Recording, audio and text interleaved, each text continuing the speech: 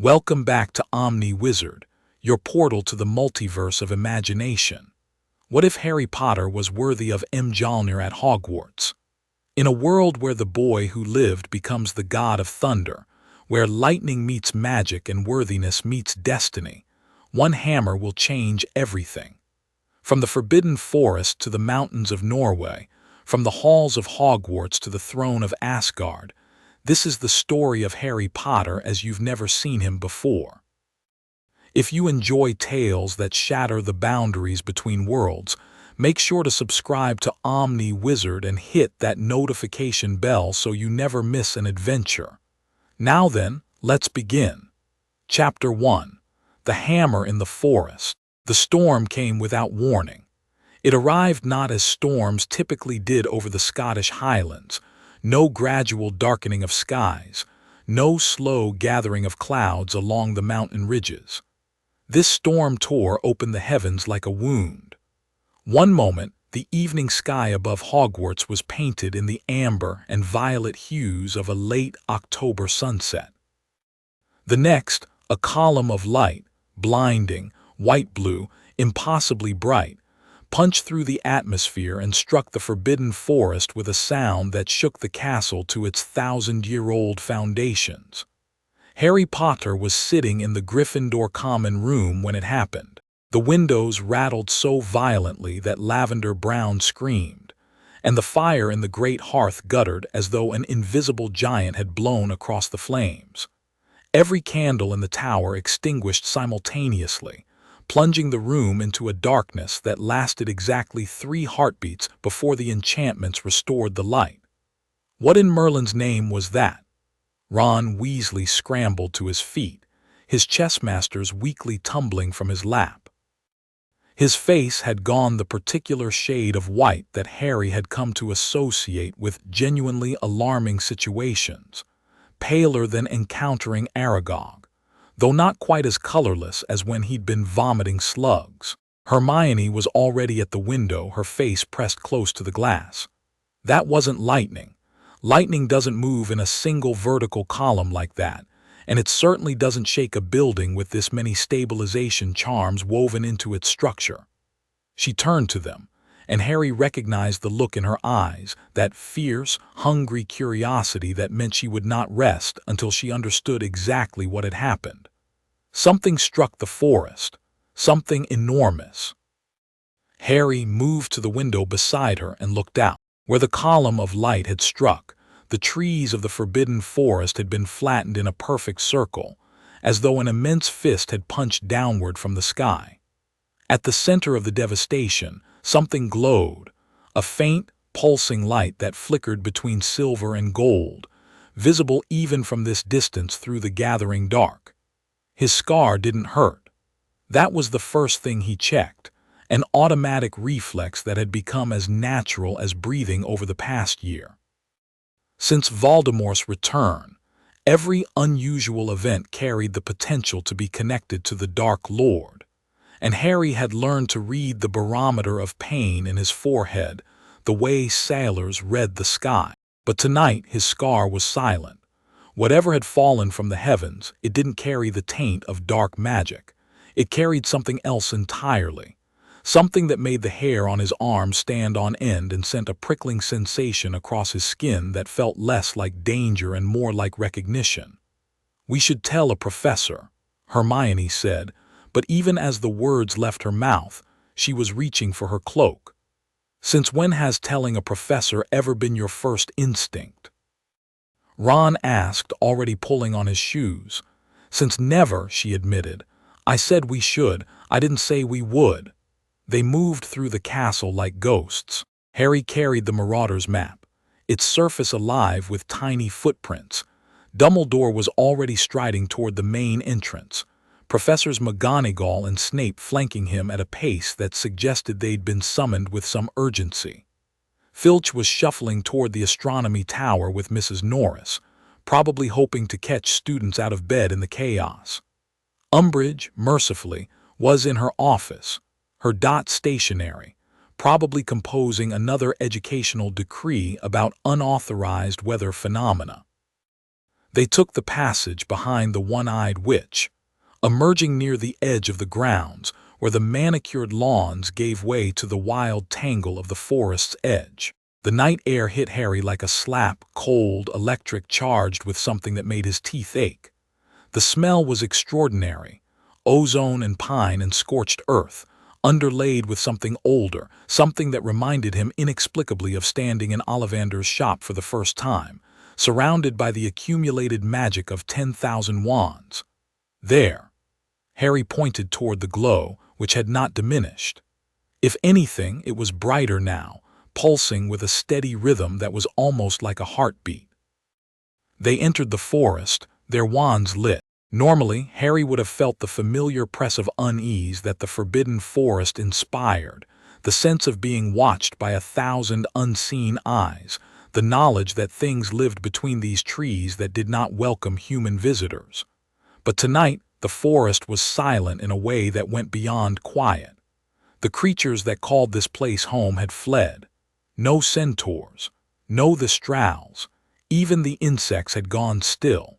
The devastation was more impressive up close.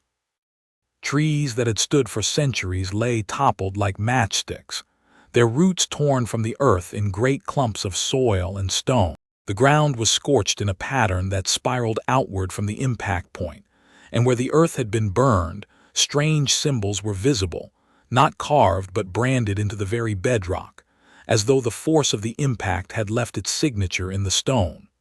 "Those are runes," Hermione whispered, crouching to examine them. Her wand light played across the symbols, and Harry watched her expression shift from curiosity to confusion to something approaching awe. "But they're not any runic system I've studied. They're not Elder Futhark or Anglo-Saxon or Harry. I think these are older than any magical script in recorded history."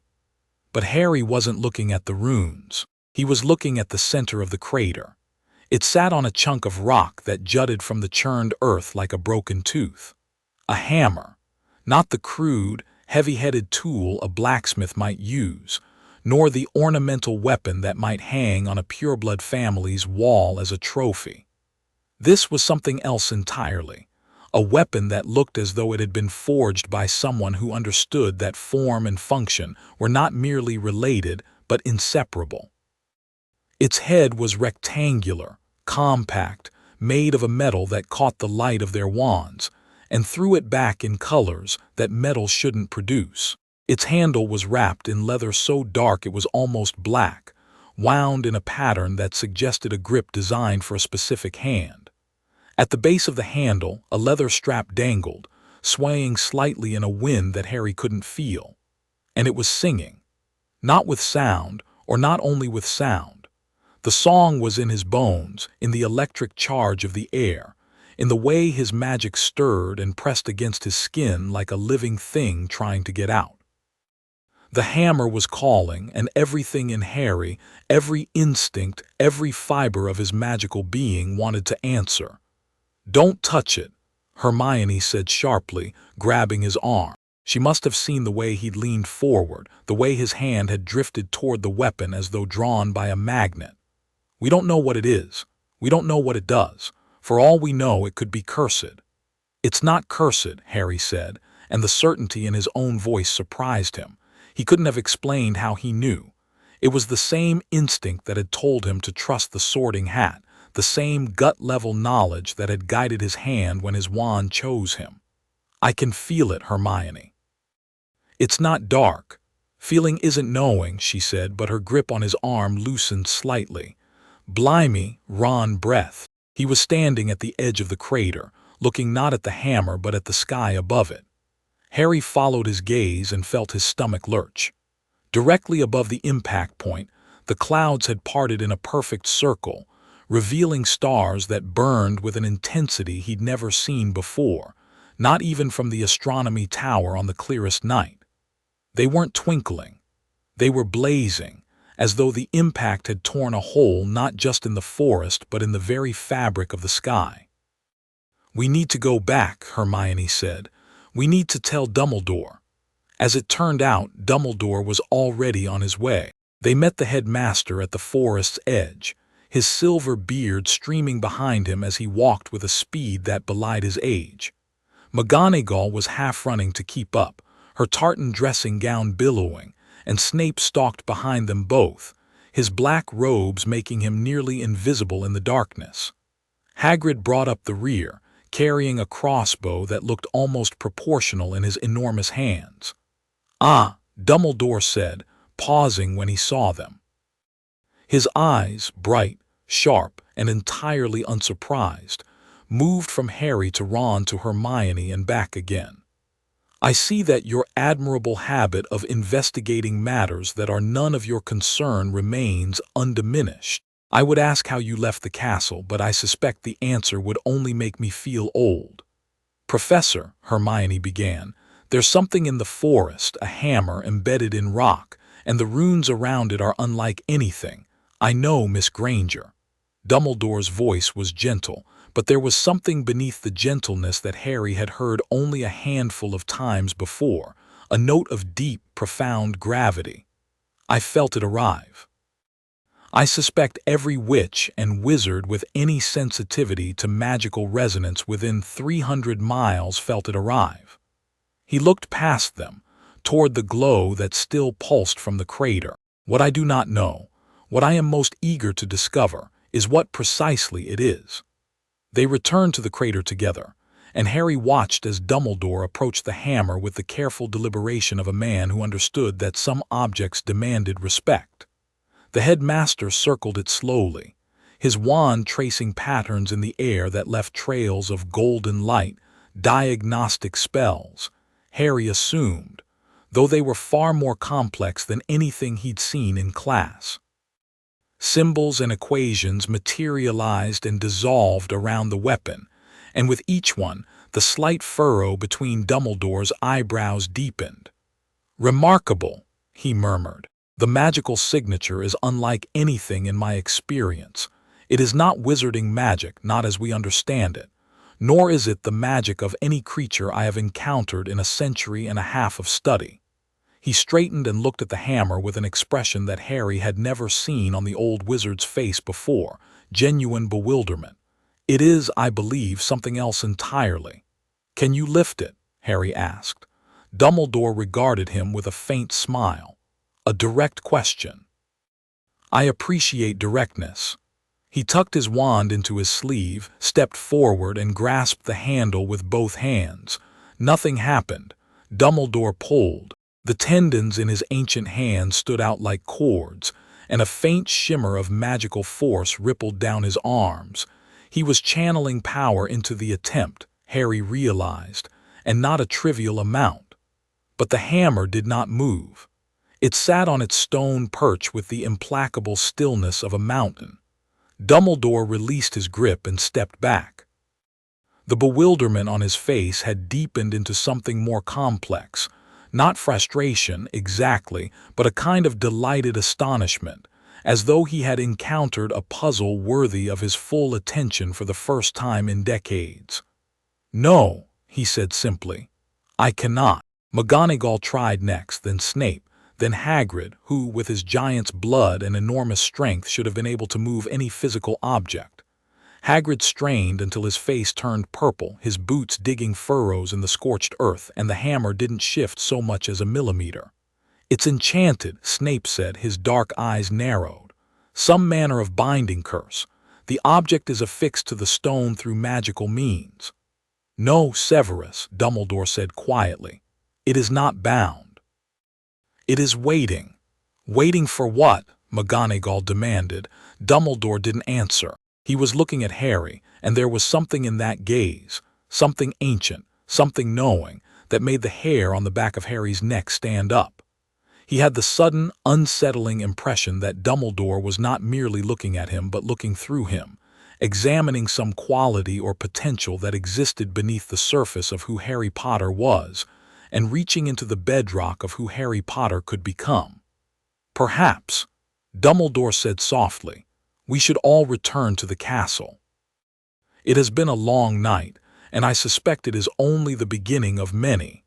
They walked back in silence. Harry kept turning to look over his shoulder at the crater, at the soft pulse of light that marked where the hammer sat waiting, patient as stone, immovable as a mountain.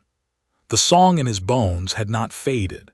If anything, it had grown clearer, a melody so beautiful and so deeply familiar that he had to physically resist the urge to turn around and go back. That night, Harry lay awake in his four-poster bed, staring at the canopy above. Ron's snores provided a rhythmic backdrop, and from across the dormitory came the occasional mumble of Neville talking in his sleep, something about his toad, Trevor, and what sounded like a complaint about potions. Normal sounds, comforting sounds, but Harry's mind was anything but calm. The hammer had fallen from the sky. It couldn't be moved. Albus Dumbledore, the most powerful wizard of the age, the man who had defeated Grindelwald, the man Voldemort feared above all others, could not lift it. And it was singing to Harry, only to Harry, and the song felt like home.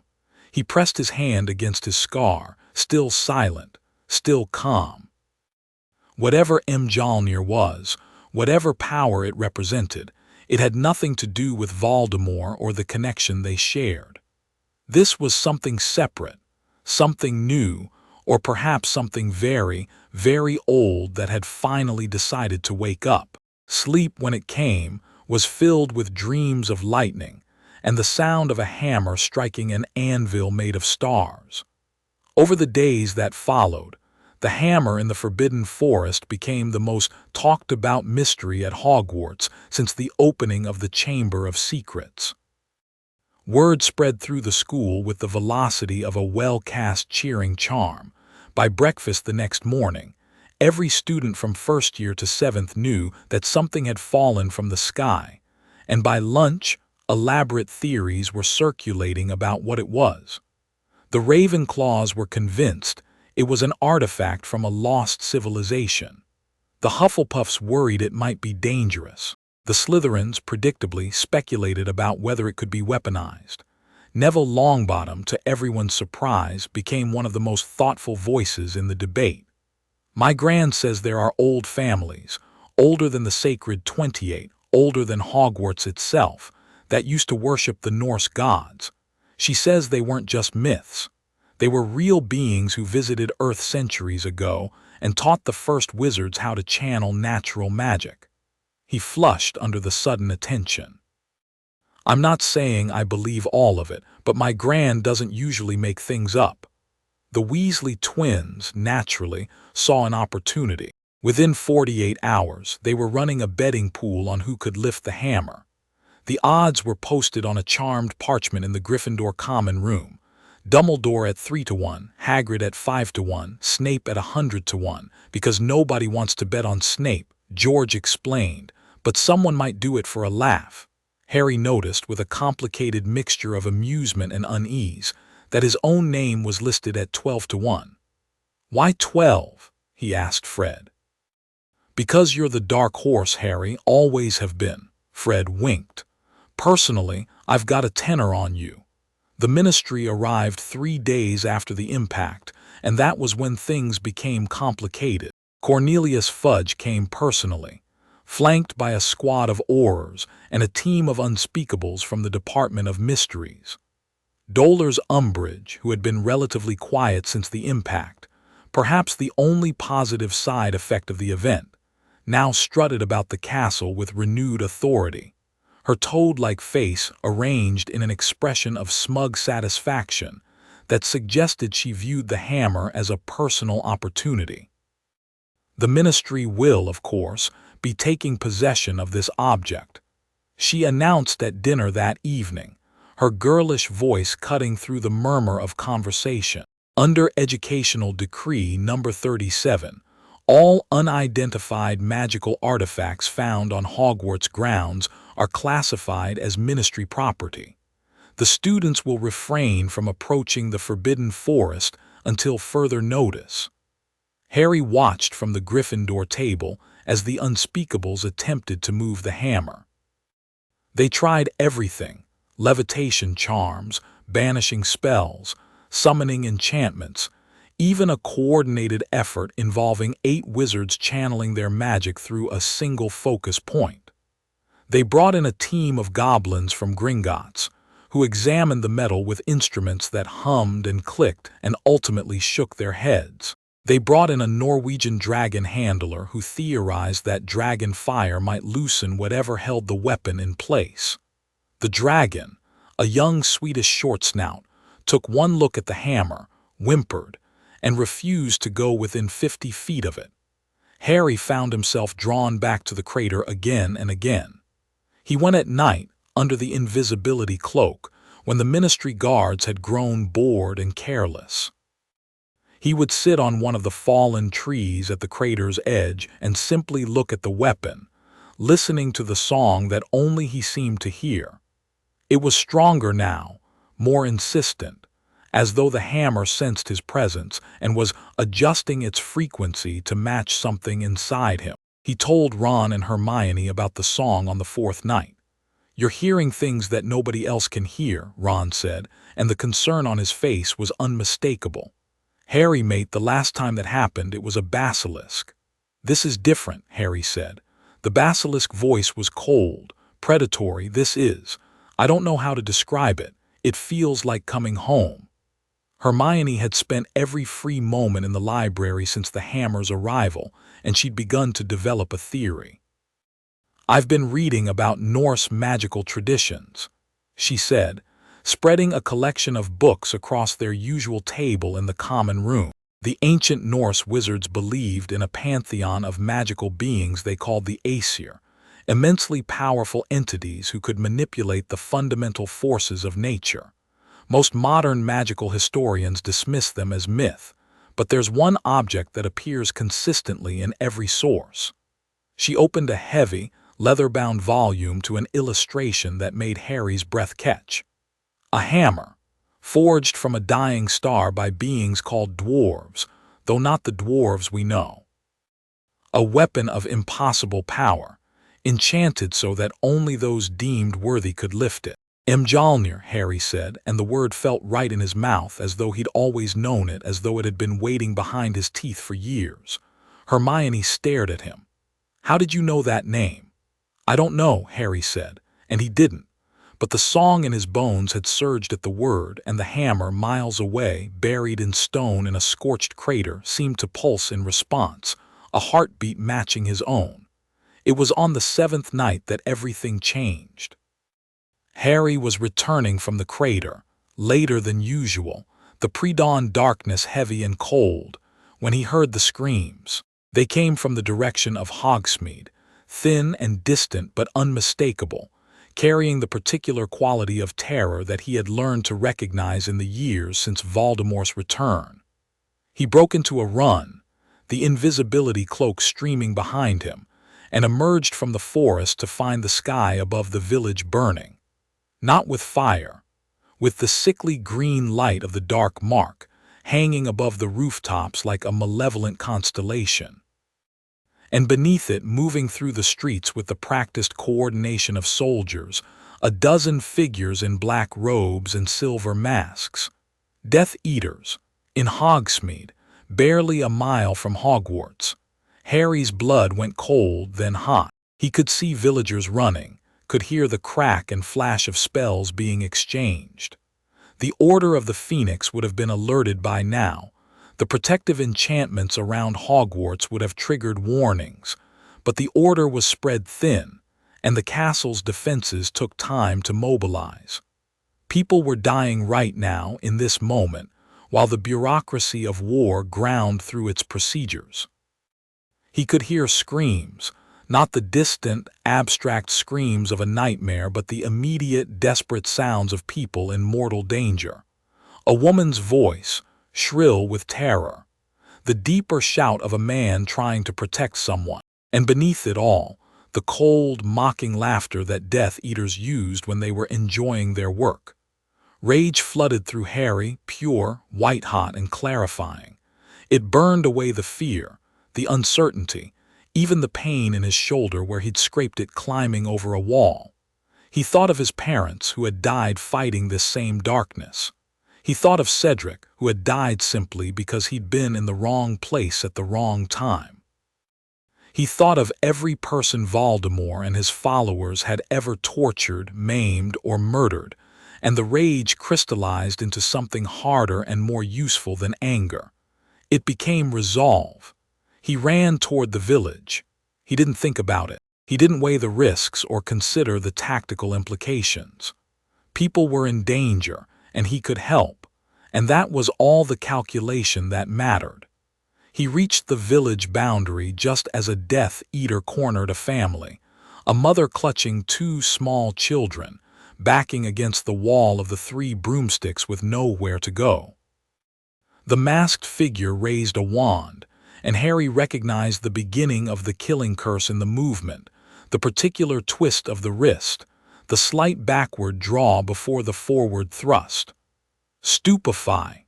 Harry roared, and his spell caught the Death Eater square in the back. The figure crumpled, but two more appeared in the street, spinning toward him with the reflexes of experienced killers.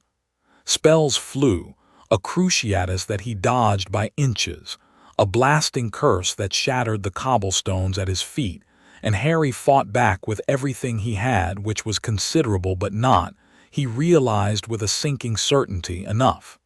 There were too many of them. They were too experienced. And the one leading them, tall, gaunt, moving with a serpentine grace that set him apart from the others, was casting spells that Harry had never seen before, dark magic that howled through the air like living things, seeking him with a malevolence that felt personal. A curse caught him in the shoulder, and the pain was extraordinary, like being branded with white-hot iron. His wand arm went numb. He stumbled, fell to one knee, and the tall Death Eater advanced with the slow, savoring pace of a predator that knows its prey is finished. "The famous Harry Potter," said a voice from behind the mask. Harry didn't recognize it, but the contempt in it was familiar, the particular disdain that the pureblood elite reserved for those they considered beneath them. "The Dark Lord will be pleased. He asked that we bring you alive, but he'll understand if there's some damage." The Death Eater raised his wand, and Harry looked up at the silver mask, and in that moment, with his shoulder screaming and his wand arm dead and death a heartbeat away, he felt it. The song, not distant now, not a whisper in his bones, a roar, a thunderclap, a call that came from the earth beneath his knees, from the sky above his head, from somewhere beyond both, from the crater in the forbidden forest where a weapon of impossible power sat waiting, had been waiting, for someone worthy to answer. Harry raised his hand, not his wand hand, his left hand, the hand that was still whole, and he didn't reach for anything physical. He reached with something deeper than muscle and bone. He reached with the part of himself that had walked willingly to his own death in the graveyard at Little Hangleton and chosen to come back. He reached with the part of himself that loved fiercely and fought not for glory, but because the alternative, standing by while innocence suffered, was simply unthinkable. He reached with everything he was, and Mjolnir came to him. It came through the forest like a comet, shattering trees, igniting the air. The sound it made was not a whistle or a roar, but something closer to music. A single, perfect note that resonated at the frequency of every protective enchantment ever cast, every act of courage ever performed, every sacrifice made out of love rather than obligation. Harry saw it for a fraction of a second, a blur of silver trailing lightning, before it slammed into his outstretched palm with a force that should have shattered every bone in his hand. Instead, the force flowed through him. It was not like receiving a spell. It was not like drinking a potion or touching a portkey or any magical experience he had ever known. It was like being completed, like discovering a piece of himself that had always been missing, not a foreign power imposed from outside, but a potential that had always existed within him, finally unlocked, finally realized, finally set free. Lightning erupted from his body, not the thin, crackling arcs of a well-cast shocking jinx. This was lightning as a force of nature, vast, blinding, cascading from his skin in rivers of white-blue fire that danced along the cobblestones and climbed the walls and turned the night into blazing, impossible day. His clothes transformed, not gradually but in an instant, as though the lightning itself was a weaver. Armor materialized across his chest, his shoulders, his arms, not the heavy plate of a medieval knight but something sleeker, more elegant, made of a material that was part metal and part magic, and wholly unlike anything in the wizarding or muggle world. A cloak of deep crimson settled across his shoulders, and it moved in a wind that existed only for him. The pain in his shoulder vanished. The numbness in his arm dissolved. Every bruise, every cut, every trace of exhaustion burned away in the lightning's embrace, and Harry stood in the shattered street of Hogsmeade, holding a weapon that had crossed the void between worlds to find him, and he understood, with a clarity that was almost painful in its intensity, what he was meant to do with it. The Death Eaters had frozen.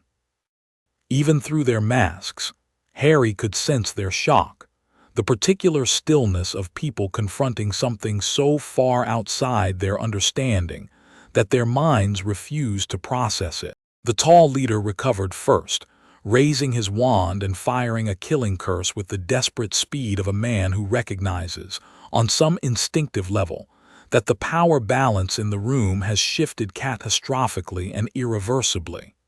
The green light streaked toward Harry. He raised Mjolnir. The killing curse struck the hammer's face and didn't just stop, it detonated.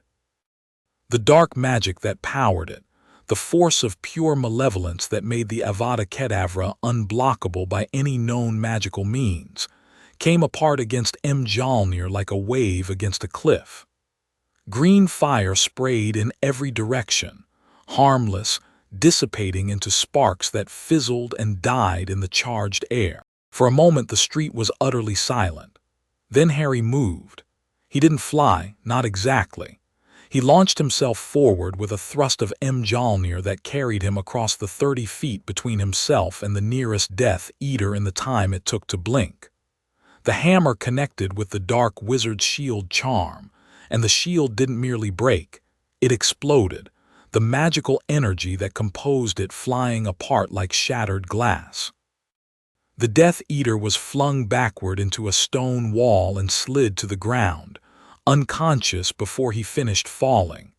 Harry turned, and lightning answered his will. It leaped from Mjolnir in a focused beam that struck 2 more Death Eaters simultaneously, lifting them off their feet and hurling them into the fountain at the center of the village square. Their robes smoked. Their masks cracked. They did not get up. The remaining Death Eaters broke. Some disapparated with the sharp crack of panicked escape. Others ran, shedding their masks as they went, and the sight of dark wizards who had terrorized the wizarding world fleeing in open terror from a 15-year-old boy would have been comical if the circumstances hadn't been so dire. The tall leader was the last to go. He stood his ground longer than the others, his wand raised, his body rigid with the effort of maintaining a shield that was cracking under the ambient pressure of Harry's lightning. Through the silver mask, Harry could see eyes, wide, calculating, and afraid. "Tell Voldemort," Harry said, and his voice carried the resonance of the storm deeper and more powerful than his own, as though Mjolnir itself was speaking through him. "Tell him I'm coming." The Death Eater disapparated with a crack like a gunshot. Silence settled over Hogsmeade. The village was damaged but not destroyed, scorched walls, shattered windows, a few small fires that the lightning had started and that Harry found, with a flicker of concentration, he could extinguish with a thought. The mother he'd saved was still pressed against the wall of the 3 broomsticks, her children clutched to her chest, staring at him with an expression that was equal parts gratitude and awe. Harry lowered Mjolnir. The lightning dimmed but didn't die. It played across his armor in gentle arcs as though reluctant to leave, as though it had found in him a home it was unwilling to abandon. "It's all right," he told the woman. "They're gone." She opened her mouth, closed it, opened it again. What are you? Harry looked at the hammer in his hand, at the runes that blazed along its surface, visible now in a way they hadn't been before, not just markings but words in a language he couldn't read but somehow understood. At the armor on his body, alien and ancient and perfectly fitted. At the cloak that moved with a mind of its own, settling around him like a living thing. "I don't know," he said, and he meant it. The Order of the Phoenix arrived 10 minutes later, apparating into the village in a flurry of colored robes and raised wands. Lupin was first, his face gray with worry that dissolved into open-mouthed shock when he saw Harry. Tonks appeared next, tripped over a broken cobblestone, caught herself, and then forgot to be embarrassed because she was too busy staring.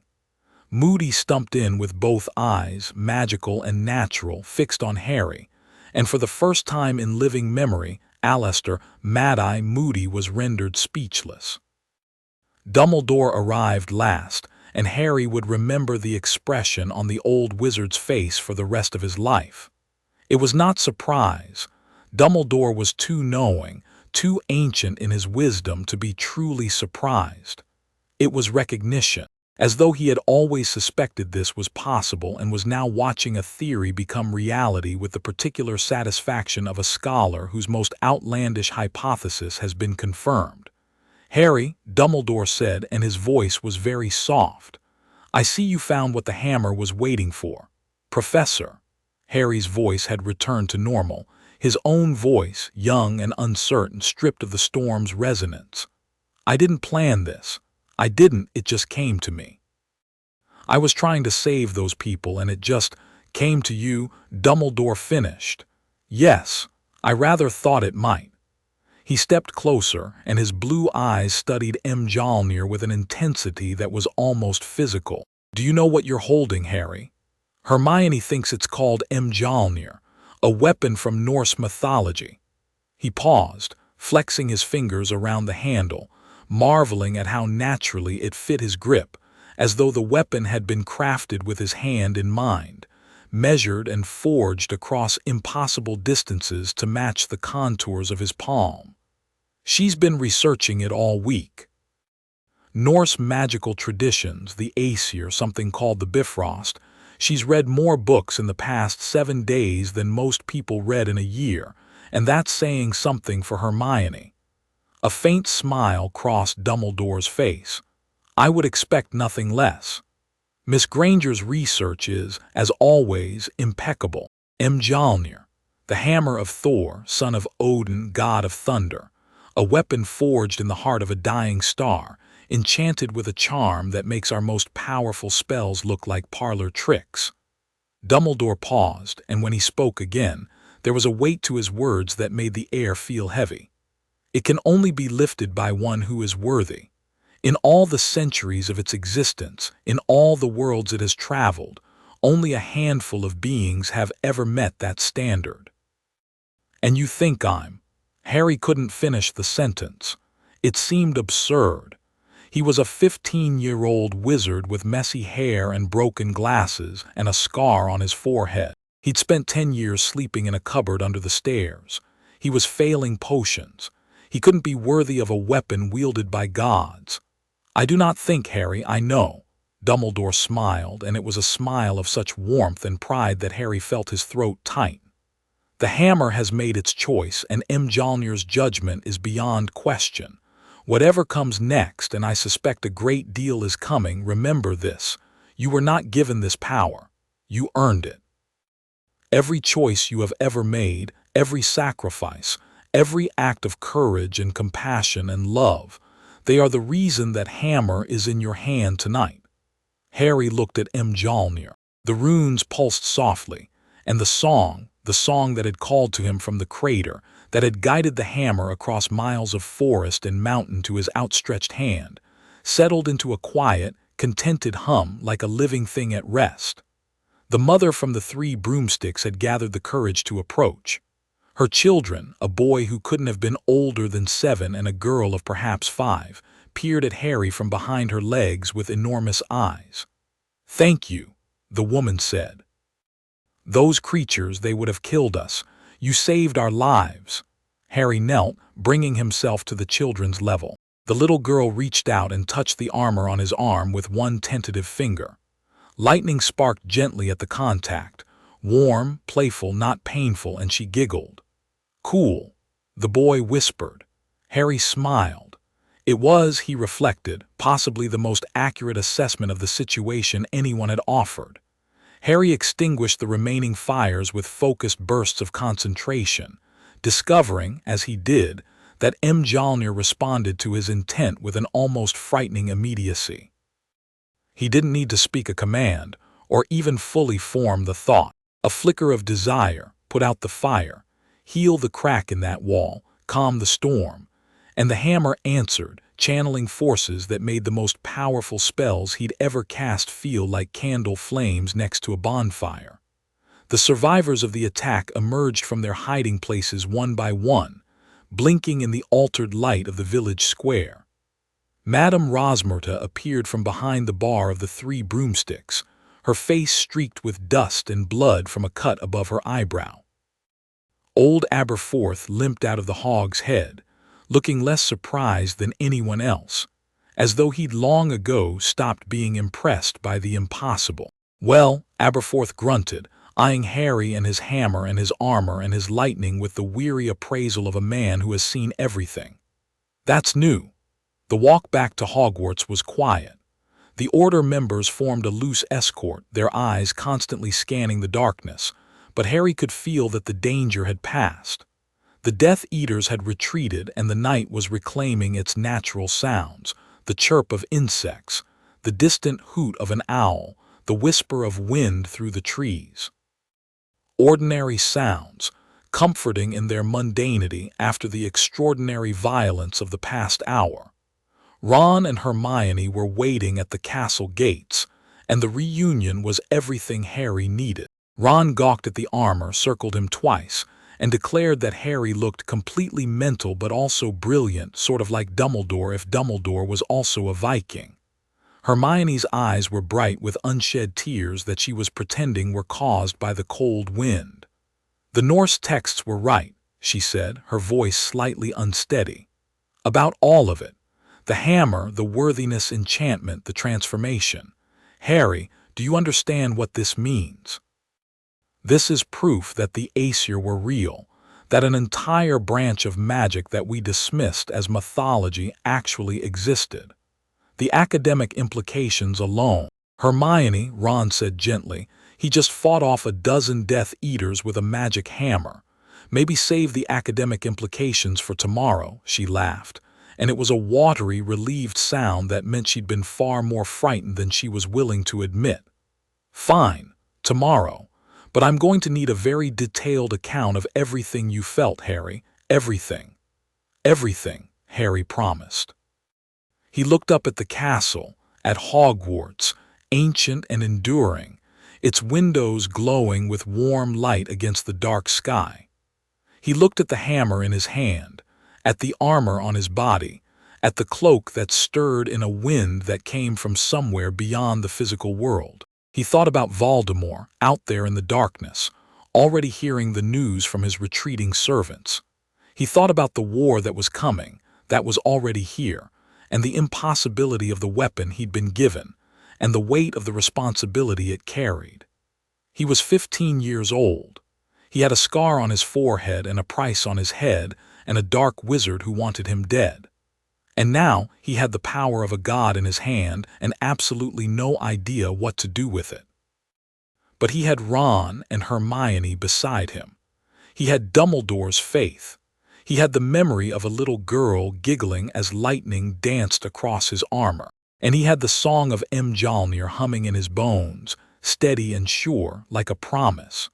Whatever was coming, he wouldn't face it alone. The storm had passed. The sky above Hogwarts was clear, and the stars burned bright against the dark, not the fierce, alien blaze that had appeared above the crater, but the familiar, ordinary stars that had watched over this castle for 1,000 years.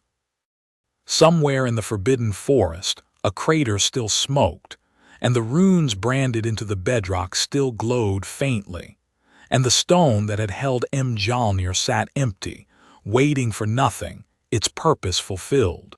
Harry Potter walked through the gates of Hogwarts with thunder in his veins and lightning in his hand, and the castle, ancient, knowing, alive with a magic that predated every witch and wizard who had ever walked its halls, seemed to welcome him home.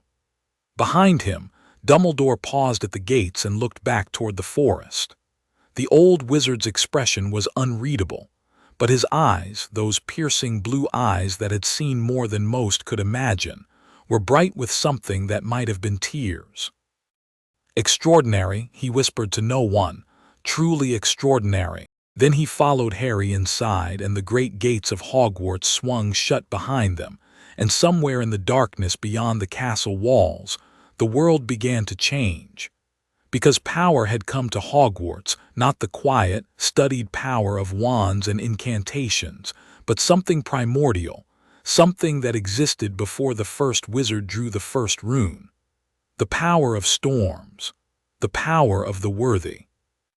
The power that had crossed galaxies and dimensions, and the unfathomable emptiness between worlds to place itself in the hand of a 15-year-old boy with a lightning bolt scar, and an unbreakable habit of doing what was right, no matter the cost. In a distant, hidden place, Lord Voldemort sat in a high-backed chair and listened as his followers delivered their report. His red eyes narrowed, his lipless mouth thinned. The Elder Wand, the Death Stick, the Wand of Destiny, rested in his long fingers, and for the first time since his resurrection, he felt something he had not felt in years. Not fear. Tom Riddle did not feel fear, but something very close to it. He dismissed his servants with a wave and sat alone in the darkness, thinking. A hammer that fell from the sky, a boy who could wield it, a power that had turned a dozen of his most capable Death Eaters into fleeing cowards. Interesting, Voldemort said to the empty room, and his voice was soft and thoughtful and terribly, terribly dangerous. The game had changed, and Lord Voldemort intended to change it back. Chapter 1 End. Chapter 2.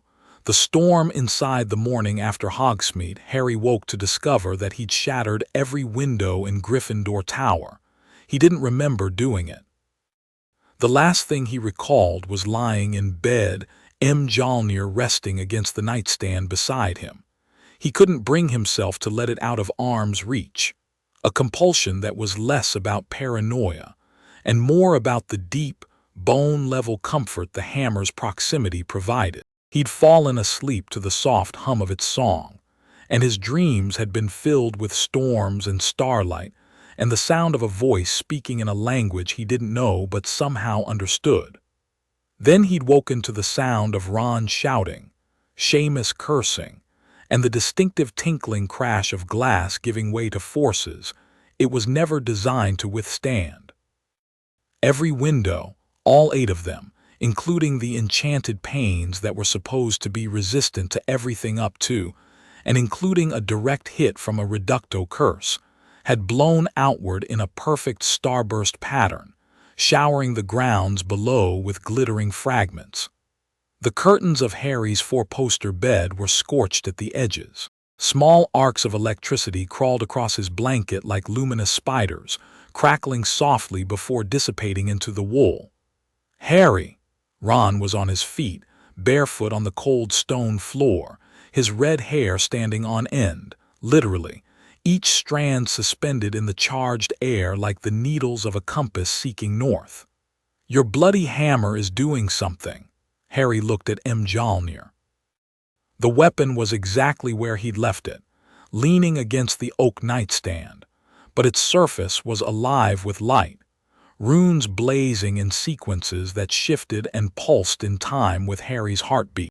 The air around it shimmered with heat haze, and as Harry watched, a small bolt of lightning leaped from the hammerhead to the iron frame of his bed, leaving a black scorch mark on the metal.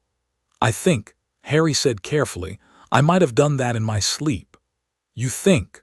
Seamus Finnegan was crouched behind his overturned trunk, peering at Harry with an expression that was equal parts terror and fascination. "Mate, you just turned our dormitory into a lightning rod." If Neville hadn't been in the bathroom, he'd have been electrocuted. "I'm fine," Neville called from the bathroom, his voice only slightly unsteady. Bit shocked. "Not literally." "Well, maybe a little literally. There was a spark when I touched the doorknob." Harry sat up and reached for the hammer, and the moment his fingers closed around the handle, the lightning stopped. The charged air settled. The runes dimmed to a soft, steady glow and then faded entirely, and Mjolnir became, to all appearances, an ordinary, if extraordinarily well-crafted, weapon. The transition was so abrupt that it felt like someone had thrown a switch. "Right," Harry said into the silence. "I think we have a problem." The problem, as Hermione explained over a tense breakfast in the Great Hall, during which Harry attracted more stares than he had since the Triwizard Tournament, and not all of them friendly, was one of containment. "Mjolnir channels the fundamental forces of nature," she said, her voice low enough that only Harry and Ron could hear. She had a stack of books beside her plate that threatened to topple into the porridge, and she kept glancing at the hammer, which Harry had slung through a loop on his belt in a configuration that Mjolnir itself seemed to prefer. The weapon had actually adjusted its weight distribution when he tried different carrying positions, as though it had opinions about ergonomics. Lightning, wind, storms. The Norse texts call it the power of the storm, and they're not speaking metaphorically. "You're not casting spells, Harry. You're manipulating weather systems, raw atmospheric energy, and you're doing it unconsciously." "The windows," Harry said, "the windows were just the beginning. Professor Flitwick told me that the castle's weather detection charms went haywire last night. There was a localized thunderstorm directly above Gryffindor Tower, nowhere else, just the tower, that lasted approximately 3 hours and generated more electrical activity than the entire Scottish Highlands typically produces in a month." She paused to let that sink in. "You were generating a thunderstorm in your sleep, Harry."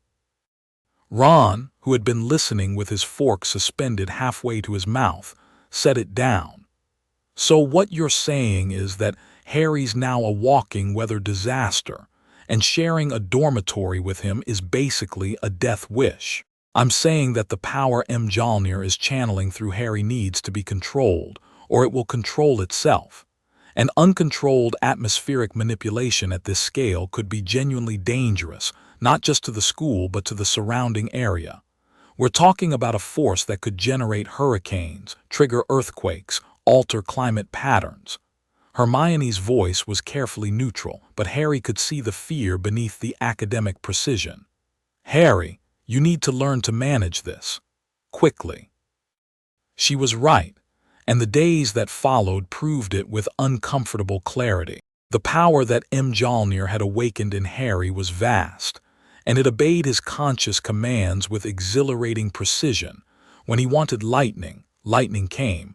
When he wanted to fly, the hammer carried him skyward with a thrust that made a firebolt feel like a toy broom.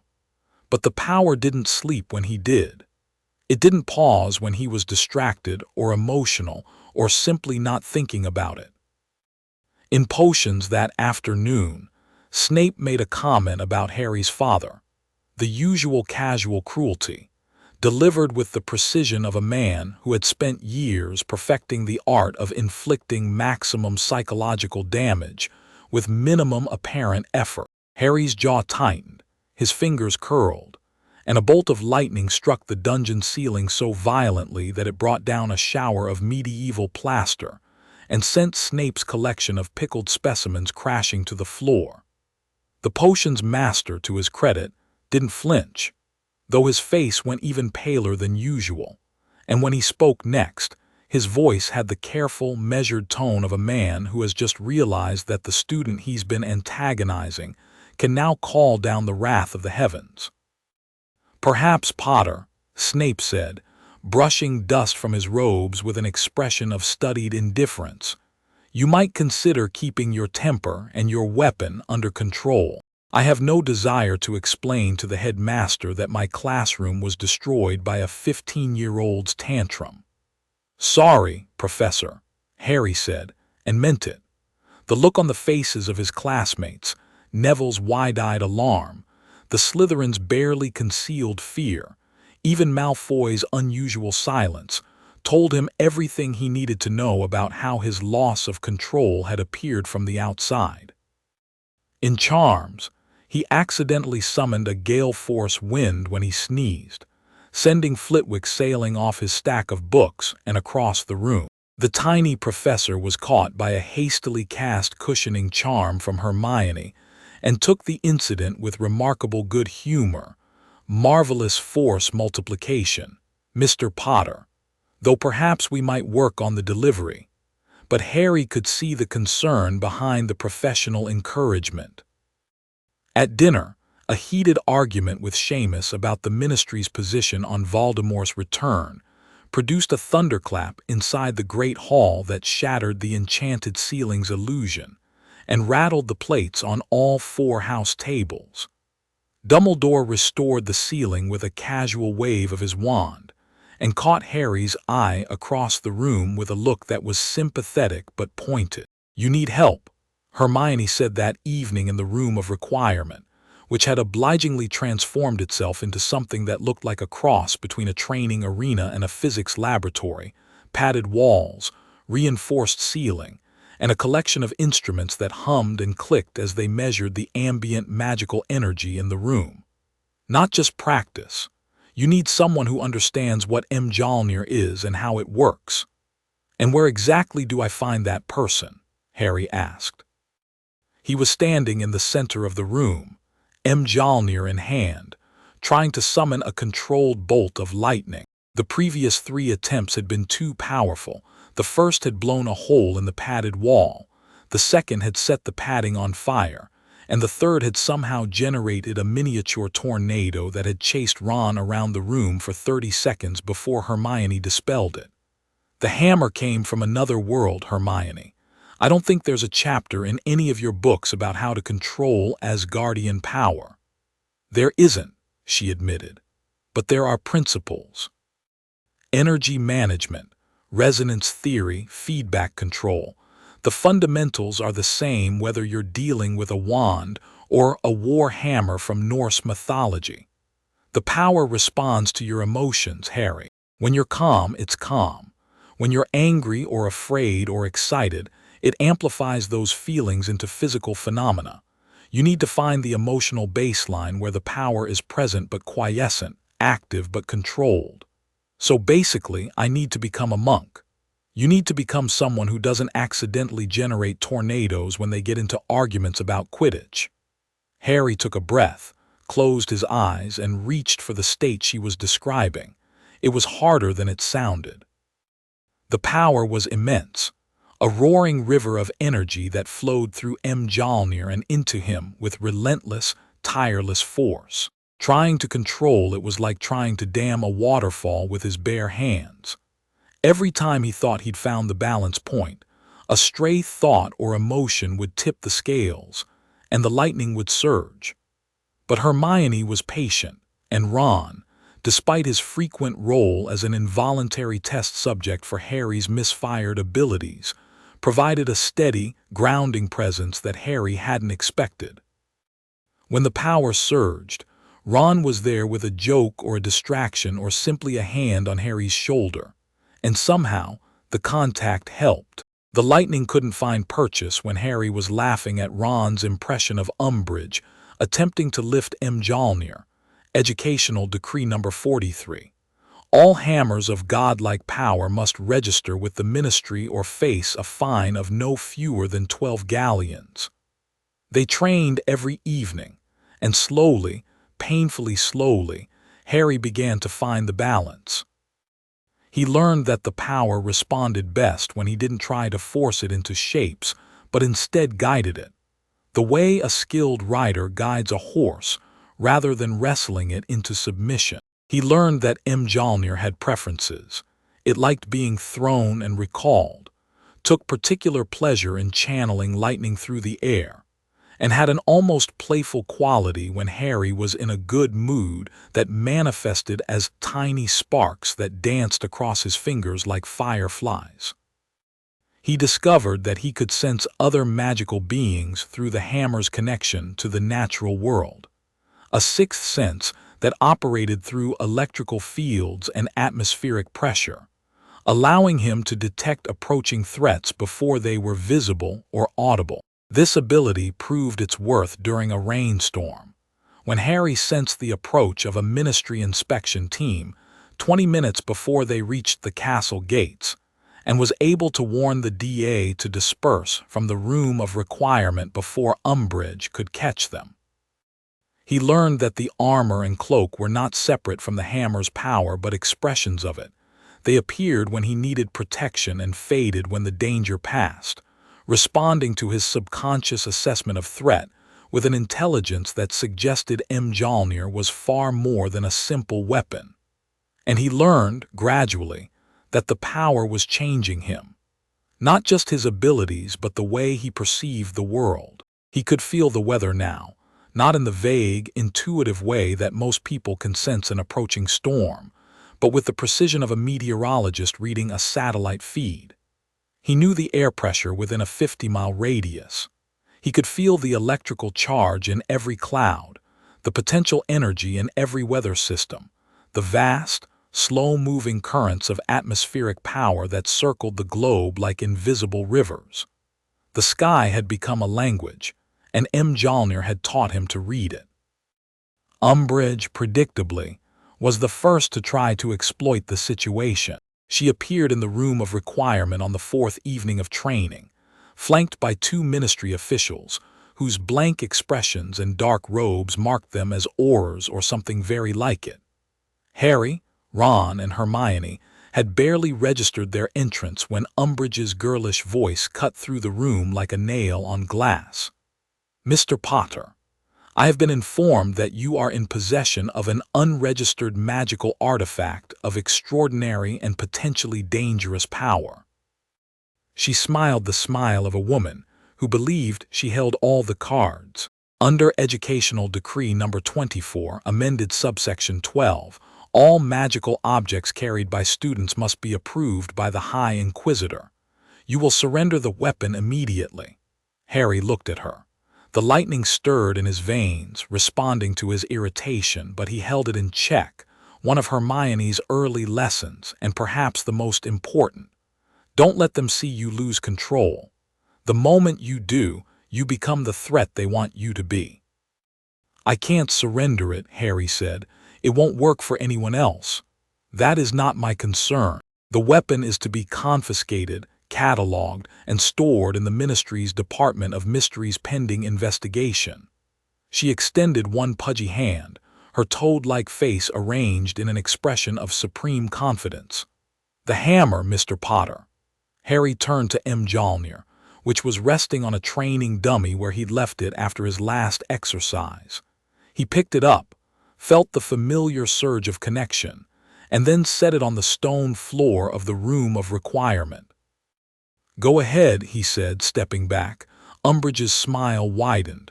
She stepped forward, wrapped both hands around the handle, and pulled. Nothing happened. She pulled harder. The tendons in her thick neck stood out. Her face went from pink to red to a deep, mottled purple. The two ministry officials exchanged a glance, stepped forward, and added their strength to the effort. Three adults, one of them a senior ministry official, straining against a weapon that weighed perhaps 15 pounds, and the weapon did not move, did not shift, did not acknowledge their existence. Mjolnir, Harry thought with a flash of dark amusement, had opinions about Dolor's Umbridge. "It appears," Hermione said, her voice carefully innocent, "that the hammer doesn't recognize ministry authority. Perhaps you might try filing an appeal." Umbridge released the handle, straightened her cardigan, and fixed Harry with a look of such venomous hatred that the lightning stirred again, pressing against his control like a dog straining at a leash. "This is not over, Mr. Potter. The ministry will find a way to deal with this, and with you." She turned on her heel and marched out, her officials trailing behind her like ducklings following a particularly disagreeable mother duck. "She's going to make your life hell," Ron said. "She was already doing that," Harry pointed out. At least now she has to do it without my hammer. The incident with Umbridge had an unexpected side effect. It turned the student body decisively in Harry's favor. Within hours of the confrontation, the story had spread through every common room and dormitory in the castle, growing more elaborate with each retelling. By the time it reached the Hufflepuffs, Umbridge had supposedly tried to lift Mjolnir with both hands and a team of house elves. By the time it reached the Slytherins, where it was received with considerably less enthusiasm, she had allegedly been thrown across the room by a bolt of divine lightning. The truth, as always, was more prosaic but no less satisfying. Even students who had been wary of Harry, who had spent the past months whispering about his claims regarding Voldemort's return, questioning his sanity, repeating the Daily Prophet's character assassinations, began to reconsider. It was one thing to dismiss the word of a 15-year-old boy. It was quite another to dismiss a 15-year-old boy who had been chosen as worthy by an artifact of cosmic power that Albus Dumbledore himself couldn't lift. "You've become a symbol," Hermione observed one morning, watching as a group of second-years pointed at Harry across the Great Hall with expressions of unabashed hero worship. "Whether you like it or not." "I don't like it," Harry said, though he couldn't deny that the shift in public opinion was useful. People who had crossed the corridor to avoid him last week were now nodding respectfully as he passed. The whispers hadn't stopped, but they'd changed from "he's lying" and "he's dangerous" to "he saved Hogsmeade," and even Dumbledore can't do what he did. Draco Malfoy, however, had gone quiet, and that, Harry knew from 5 years of experience, was far more concerning than Malfoy's usual bluster.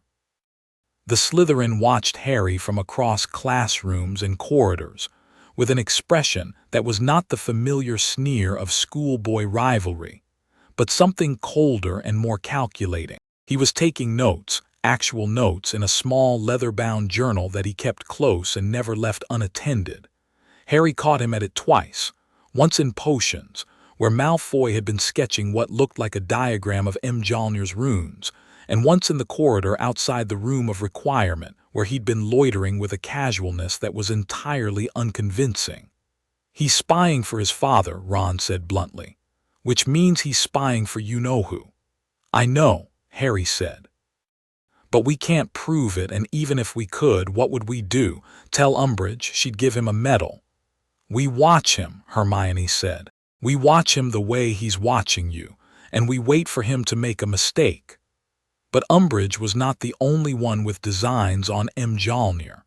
News of the weapon, its power, its origin, its impossible selectivity, had spread far beyond Hogwarts, carried by the Daily Prophet and the whisper networks that connected every corner of the wizarding world. And in a darkened room in a manor house that no muggle could see and no uninvited wizard could enter, Lord Voldemort listened to the reports with an attention that bordered on obsession.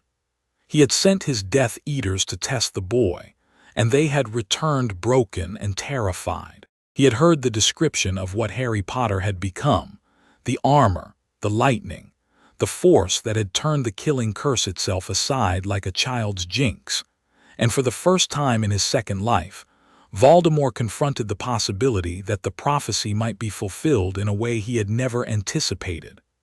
The boy with the power to vanquish the Dark Lord, not through some esoteric magic learned from dusty books or whispered by doddering old fools. Through the raw, primal force of a weapon forged by gods. Voldemort's fingers tightened around the Elder Wand, the most powerful wand in existence, bonded to the most powerful dark wizard who had ever lived, and yet against that hammer, against the power it conferred, even the death stick felt inadequate. "Lucius." Voldemort's voice was soft, almost gentle, which was how his servants knew he was most dangerous. Lucius Malfoy, kneeling before the high-backed chair, flinched at the sound of his own name. "Tell me everything you know about the hammer's enchantment, the requirement of worthiness. Tell me how it is defined, how it is measured, and most importantly, how it might be circumvented. My lord, the texts we've recovered are fragmentary at best, then recover more. The gentleness had not left Voldemort's voice, but something cold had entered it, the particular chill that preceded punishment. I want every reference to Mjolnir, to Asgard, to the enchantment of worthiness, compiled and on my desk within the week. Engage the unspeakables we've turned. Raid the restricted archives of every magical institution in Europe if you must. I will not be outmatched by a teenager with a hammer. Yes, my lord. And Lucius, send your son a message. Young Draco is well placed at Hogwarts. I want him watching Potter, every moment, every weakness, every vulnerability. The boy may wield the power of a god, but he is still a boy, and boys make mistakes. Lucius bowed and retreated, and Voldemort sat in the darkness with the Elder Wand in his hand and his red eyes fixed on nothing. He was thinking about worthiness, about what it meant, and why the hammer had chosen a scarred, half-blood orphan over the most powerful wizard alive. The concept offended him on a level so deep it was almost philosophical. Worthiness implied a moral framework, a judgment, an evaluation of character, and Tom Riddle had spent his entire existence rejecting the notion that such judgments had any validity. Power was power. It didn't care about your motives or your morals or whether you'd been kind to puppies and orphans. It cared about will, about desire, about the ruthless, uncompromising hunger to seize and hold and never let go. And yet the hammer disagreed. The hammer sat in a school full of wizards and chose a boy, not for his power, which was respectable but hardly exceptional, nor for his knowledge, which was limited, nor for his ambition, which barely existed. It chose him for something else, something that Voldemort could not define because he had never possessed it. The thought gnawed at him like a rat in the walls. Nagini, he said, and the great serpent slithered from the shadows, her scales rasping against the stone floor. We will find a way. Worthiness is merely another enchantment, and all enchantments can be broken, or circumvented, or rendered irrelevant. The snake hissed in agreement, or at least in the sibilant acquiescence that passed for agreement among serpents, and Voldemort turned his attention to the texts that Lucius's agents had already begun to gather. Somewhere in the accumulated knowledge of two worlds, there was an answer, a way to claim the hammer's power without meeting its conditions. A way to cheat the oldest magic in the universe. Tom Riddle had been cheating death since he was 16.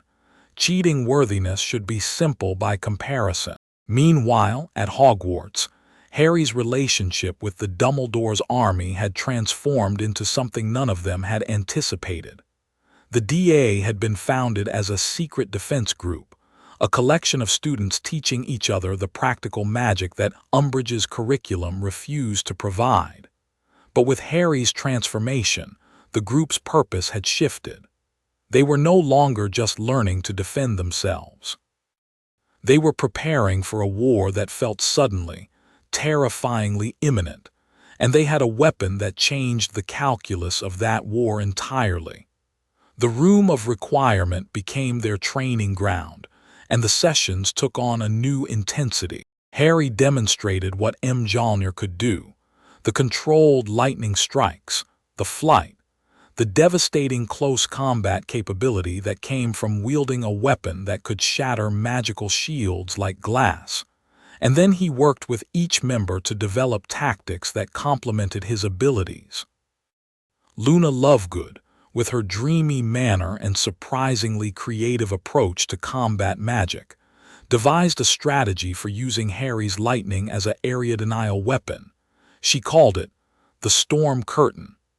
And when they tested it, even Harry was impressed by how effectively a wall of controlled electrical discharge could block an advancing enemy. Ginny Weasley proved to be an exceptional tactical mind, organizing the group into fire teams that could support Harry's aerial assaults with coordinated spell volleys from the ground. And there was a moment, small, quiet, easily missed amid the noise and energy of a DA session, that would stay with Harry long after the larger events of the year had faded. It was late in the evening, and the group had finished their training. Most of the members had drifted toward the door, chatting and laughing, the camaraderie of shared purpose lifting their spirits despite the darkness that pressed against the world outside. Neville Longbottom lingered, and when Harry caught his eye, Neville walked over with the determined expression of a young man who has spent a long time working up the courage to say something. "Can I try?" Neville asked, nodding toward Mjolnir. Harry hesitated. Not because he was afraid Mjolnir would simply remain immovable, as it did for everyone except him, but because he didn't want to embarrass Neville. The boy had come so far this year, growing from the clumsy, uncertain first-year Harry had met on the Hogwarts Express into someone who stood taller, spoke more clearly, and faced his fears with a quiet determination that Harry respected deeply. He didn't want to hand Neville a failure, but Neville's eyes were steady and Harry recognized the look in them. It was the same look Neville had worn when he'd stood up to them in first year, trying to stop them from losing more house points. The look of someone who knows they'll probably fail but refuses to let that stop them from trying. "Sure," Harry said, and set Mjolnir on the floor. Neville wrapped both hands around the handle. He took a breath, steadied himself, and pulled. The hammer didn't move. Of course it didn't. But something happened, something that Harry felt through his connection to the weapon like a ripple through still water. Mjolnir acknowledged Neville. Not enough to lift, the worthiness enchantment was absolute, and Neville, for all his courage, hadn't reached whatever threshold the magic required. But the weapon had recognized something in him, a potential, a seed. Neville released the handle and looked at Harry. "Nothing," he said, and there was disappointment in his voice but no surprise. He'd expected to fail and he'd tried anyway, and that, Harry thought, was exactly why Mjolnir had noticed him. "It moved," Harry lied. "Just a little." Neville's face lit up, and Harry felt no guilt at all. The first real crisis came 2 weeks after the Hogsmeade attack, and it announced itself not with a dark mark in the sky but with a scream from the owlery. Harry was crossing the courtyard when he heard it, a high, keening sound that cut through the autumn air and sent a spike of adrenaline through his chest. He sprinted toward the tower, Mjolnir material, lising in his hand with a thought, and arrived to find a scene of chaos. The owlery windows had been blown inward, and a creature was inside, not a Death Eater, not a Dementor, but something that Harry had never seen before, and that made every instinct in his body scream danger. It was roughly humanoid in shape, standing 7 feet tall, its body composed of a dark, metallic substance that absorbed light rather than reflecting it. Its eyes, if they could be called eyes, were slits of glowing amber set deep in a featureless face. It moved with a fluid, purposeful grace that was nothing like the stilted motion of a golem or the shambling gait of an Inferius. This was a warrior, a construct designed for a single purpose. And branded on its chest, glowing the same amber as its eyes, was a rune that Harry recognized from the crater in the Forbidden Forest. "A destroyer," he whispered, and the word came from the same place as the name Mjolnir, from the deep, inherited knowledge that the hammer had imprinted in his mind. "It's a destroyer construct, Asgardian war machine." The construct turned its head toward him, and the amber eyes focused with a precision that was almost mechanical. Then it opened its mouth, and a beam of concentrated energy erupted from its face, a column of amber fire that Harry dodged by a margin so narrow he felt his hair singe. The beam struck the courtyard wall behind him and punched through 3 feet of enchanted stone as though it were parchment. Harry raised Mjolnir and threw. The hammer struck the destroyer in the chest with the force of a freight train, driving it backward through the owlery wall and out into the open air. The construct fell 40 feet and hit the ground with an impact that cracked the flagstones, but it was on its feet again in seconds, Fast, impossibly fast, the dent in its chest already repairing itself as the dark metal flowed like liquid to fill the gap. Mjolnir returned to Harry's hand, and he leaped from the ruined owlery wall, calling the lightning as he fell. It came, not from his hammer but from the sky itself, a massive bolt that split the air with a crack that echoed off the mountains and struck the destroyer with enough force to leave a smoking crater where it had been standing. The construct emerged from the crater. The amber eyes were brighter now, angrier, if a machine could be angry. It raised both arms, and the beam came again, wider this time, sweeping across the grounds in an arc that forced Harry to shield with Mjolnir, the hammer absorbing the energy with a reluctant, grinding whine. Students were running. Harry could hear shouts, screams, the crack of professors apparating to defensive positions. He needed to end this quickly before someone got hurt. He flew at the destroyer, Mjolnir leading, and the impact when weapon met construct was seismic. The ground shattered beneath them. The construct staggered, and Harry pressed the advantage, blow after blow, each one accompanied by a surge of lightning that crawled across the destroyer's surface and sought its seams, its joints, the weak points in its design. The construct fought back, grabbing Harry's arm with a grip that even through the armor felt like a vice, hurling him across the courtyard, firing its beam at point-blank range. But Harry was faster, stronger, powered by a force that this machine, for all its Asgardian engineering, was not designed to withstand. Professors McGonagall and Flitwick had arrived at the courtyard's edge, their wands raised, and Harry could see other figures converging, Sprout, Sinistra, even Trelawney, who was clutching a crystal ball and shouting something about having predicted this exact event in her morning tea leaves. But they held back, recognizing that this was beyond the scope of standard defensive magic, that the creature shrugging off Harry's lightning strikes was something no textbook had prepared them for. Harry could feel the students watching from the castle windows, hundreds of faces pressed against glass, witnessing a battle between forces that made their entire curriculum seem quaint. He couldn't afford to lose. Not here. Not in front of people who were just beginning to believe that the darkness could be fought. Because the destroyer was built to fight warriors.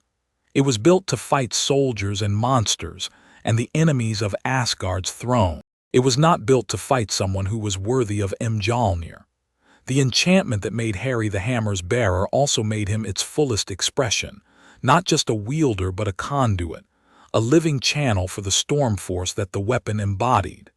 And that force, unleashed without reservation, was more than any construct could endure. Harry drove Mjolnir into the destroyer's chest one final time, and this time he didn't just strike, he channeled. Every ounce of lightning, every volt of atmospheric energy he could reach, poured through the hammer and into the construct in a single, devastating pulse.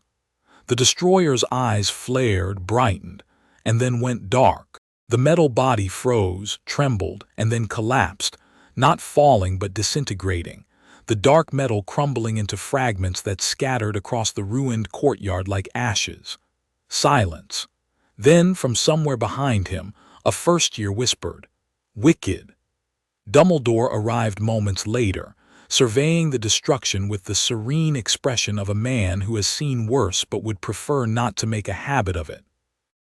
"A destroyer construct," he said, examining one of the metal fragments with his wand. "I have read about them, though I confess I never expected to see one.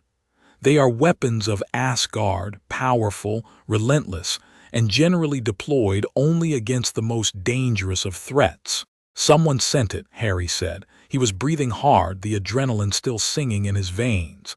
"It came here on purpose. It was looking for something." "Looking for you," Dumbledore corrected gently. "Or more precisely, looking for Mjolnir. Wherever the hammer goes, it seems, the attention of its world follows." He straightened and met Harry's eyes with a directness that was, as always, slightly unsettling. "This will not be the last, Harry. You have been given a great gift, but gifts from the gods come with a price. The creatures and forces of Asgard have noticed that Mjolnir has found a new master, and not all of them will approve. What do I do? What you have always done." Dumbledore smiled, and it was a sad smile, weighted with the knowledge of battles fought and burdens borne. "You protect the people around you. You fight when you must and show mercy when you can. And you trust that the hammer chose wisely because it did, Harry. Of that, I have never been more certain." Later that night, after the destroyed courtyard had been repaired by a team of professors working in grim-faced coordination, Harry sat alone on the astronomy tower and looked out over the grounds. The forbidden forest stretched to the horizon, dark and vast, and beyond it the mountains rose against a sky that was impossibly clear after the storm of the battle. Mjolnir rested in his lap, warm against his legs, humming softly. He thought about the destroyer, about the precision of its design, the relentless efficiency of its combat protocols, the fact that someone or something in another world had built it and sent it here specifically to deal with the threat of a new Mjolnir wielder. He thought about the ease with which it had punched through enchanted stone, the speed of its regeneration, the amber beam that could vaporize a wall from 50 paces. If that thing had arrived when he wasn't nearby, if it had appeared in the middle of a class, or in the great hall during dinner, people would have died. Students would have died. The weight of that thought settled on him like a physical thing, pressing down on his shoulders with a force that had nothing to do with gravity. He thought about Cedric's face in the graveyard, surprised, confused, and then empty.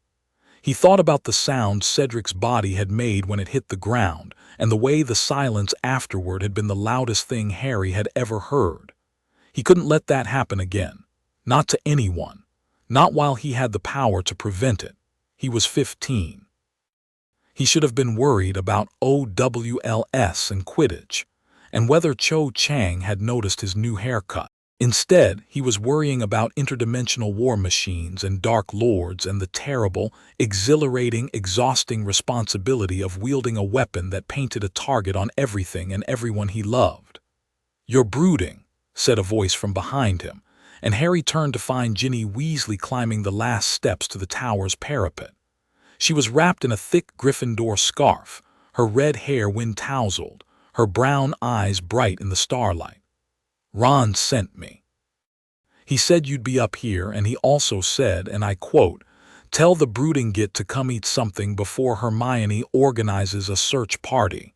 Harry managed a smile. "I'm not brooding, I'm thinking strategically. You're sitting alone in the dark looking tragic. That's brooding." She settled herself beside him on the stone ledge, swinging her legs over the edge with a casualness that suggested either supreme confidence or complete indifference to the 100-foot drop below. "Want to talk about it? The destroyer came for me," Harry said. "If I hadn't been here, but you were, and you stopped it, that's what matters. Until the next one comes, or something worse." Ginny was quiet for a moment. When she spoke, her voice was steady and certain in a way that reminded Harry, with a pang, of her mother, the same iron core beneath the warmth. "Harry, do you remember in my first year, the Chamber of Secrets, I was possessed by Voldemort. I was 11 years old and the darkest wizard in history was living inside my head and I thought I was going to die in that chamber. And then you came. You were 12. You had a sword and a phoenix and a diary with a hole in it and you saved my life. That was different. It wasn't. You were just a kid and you did what needed to be done because no one else could. The only thing that's changed is the scale." She looked at Mjolnir, and her expression was not the awe or fear that most people showed when they looked at the weapon. It was something closer to affection, directed not at the hammer but at the person holding it. "You were worthy before the hammer, Harry, don't forget that." He looked at her for a long moment and something shifted in his chest, a loosening, a release of tension he hadn't known he was holding. "When did you get so wise?" "I've always been wise, you lot just never asked." She stood up, brushed the stone dust from her jeans, and extended a hand.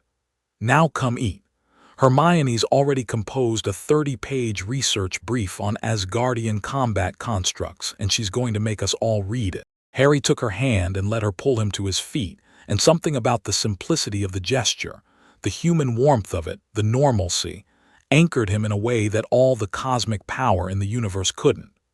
That evening, Hermione spread a new collection of research across their table in the room of requirement.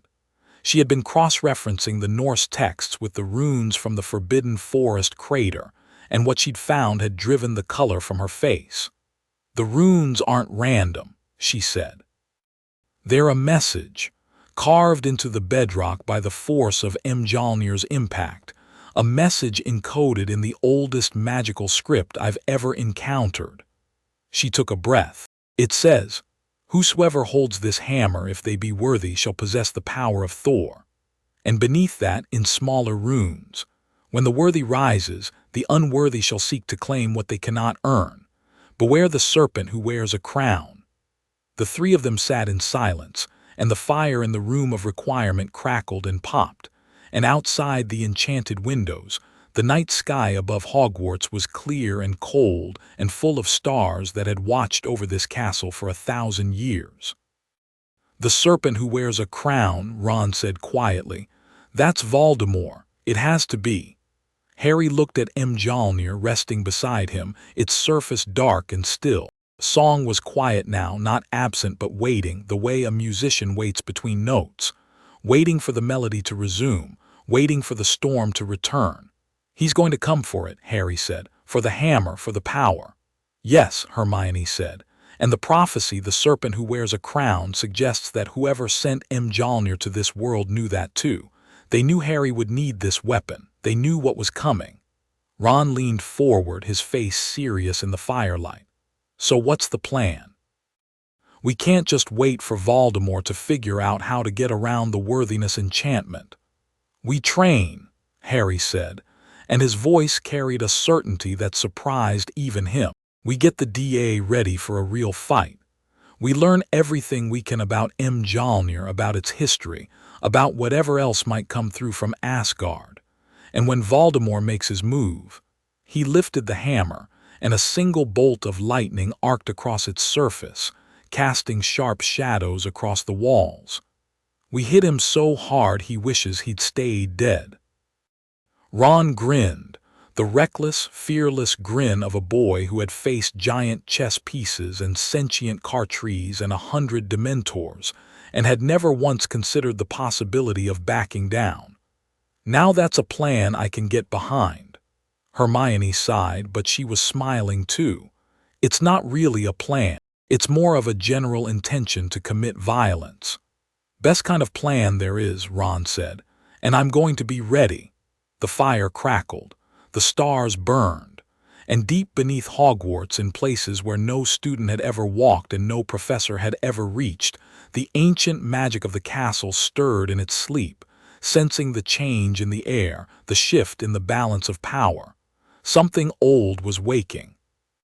Something that had slept since before Hogwarts was built, since before the founders drew their first runes, since the age when gods walked the earth and the line between magic and miracle was thin as a whisper and bright as a bolt of lightning splitting a midnight sky.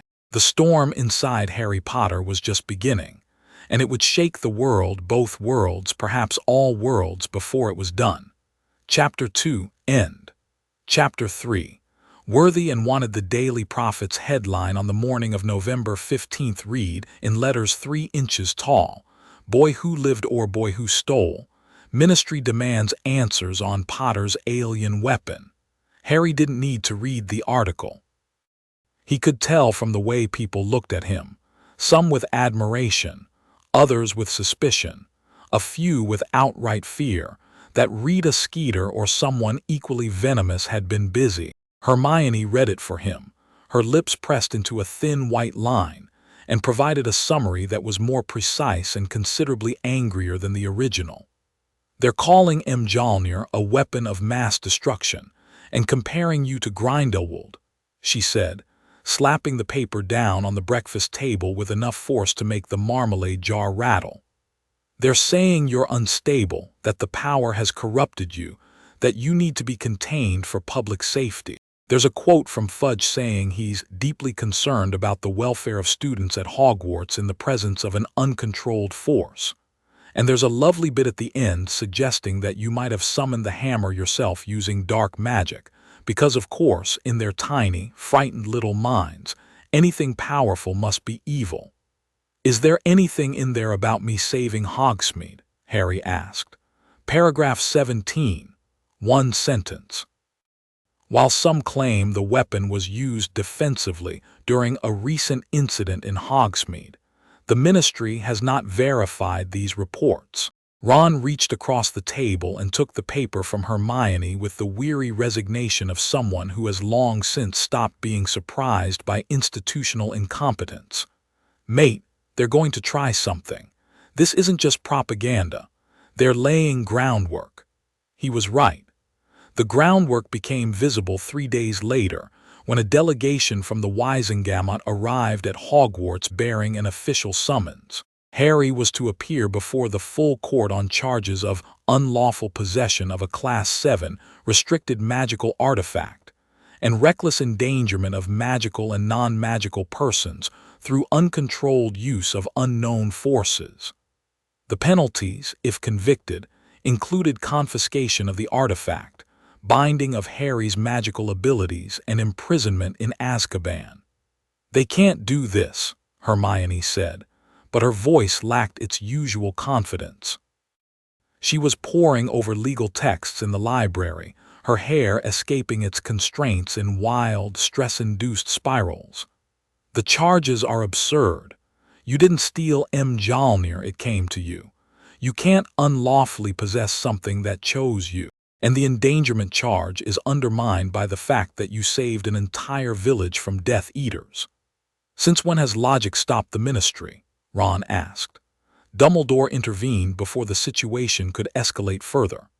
Harry never learned exactly what the headmaster said to the Wizengamot, but the summons was quietly withdrawn within 48 hours, replaced by a letter of ongoing inquiry that promised continued investigation without actually requiring Harry to do anything. Umbridge was visibly furious, her toad face mottled with a rage that she didn't bother to disguise. "Dumbledore won this round," she told Harry in the corridor outside her office, her voice pitched just loud enough for the surrounding students to hear. "But Dumbledore won't always be here to protect you, Mr. Potter. And when that day comes, you'll find that not even your precious hammer can shield you from the law." The threat lingered like a bad taste, but Harry had more immediate concerns.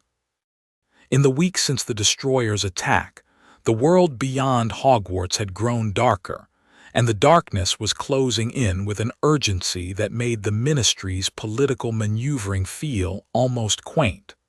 Voldemort was mobilizing. Reports trickled in through the Order of the Phoenix, whispered intelligence gathered by Tonks and Kingsley from within the Ministry, grim dispatches from outposts across Britain, coded messages from allies abroad. The Death Eaters were recruiting, and not just among the traditional pureblood families. Voldemort was reaching out to giants, to werewolf packs, to dark creatures that had remained neutral in the First Wizarding War. He was building an army, and the pace of his buildup had accelerated dramatically since the night Harry had lifted Mjolnir. "He's scared," Sirius said during one of their rare, risky flu conversations. His godfather's face flickered in the flames of the Gryffindor common room fireplace, gaunt and intense, his dark eyes carrying the feverish energy of a man who had spent too long confined in a house he hated. "He won't admit it. Tom Riddle would sooner die than admit fear, but he's scared. You've changed the equation, Harry. Before Mjolnir, the prophecy was abstract, a potential threat, something that might come to pass. Now it's concrete. He can see the power that might destroy him, and it's in the hands of a 15-year-old boy. That terrifies him." "Good," Harry said and meant it. "Don't get cocky. A scared Voldemort is more dangerous than a confident one. When he's confident, he's patient, methodical, willing to play the long game. When he's scared, he acts decisively, brutally, and without regard for collateral damage. Sirius's expression darkened. He's going to test you, Harry. Not with foot soldiers this time. He's going to send his best. Snape, of all people, provided an unexpected perspective. Harry had stayed after potions one afternoon, not voluntarily. Snape had demanded it with a curt "Potter, remain" that brooked no argument, and found himself standing before the potions master's desk while Snape regarded him with an expression that was, for once, not openly hostile. "You are becoming a target of considerable significance, Potter," Snape said, his dark eyes unreadable. "The Dark Lord speaks of nothing else. Your hammer, your power, your potential, you have become the central focus of his strategic thinking, and I assure you, the Dark Lord's strategic thinking is not something you want directed at you." "Is that a warning, Professor?" "It is a statement of fact. I do not waste warnings on people who lack the intelligence to heed them." Snape's lip curled, but the familiar contempt seemed almost performative, as though his heart wasn't quite in it. "The Dark Lord is not merely gathering an army. He is researching, obsessively, relentlessly, the nature of the weapon you carry. He has agents in Norway, in Iceland, in every country where Norse magical traditions were once practiced, searching for texts that describe Mjolnir and its enchantments. He believes that the worthiness requirement can be circumvented." "Can it?" Snape was quiet for a long moment. When he spoke, his voice had lost its customary edge, and the words carried a weight that made Harry pay attention in a way that Snape's usual barbs never could. "I do not know, but I know this. The Dark Lord has broken every barrier that has ever been placed before him. He conquered death itself through an act of magic so abhorrent that the wizarding world cannot even speak its name. Do not assume that the enchantment on your hammer is beyond his ability to corrupt." Harry met Snape's gaze and saw something there that he had never expected to find: genuine concern. Not warmth. Snape would sooner die than show Harry warmth, but a recognition that the threat was real and the stakes were absolute. "Thank you, Professor," Harry said. "Get out of my classroom, Potter." Harry left, and behind him, Severus Snape sat at his desk and pressed his fingers to his temples and wondered, not for the first time, how much longer he could serve two masters without being destroyed by the tension between them. The test came on a bitter November evening, in the frozen streets of Hogsmeade, during what should have been a routine weekend visit. Harry had almost not gone. The atmosphere in the village had changed since the Death Eater attack. There were fewer vendors, more boarded windows, a nervous quality to the laughter of the remaining shopkeepers that belied their determined cheerfulness. But Ron had argued persuasively that hiding in the castle was letting fear win, and Hermione had pointed out that the DA members needed to see Harry living normally, projecting confidence, showing that the bearer of Mjolnir was not cowed by threats. They were in the Three Broomsticks: Harry, Ron, Hermione, Ginny, Neville, and Luna, crowded around a table near the fire, butter-beer warming their hands when the wards shattered. Not the village wards, which were relatively modest. The Hogwarts wards. The ancient, layered protections that Dumbledore and generations of headmasters had woven around the castle and its grounds. Enchantments so powerful that most dark wizards didn't even bother trying to breach them. Harry felt them go, a sickening lurch in his magical senses, like the ground dropping out from under his feet. And then Mjolnir was in his hand, summoned by instinct, and the sky outside the windows turned the color of bruised plums as storm clouds gathered at his call. "Everyone get down," Harry shouted, but he was already moving, pushing through the door of the pub and into the street, where the world had become a war zone. They had apparated in simultaneously 30, maybe 40 Death Eaters, their arrival coordinated with a precision that spoke of careful planning and rehearsal. But these were not the disorganized raiders of the first Hogsmeade attack. They moved in formation, shield teams covering curse teams, their spells complementing each other in lethal, efficient patterns that Harry recognized from Order intelligence briefings as the combat doctrine of Voldemort's inner circle. And leading them, advancing through the chaos with the imperious confidence of a queen on a battlefield, was Bellatrix Lestrange. She was exactly as Harry remembered her from Dumbledore's pensive memories and the wanted posters that decorated every ministry office, wild-haired, hollow-cheeked, her eyes alight with a madness that was not diminished but focused, like a laser, into a single beam of homicidal intent. She wore no mask. She wanted to be seen. She wanted him to know who had come for him. Potter! Her voice cut through the noise of battle with the clarity of a blade. The Dark Lord sends his regards. He wanted me to tell you something. She smiled, and the smile was the worst thing Harry had ever seen, worse than Voldemort's red eyes, worse than the Dementor's empty hoods, because it was a human smile twisted into something inhuman by decades of cruelty and devotion to evil. He wanted me to tell you that hammers break. She attacked, and the world narrowed to the space between them. Bellatrix Lestrange was, by any objective measure, one of the most dangerous witches alive. Her power was immense, her skill virtually unmatched, and her years in Azkaban had not diminished her abilities but refined them, stripped away the softness, the hesitation, the human qualities that might have slowed her reflexes or dulled her killer instinct.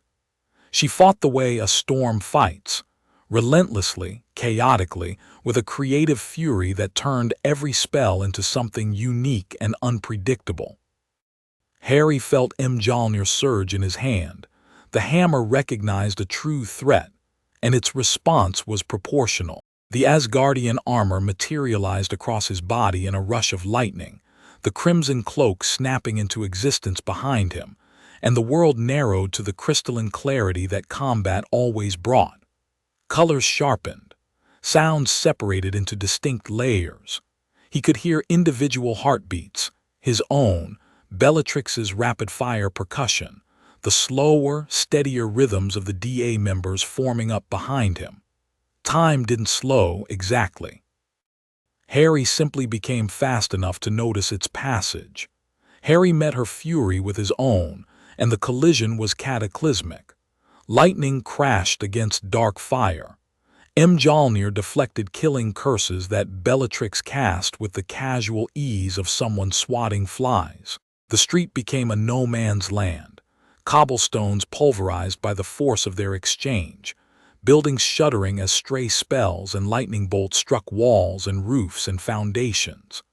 Bellatrix dueled with her wand in one hand and a conjured whip of black flame in the other, and every time Harry thought he had the advantage, she found a new angle, a new combination, a new way to press her attack that forced him to respond rather than initiate.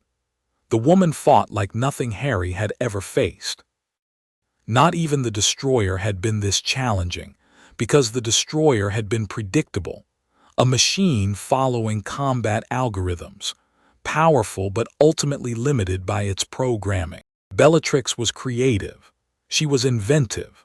She improvised on the fly, chaining spells together in combinations that shouldn't have been possible, using the environment, rubble, fire, the bodies of fallen Death Eaters, as weapons and shields and distractions.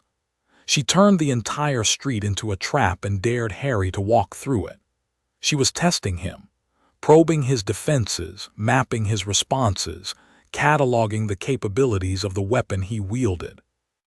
Even as she fought to kill, part of her mind was collecting intelligence, and Harry realized with a cold certainty that this was the real purpose of the attack, not to defeat him but to study him, to bring Voldemort what he wanted most: knowledge, understanding, weaknesses. He couldn't let her have them. More than that, he needed to send a message. Not just to Bellatrix, not just to the Death Eaters who flanked her, but to Voldemort himself, who would be watching through whatever dark link he shared with his most faithful servant. Harry stopped thinking like a wizard defending himself and started thinking like the bearer of Mjolnir. Harry stopped fighting defensively and attacked. He launched Mjolnir in a sweeping arc that forced Bellatrix to dodge, and as she dodged, he struck the ground with his free hand, channeling lightning through the earth itself. The cobblestones erupted in a line that raced toward Bellatrix like a crack splitting ice, and when it reached her, the lightning detonated upward in a pillar of white-blue fire that launched her 50 feet into the air. She twisted like a cat, absorbed the landing with a roll, and came up laughing. Actually laughing, with genuine delight, as though being nearly killed was the most entertaining thing that had happened to her in years. "Oh, he is powerful," she crowed to the Death Eaters around her, many of whom were considerably less enthusiastic about the encounter. The Dark Lord was right. This will be fun. Around them, the battle raged. The DA members had poured out of the 3 broomsticks and were fighting with a discipline that would have done the Order proud. Ron and Hermione fought back to back, their spells complementing each other with the ease of years of partnership. Ron's raw power providing covering fire, while Hermione's precision took down targets with elegant efficiency. Ginny was dueling 2 Death Eaters simultaneously, her bat bogey hex proving that mundane spells, applied with sufficient creativity and malice, could be just as effective as dark magic. Neville, brave, stubborn, indomitable Neville, had stationed himself in the doorway of the pub, shielding a group of younger students with a protego so solid it rang like a bell every time a curse struck it. Luna Lovegood was doing something that Harry would never be able to adequately explain. She stood in the middle of the street, utterly calm, her wand making gentle, flowing motions that seemed to have nothing to do with combat, and yet every spell that the Death Eaters directed at her simply missed. Curses veered around her like water, flowing around a stone. Hexes passed through the space she occupied a fraction of a second after she moved, with a fluidity that looked less like dodging and more like dancing. "She's reading their intentions," Hermione gasped during a brief lull in the fighting. "She's anticipating where the spells will go before they're cast. I've read about it, it's called prescient dueling, but I've never seen anyone actually do it." Harry filed this away and returned his attention to Bellatrix, who had used the momentary distraction to position herself behind a collapsed wall, where she was conducting the remaining Death Eaters with the efficiency of a general who knows the battle is lost, but intends to extract maximum value from the retreat. He flew at her, Mjolnir first, and she met him with a curse he'd never encountered, a bolt of pure, concentrated darkness that didn't just damage but consumed, eating the air itself as it crossed the distance between them. He blocked it with a hammer, and the impact drove him backward through the air, boots scoring grooves in the cobblestones as he bled off momentum. The darkness clung to Mjolnir's surface for a horrible moment, fighting the weapon's power before the lightning burned it away. "You're strong," Bellatrix said, and her voice had shifted from manic delight to something more thoughtful, more analytical. "Stronger than he expected. The hammer gives you power, little boy, real power, the kind most wizards only dream about. But power isn't enough. Power is a tool. It's the hand that wields it that matters." She tilted her head, studying him with those terrible, brilliant eyes. "And your hand is young, untrained, full of restraint and mercy and all those other weaknesses that Dumbledore calls virtues." "Mercy isn't a weakness," Harry said. "It is when your enemy has none." She raised her wand, and for a moment Harry thought she was going to attack again. Instead, she pointed it at the sky and fired the dark mark, the signal to withdraw. "Tell the old man that the next time won't be a test, Potter. Next time the Dark Lord comes himself." She smiled one last time, that terrible, beautiful, inhuman smile, and disapparated with a crack that echoed off the mountains like a thunderclap. The remaining Death Eaters followed, vanishing in rapid succession like candle flames being snuffed. Within 30 seconds, The street was empty of enemies, and the silence that followed was the heavy, ringing silence that comes after an explosion, the silence of ears adjusting to the absence of chaos. Harry stood in the ruined street, breathing hard, Mjolnir crackling with residual energy. His armor was scorched where Bellatrix's dark fire had touched it, and his muscles ached from the sustained effort of channeling power at combat intensity. Around him, the DA members lowered their wands with the careful, disbelieving motions of people who couldn't quite accept that they were still alive. Neville's shield finally dropped, and the students behind it spilled out, some crying, some laughing, all of them very much alive. Neville himself leaned against the doorframe, his face gray with exhaustion, and gave Harry a thumbs up that was perhaps the most heroic gesture Harry had ever witnessed. "Everyone all right?" Harry called. "I think Seamus might have singed his eyebrows off again," Ron reported, inspecting his friend with clinical detachment. "Both of them this time," Seamus confirmed mournfully. "Luna, are you hurt?" Hermione asked. Luna, who had a leaf in her hair and an expression of peaceful contentment that seemed wildly inappropriate given that she just survived a Death Eater ambush, considered the question with her usual thoughtfulness. "I don't think so, although I did feel a nargle brush past my left ear during the second wave, which was quite distracting." "That was a killing curse, Luna." "Oh," Luna blinked. "Well, that would explain the green color." Hermione was already organizing. She had the younger students forming a defensive perimeter around the wounded, her wand directing repair spells at the worst of the structural damage, while simultaneously running diagnostic charms on anyone who looked injured. She moved with the efficient determination of someone who had long ago decided that falling apart was a luxury she couldn't afford, and Harry watched her with a surge of gratitude so fierce it hurt. Ron appeared beside him, sporting a cut above his eye and a grin that suggested he was either riding an adrenaline high or had been hit with a mild cheering charm during the battle. "6, he said. "I got 6 of them. Hermione got 4. Ginny got 3, and one of those was Dolohov, which I think should count double because Dolohov is terrifying." "Is everyone accounted for?" "Everyone's alive. A few broken bones, some nasty hex damage. Parvati took a stinging jinx to the face that's going to need professional treatment, but no one's dead. No one's even close to dead."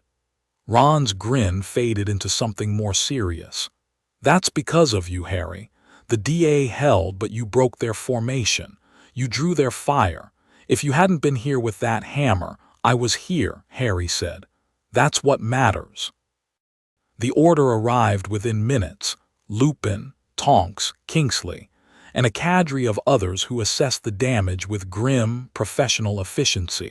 Moody stumped through the wreckage, his magical eye spinning in its socket, cataloging every detail with the obsessive thoroughness of a career paranoid. When he reached Harry, he stopped, examined the scorch marks on the Asgardian armor, and grunted. "Lestrain," he said. "It wasn't a question. She was testing me, studying the hammer's capabilities. And she got what she came for. Some of it, not all." Harry met Moody's mismatched eyes with a steadiness that surprised them both. "I held back. I didn't show her everything I can do." Something that might have been approval flickered across Moody's scarred face. "Good lad. Never show your full hand in a skirmish. Save the surprises for when they matter." He clapped Harry on the shoulder with his remaining hand. The gesture was rough enough to stagger a normal person, but Harry's enhanced physiology barely registered it. "You're learning. Keep learning. The next fight won't be a test." Dumbledore was waiting for Harry at the castle gates, and the conversation they had as they walked the long corridor to the headmaster's office would become, in Harry's memory, one of the defining moments of his 5th year. "Bellatrix is among the most gifted duelists I have ever encountered," Dumbledore said, his voice measured but not unkind. "That she could match you, even with Mjolnir, speaks to the depth of her skill. You must not underestimate the Death Eaters, Harry. They are not foot soldiers. The inner circle are masters of their craft. each one hardened by decades of practice and the kind of ruthless experience that our society prefers not to think about. I held my own, Harry said, and there was a defensive edge to his voice that he couldn't quite suppress. You did more than that. You protected your friends, you defended the village, and you demonstrated tactical awareness that would impress a veteran auror. But Bellatrix is right about one thing. Your power is vast, but your experience is limited. The gap between potential and mastery is measured in years, Harry, and years are a luxury we may not have. Then help me close the gap, Harry said. Train me, not just the DA sessions, real training, one-on-one. Dumbledore was quiet for several steps. When he spoke, his voice carried a note of something that Harry had rarely heard from the old wizard: uncertainty. There are aspects of this situation that I am only beginning to understand.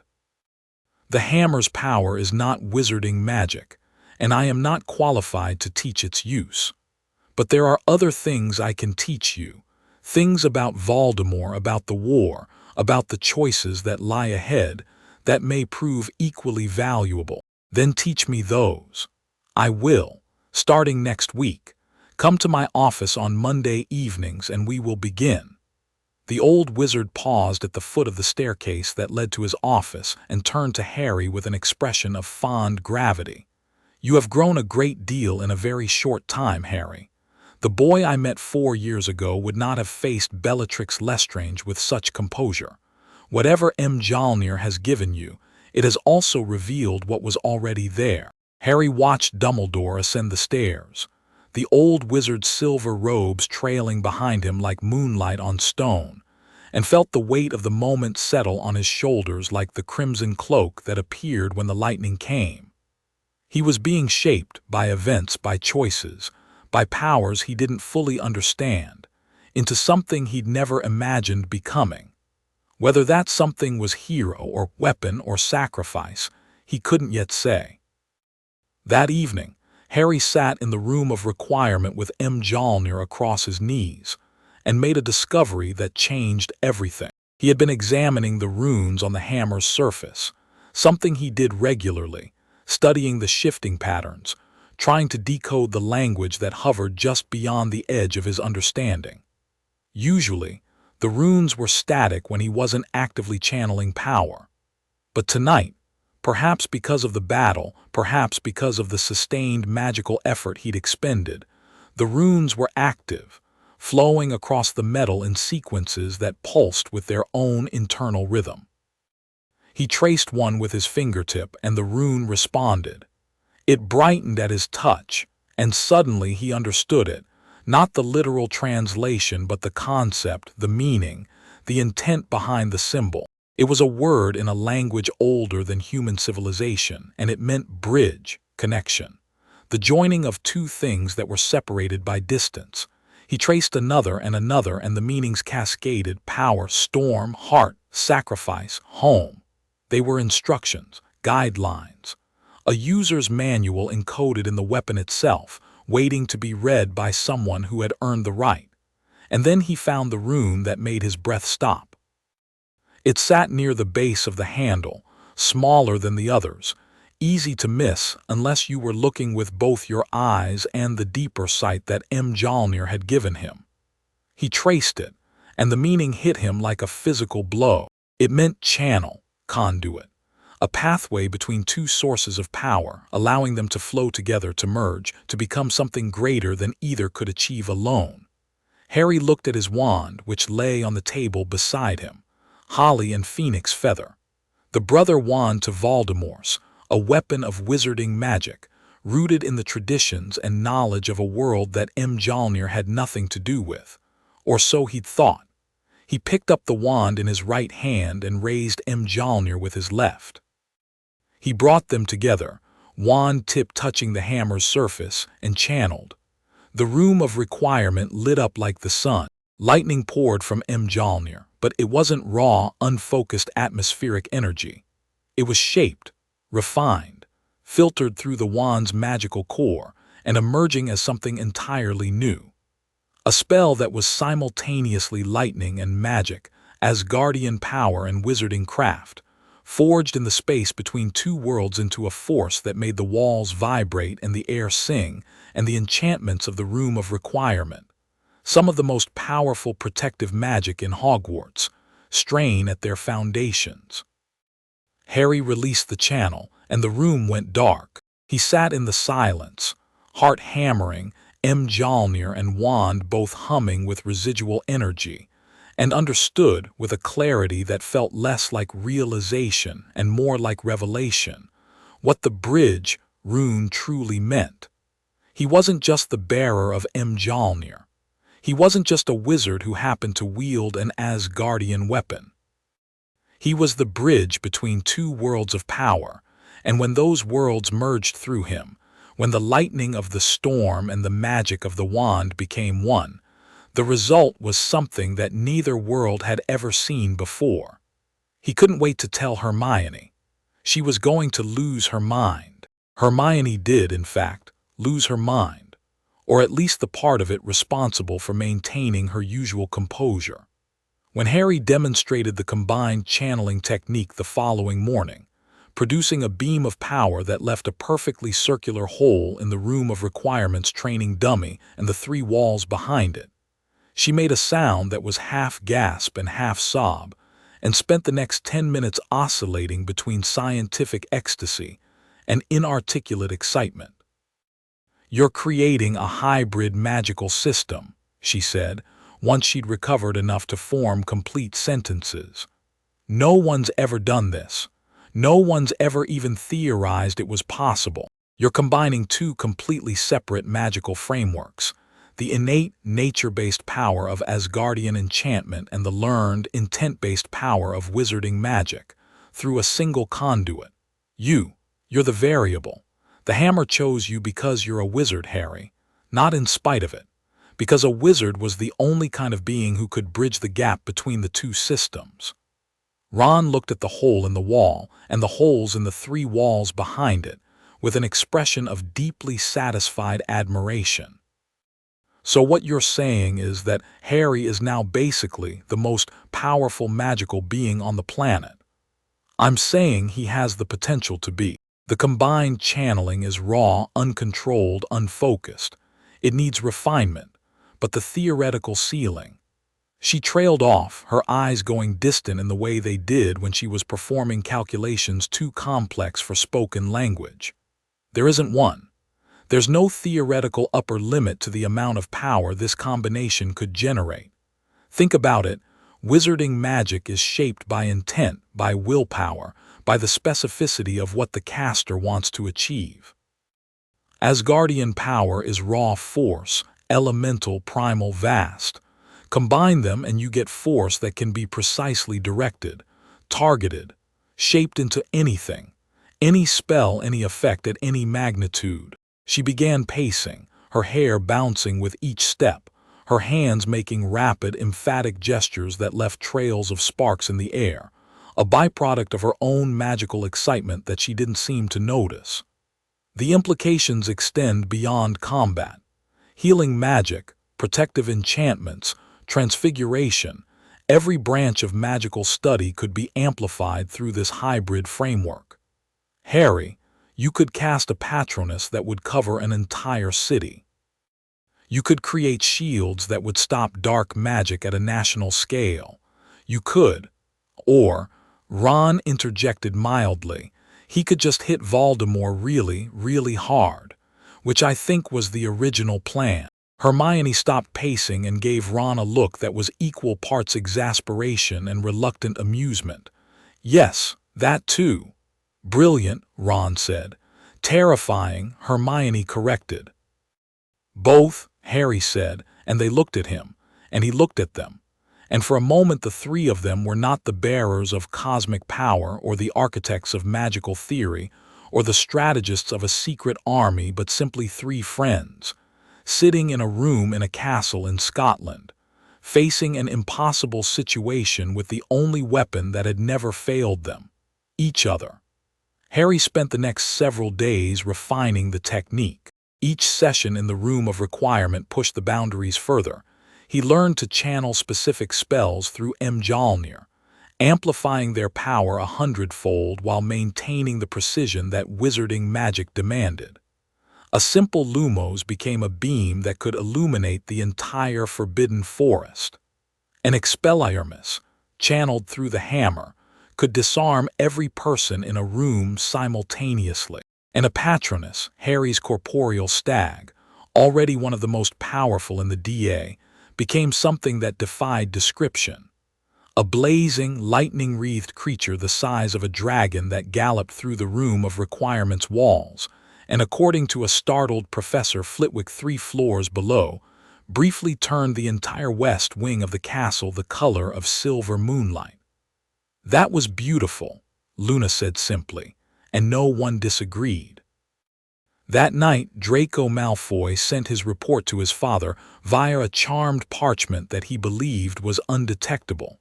It wasn't.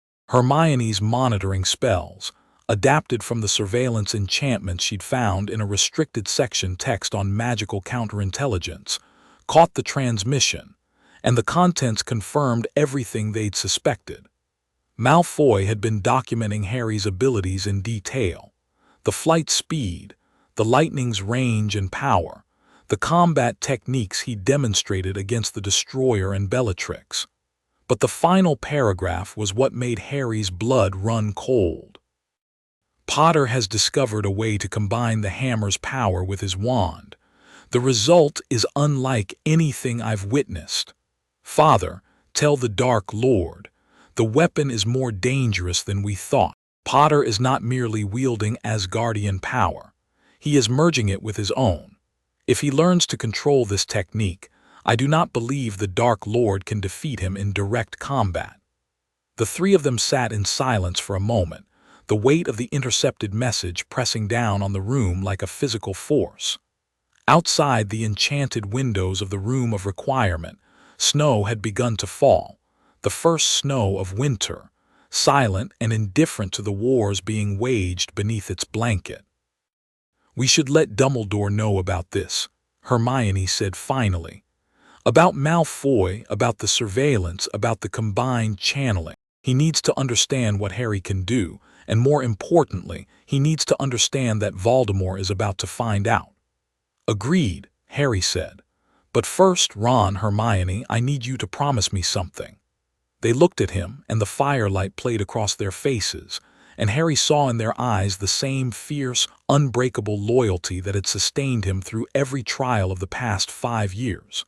Ron, who had followed him into the Forbidden Forest at age 11 and never looked back. Hermione, who had brewed an illegal potion in a bathroom and punched a time-traveling werewolf and faced down a mountain troll and never, not once, not for a single moment, considered leaving him to face any of it alone. "If something happens to me," Harry said quietly, "if Voldemort finds a way to take the hammer or neutralize my power, don't stop fighting. The DA, the Order, everything we've built, it's not about me. It was never about me." "Rubbish," Ron said flatly. "It's always been about you, mate. And nothing's going to happen to you, because Hermione and I won't let it.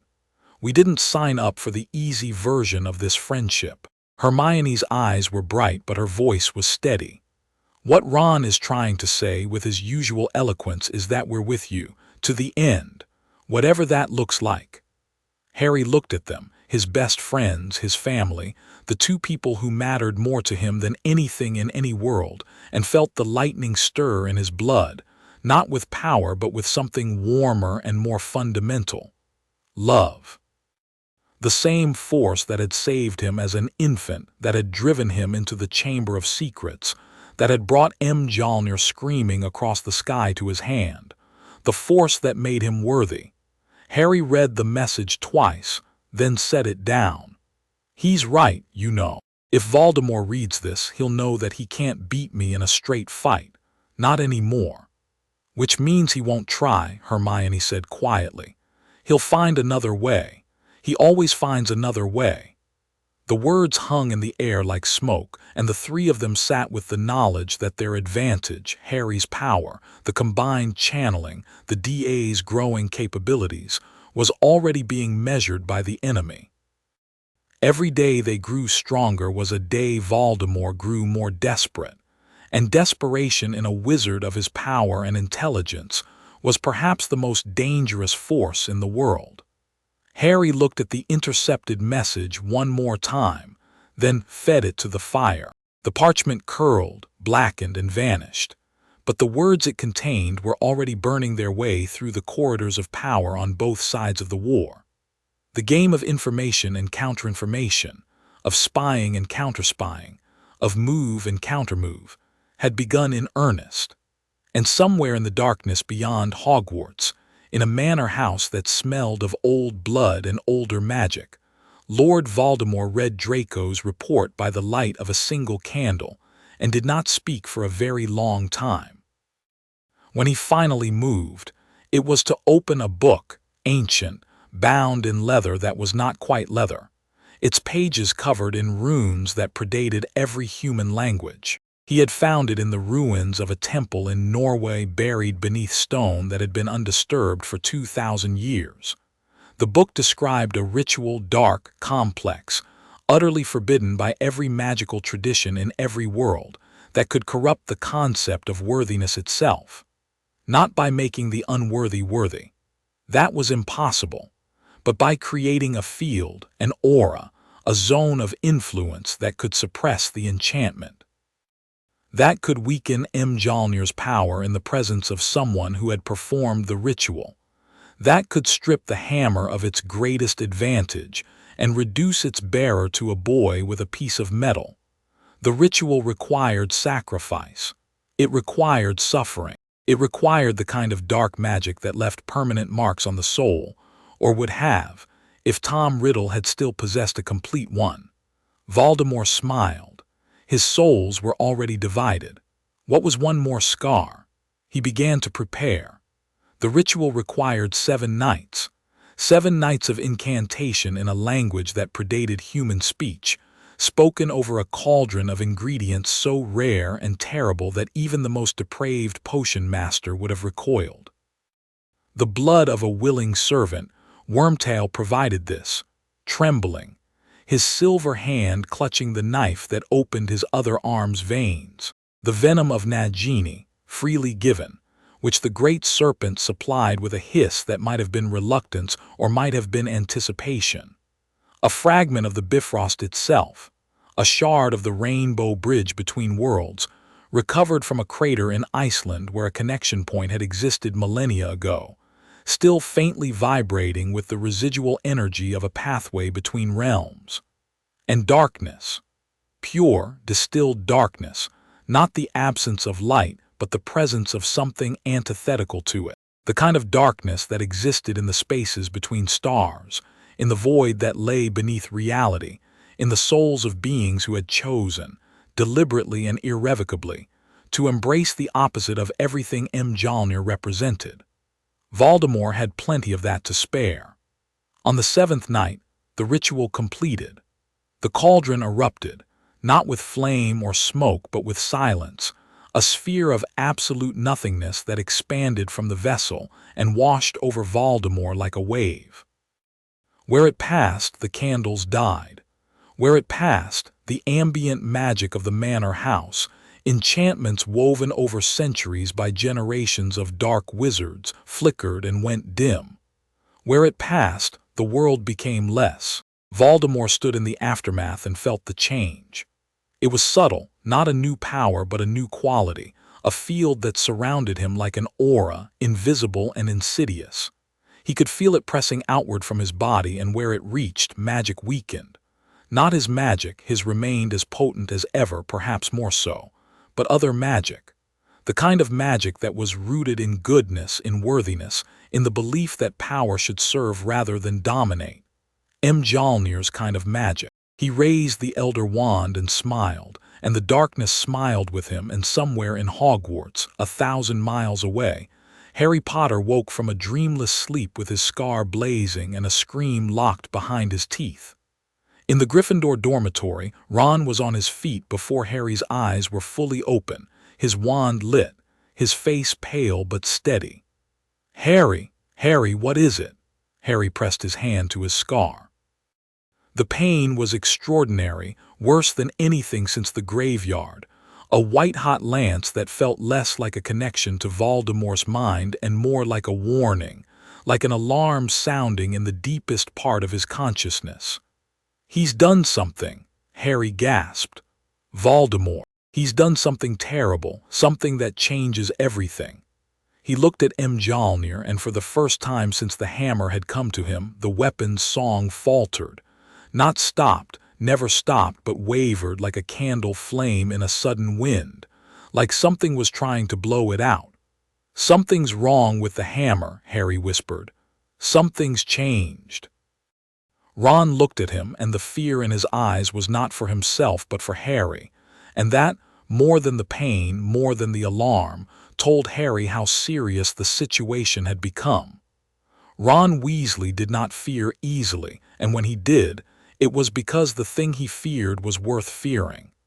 "Get Hermione," Harry said, "and get Dumbledore, tell them." He swallowed, tasting copper, feeling the scar pulse with a rhythm that was not his own. "Tell them the serpent has moved." Ron ran, and Harry sat in his bed with Mjolnir clutched to his chest, listening to the hammer's song waver and strain against whatever new darkness had entered the world, and knew, with the absolute, instinctive certainty that the worthy possess, that the war had entered a new and more dangerous phase.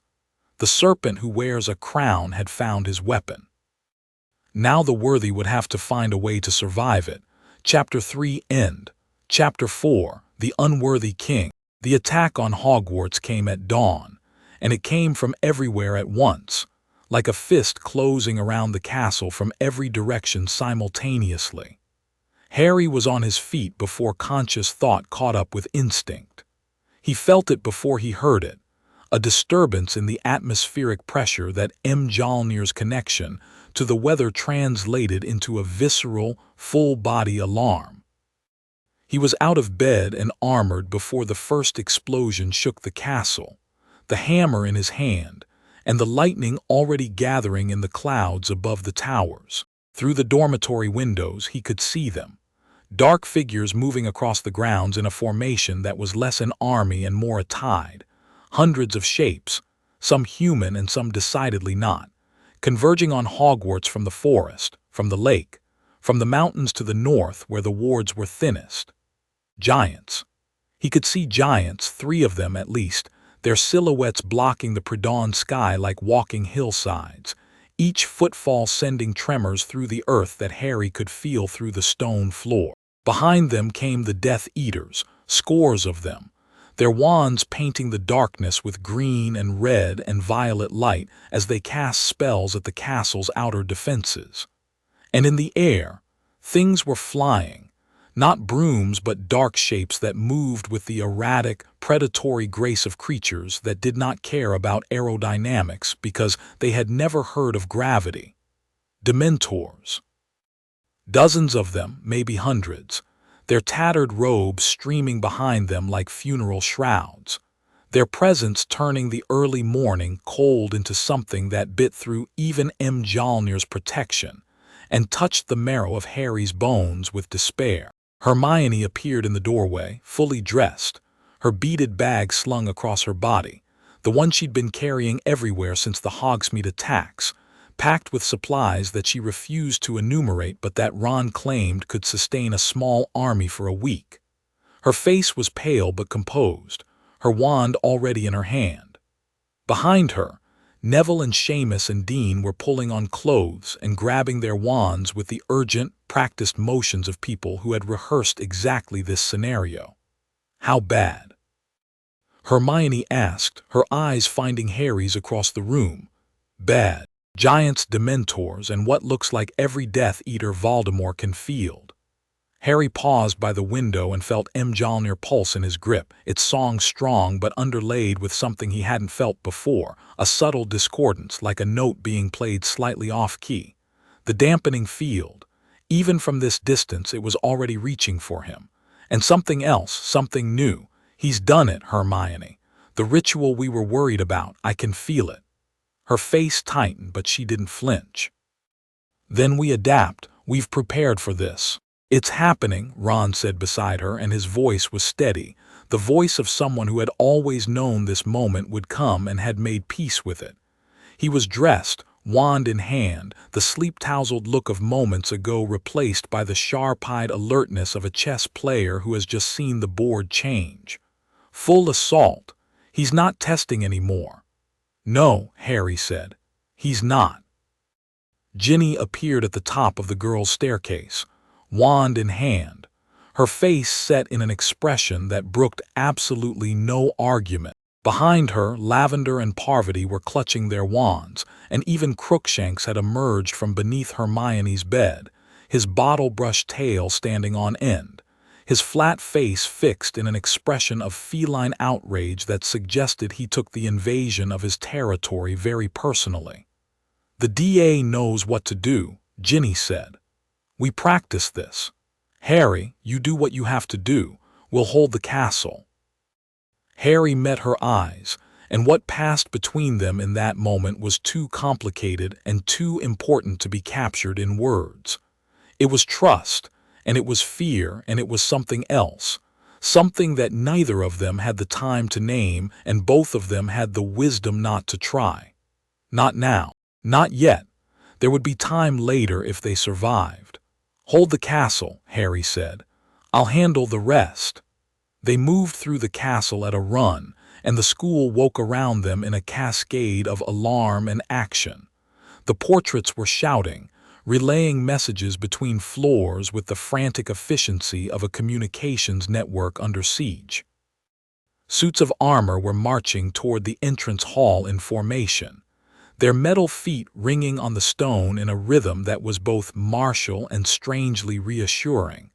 Hogwarts defending itself, as it had for 1,000 years. The house elves had mobilized. Harry could hear them in the kitchens below, their voices high and determined, preparing healing potions and emergency supplies with the ferocious efficiency that defined their commitment to Hogwarts.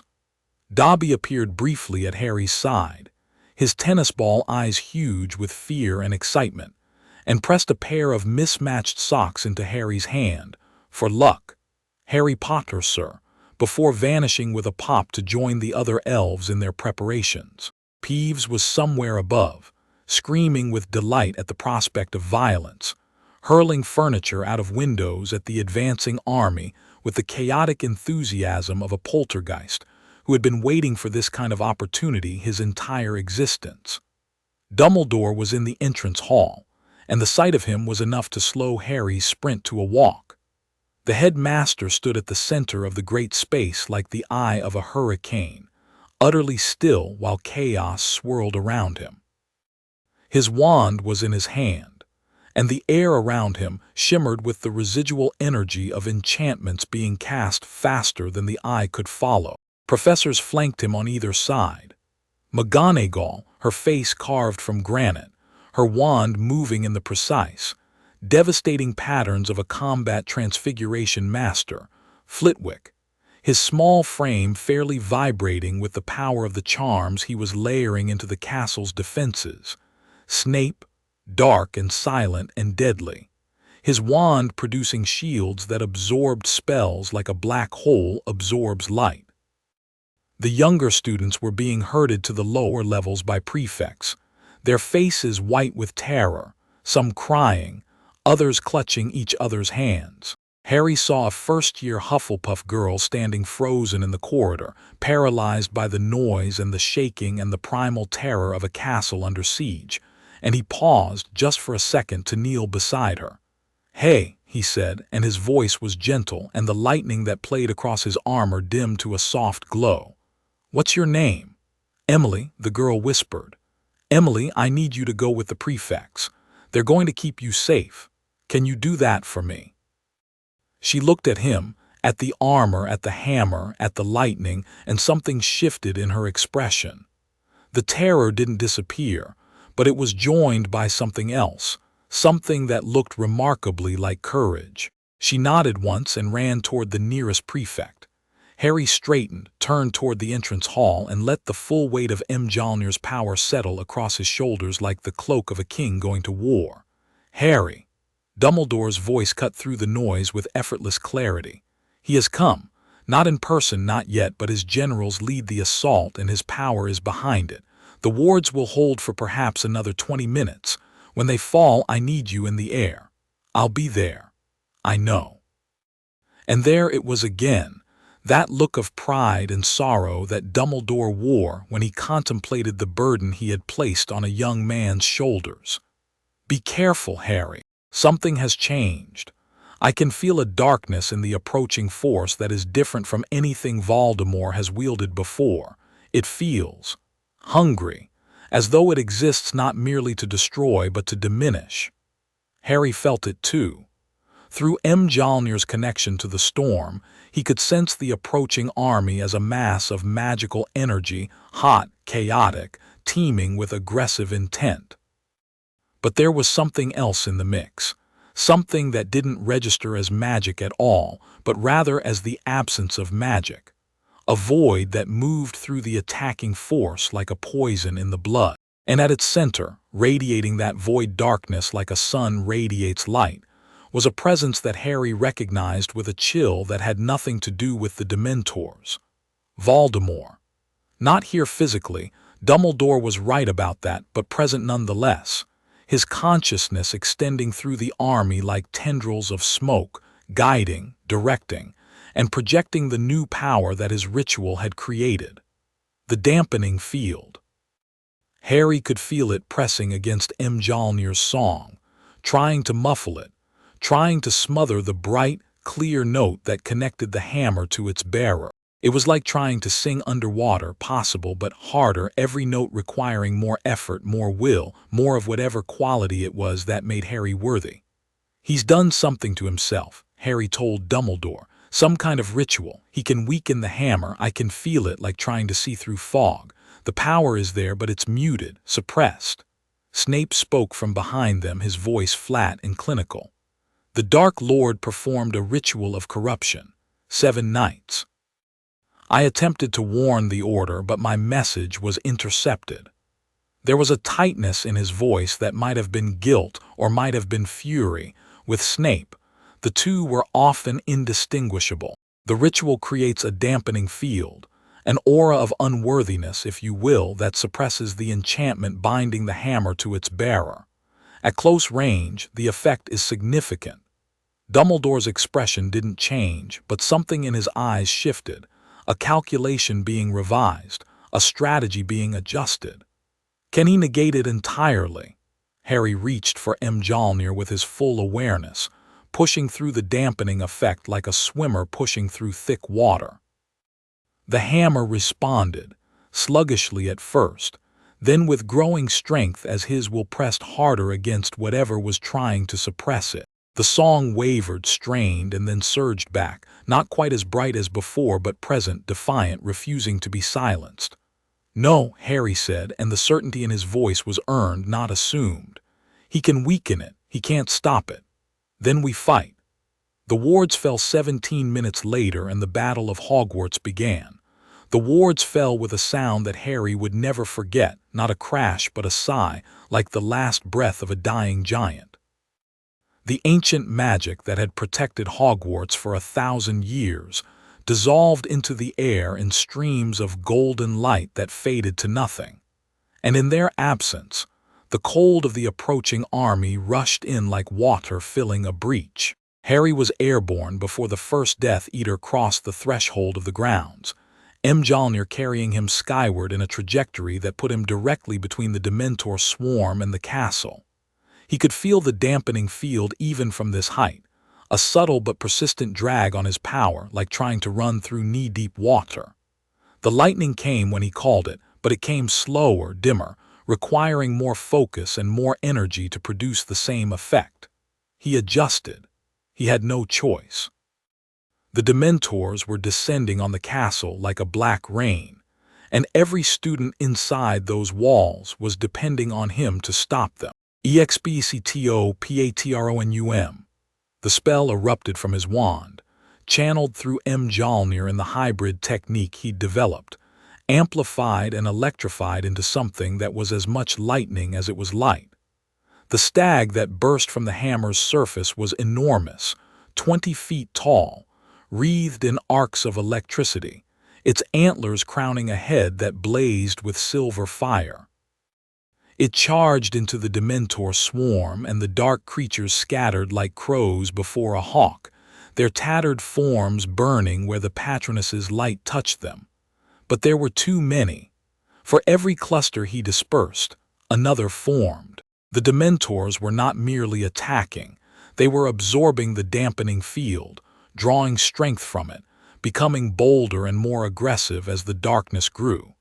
And on the ground, the Death Eaters were through the gates and advancing on the castle in a coordinated assault that tested every defensive line simultaneously. Harry descended. The Dementors would have to wait. The human enemy was the greater threat, because the human enemy was carrying Voldemort's dampening field with them, and every step they took toward the castle weakened Harry's power further. He could see the battle unfolding below him like a living map, the Order members who had apparated to the grounds fighting in tight, professional formations, the professors anchoring the defensive lines with spells of staggering power, Hagrid, magnificent and terrible, wading into a group of Death Eaters with his crossbow in one hand and a dustbin lid-sized fist in the other. But for every Death Eater who fell, two more seemed to take their place, and the dampening field was spreading across the grounds like oil on water, weakening every defensive enchantment it touched. McGonagall had transfigured the suits of armor into stone warriors that fought with mechanical precision, their granite swords cleaving through dark magic with implacable efficiency. Flitwick had created a network of charm traps that turned entire sections of the grounds into obstacle courses of lethal ingenuity, patches of ground that swallowed Death Eaters to their waists, invisible walls that appeared and disappeared unpredictably, enchanted vines that erupted from the earth and wrapped around anyone wearing a dark mark. But the dampening field was degrading these defenses. Stone warriors moved more slowly. Charm traps failed to trigger. The castle's own protections flickered like lights in a power surge. Harry had to reach the ground, had to get to the center of the fight where his presence could turn the tide. He hit the ground like a meteor, the impact cratering the earth and sending a shockwave that knocked a dozen Death Eaters off their feet. Lightning exploded outward from the point of impact in a radial burst that was less focused than his usual strikes. The dampening field was robbing him of precision, but still devastating enough to shatter shields and scatter formations. Around him, the battle raged with an intensity that made the Hogsmeade attacks look like schoolyard scuffles. Spells filled the air like tracer fire, red and green and purple streaks crisscrossing the pre-dawn darkness in patterns that were almost beautiful if you could forget what they represented. The noise was overwhelming, the crack and boom of combat magic, the screams of the wounded, the deep, earth-shaking roar of the surviving giant as it swung a tree trunk at the castle walls. The DA was there. They poured from the castle's doors and took up positions with the disciplined efficiency of the training that Harry, Ron, and Hermione had drilled into them over weeks of intensive preparation. Shield teams formed protective barriers around the younger fighters. Strike teams launched coordinated volleys at the approaching Death Eaters, and Ginny Weasley, standing on a fallen piece of wall with her red hair streaming behind her like a war banner, was directing the defense with the cool authority of a born commander. "Harry," she called as he landed beside her, "the giants are heading for the North Tower. If they bring it down, the whole defensive structure collapses. On it." Harry launched himself toward the giants, and the battle blurred into a series of moments, brutal, beautiful, terrifying. He hit the first giant in the chest with a Mjolnir thrown lightning bolt that staggered the 20-foot creature backward 3 steps. The giant roared, swiped at him with a fist the size of a car, and Harry dodged barely, feeling the wind of the blow ripple his cloak. He drove Mjolnir into the giant's kneecap, and the crack of breaking bone echoed across the grounds like a gunshot. The giant toppled like a felled tree, and Harry was already moving, already turning toward the second giant, which was reaching for the North Tower with hands that could have wrapped around the entire turret. He swung Mjolnir at the second giant's reaching hand, connecting with the wrist. Bones the size of fence posts snapped, and the giant howled, a sound so deep and loud that it rattled Harry's teeth even through the armor's protection. He flew upward, positioning himself between the giant and the tower, and hurled the hammer directly at the creature's face. Mjolnir struck the giant between the eyes with a sound like a thunderclap, and the weapon returned to Harry's hand before the giant had finished staggering backward, its eyes crossed, its mouth hanging open in dazed confusion. Lightning.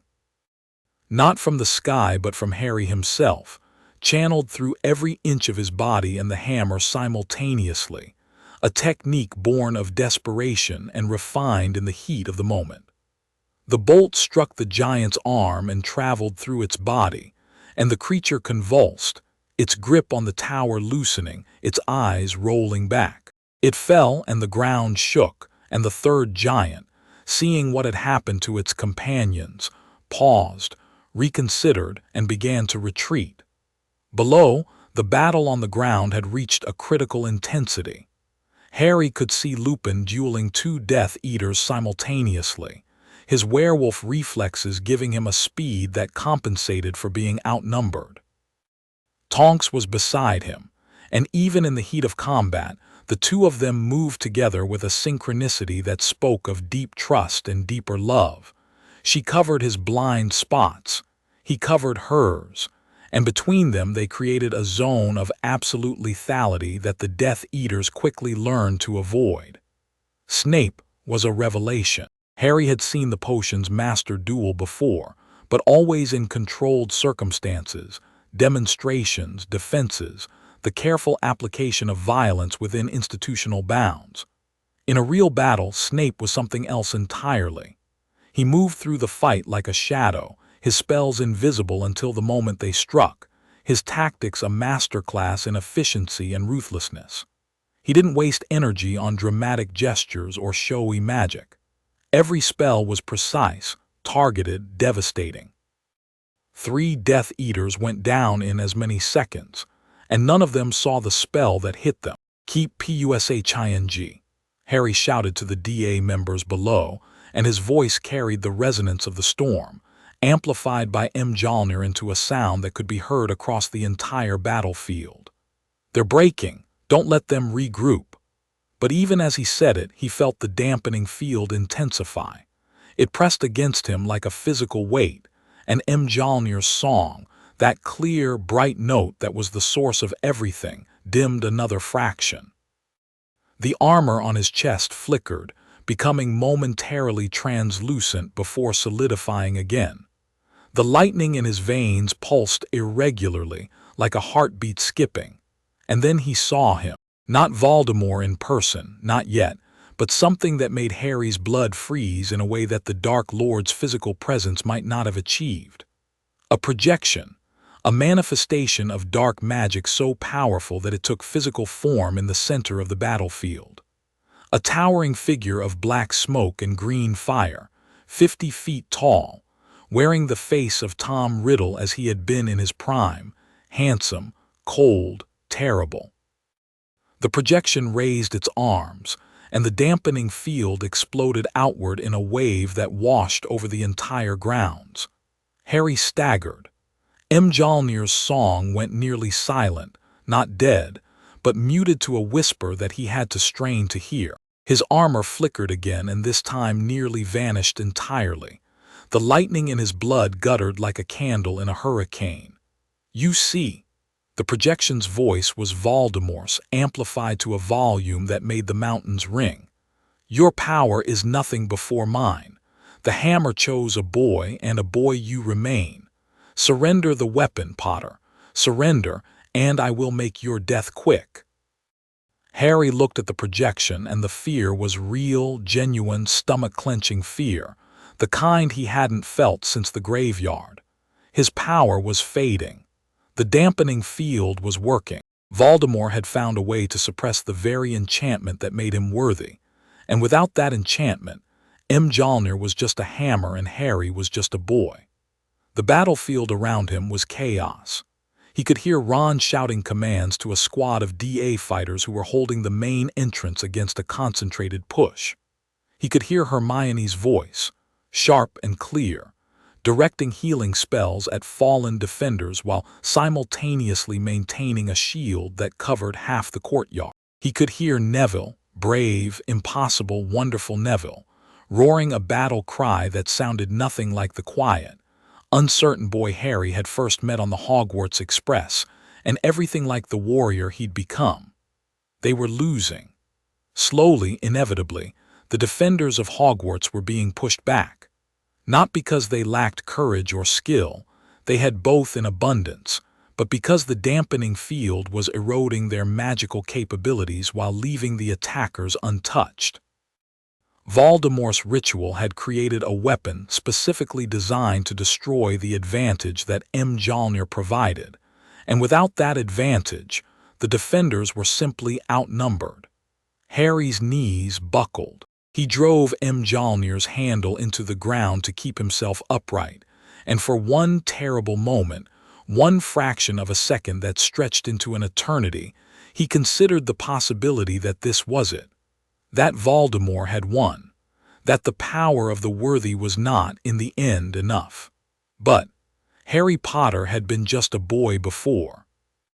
He had been just a boy in the cupboard under the stairs, just a boy facing a mountain troll, just a boy standing in the Chamber of Secrets with a broken arm and a borrowed sword, just a boy in a graveyard watching Cedric die. And every time, every single time, being just a boy had been enough, because the worthiness that Mjolnir recognized, the quality that separated Harry from every other being who had ever tried to lift the hammer, was not his power. It was not his magic or his skill or his knowledge. It was his refusal to stay down. He thought of his mother standing between Voldemort and a cradle, choosing death over surrender. He thought of his father fighting without a wand, buying seconds for the people he loved. He thought of Sirius, imprisoned for 12 years for a crime he didn't commit, and emerging with his spirit unbroken. He thought of Dumbledore, carrying the weight of a war on shoulders that were older than the century, and never once suggesting that the burden was too heavy. He thought of Ron and Hermione, who had followed him into danger so many times that it had ceased to be courage and become simply who they were. He was not alone. He had never been alone. And the power of Mjolnir, the true power, the power that no dampening field could touch, was not lightning or storms or the strength of a god. It was the knowledge that some things were worth fighting for, and that the people who fought for those things together were stronger than any darkness the universe could produce. Harry raised Mjolnir. The hammer weighed more than it ever had, the dampening field making it feel like he was lifting a mountain. His arm trembled. His muscles screamed. But he raised it inch by agonizing inch above his head, and he reached not for the storm, not for the lightning, not for any external force, but for the fire that burned inside him, the fire that no field and no ritual and no dark wizard could ever touch. The fire of worthiness itself. Mjolnir blazed. Not with lightning, not this time. With something brighter, something purer. Something that had nothing to do with storms or electricity or atmospheric phenomena.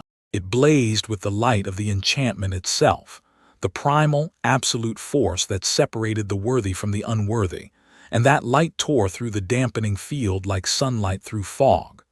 The darkness recoiled. The projection of Voldemort flickered, distorted, its handsome face contorting into something that looked very much like pain. Harry brought the hammer down, and the light became a shockwave that rolled across the battlefield in a sphere of golden fire. Where it touched the dampening field, the field burned away. Where it touched the Death Eaters, their shields shattered and their dark marks seared with a heat that made them scream. Where it touched the Dementors, the dark creatures didn't just flee, they disintegrated, their forms coming apart like smoke in a gale, dispersed by a force that was antithetical to everything they represented. The projection of Voldemort screamed, a sound that was equal parts rage and agony, and dissolved. The dampening field collapsed. Mjolnir's song roared back to full volume, bright and fierce and triumphant, and Harry stood in the center of the battlefield with the hammer blazing above his head, and felt the storm answer his call with an enthusiasm that made every previous display of power feel like a warm-up. Harry hovered above the battlefield, and for one perfect, terrible moment, he was the most powerful being in the sky, a human star, blazing with the combined force of two magical traditions, burning with a light that had not been seen on Earth in 1,000 years. Lightning fell from the sky in a curtain of white fire that swept across the grounds, targeting the remaining Death Eaters with a precision that spared defenders and devastated attackers. The rain came next, not ordinary rain but something charged, something electric, something that stung the Death Eaters and healed the defenders, closing wounds and restoring strength to exhausted fighters as it touched their skin. The defenders of Hogwarts saw it, that light, that blazing golden fire, and something changed in them too. Harry could feel it through Mjolnir's connection to the battlefield. A surge of hope so powerful it was almost physical, rolling through the defensive lines like a wave, lifting spirits, strengthening shields, turning exhausted defenders into fighters who burned with renewed purpose.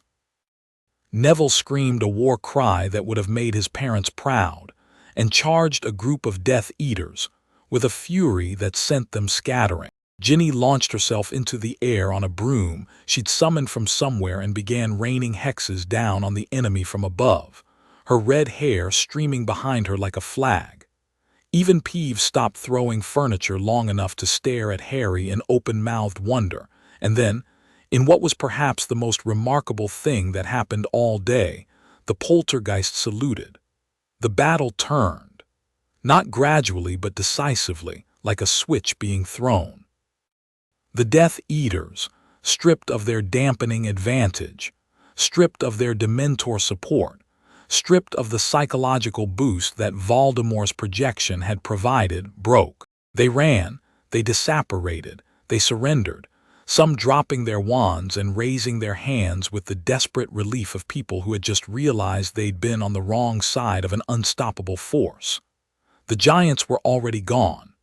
The Dementors were ash, and the Death Eaters who remained were being rounded up by Order members and DA fighters who worked together with the seamless coordination of people who had discovered, in the crucible of battle, that they were on the same side. It was over. The sudden absence of conflict was almost as disorienting as the conflict itself. Harry hovered above the battlefield on the last of his adrenaline, surveying the aftermath with a numb, detached precision that was probably shock but felt like clarity. The grounds were scarred, craters, scorch marks, broken walls, fallen trees, and the dark shapes of defeated enemies scattered across the landscape like leaves after a gale. The air smelled of ozone and smoke and something else, something sharp and clean, that Harry recognized as the aftermath of Mjolnir's purifying light. The cost had been real. Fred Weasley was sitting against a wall with a broken leg, laughing, because Fred always laughed, while George pressed a cloth to a wound on his brother's head. Tonks had taken a curse to the shoulder that had turned her hair white. Kingsley was being carried on a stretcher, unconscious but breathing, a deep gash across his chest that was being held closed by a healer's stasis charm. Professor Sprout had a black eye and a shattered greenhouse, and her fury about the latter seemed to exceed her concern about the former, but everyone was alive. Hurt, exhausted, shaken, but alive. Hogwarts still stood. Damaged, the North Tower was cracked, the gates were destroyed, and a significant portion of the outer wall had been reduced to rubble but standing. The ancient enchantments that had protected the school for a millennium had held at their core, and the castle's magic was already beginning the slow process of repair, stone flowing back into place with the patient, geological deliberation of a building that had all the time in the world. Harry landed in the courtyard, the armor fading from his body as the battle state receded, and found Dumbledore waiting for him. The headmaster looked older than Harry had ever seen him, not physically diminished but worn, as though the night's events had cost him something that couldn't be measured in years. His robes were singed. There was blood on his hand, not much, but visible. His blue eyes, usually twinkling with secret knowledge, were grave. "He'll come in person next time," Dumbledore said. "The dampening field was weakened by your response tonight, but it wasn't destroyed. And Voldemort learns from his failures far more quickly than he learns from his successes. The next ritual will be stronger. The next attack will be better prepared." Harry sat on a broken piece of wall, Mjolnir across his knees, and felt the exhaustion hit him like a train. The battle had lasted less than 2 hours, but it felt like days. Every muscle ached. His head throbbed with the aftermath of channeling power through the dampening field's resistance. The armor had faded, and without it he felt exposed, small, human, vulnerable in a way that he'd almost forgotten was possible. Ron appeared and dropped beside him without preamble, passing over a chocolate bar that he'd liberated from somewhere. "Eat," he said. "You look like death. Charming. I call it like I see it." Ron was covered in dust and blood, none of it his own, he assured Harry, and his wand arm was shaking with post-combat tremors. But his eyes were bright and his jaw was set, and he looked more like his mother than Harry had ever noticed before, fierce, protective, and absolutely unwilling to quit. "That thing you did, the light, the golden shockwave, what was that?" "I don't know," Harry admitted. "I just reached, past the lightning, past the storm, past everything I've learned to do with the hammer. I reach for the thing that makes it mine, the worthiness itself." Ron considered this while chewing a piece of chocolate. "So you weaponized being a good person." Harry let out a breath that was almost a laugh. "I suppose that's one way to put it. Mate, that might be the most Harry Potter thing you've ever done." Hermione joined them, her beaded bag considerably lighter than it had been at dawn. She distributed healing supplies, emergency provisions, and what appeared to be a small library of first aid reference texts to the wounded and their caregivers. She sat down on Harry's other side, took the chocolate Ron offered, and leaned her head against Harry's shoulder. "We held," she said quietly. "Against everything he threw at us, we held." "Barely," Harry said. "Barely is enough. Barely is a victory. And now we know what his weapon does, how it works, and that your power can overcome it." She lifted her head and met his eyes. "That's intelligence, Harry. That's advantage. That's the foundation of everything that comes next." They sat together in the ruins of the courtyard, 3 friends covered in dust and blood and the residue of impossible magic. And around them the defenders of Hogwarts began the long process of recovery, healing the wounded, repairing the walls, cataloging the captured Death Eaters who sat in a guarded group near the entrance hall, their masks removed, their faces displaying various degrees of defiance, resignation, and regret. "Then we need to be better prepared too," Harry said.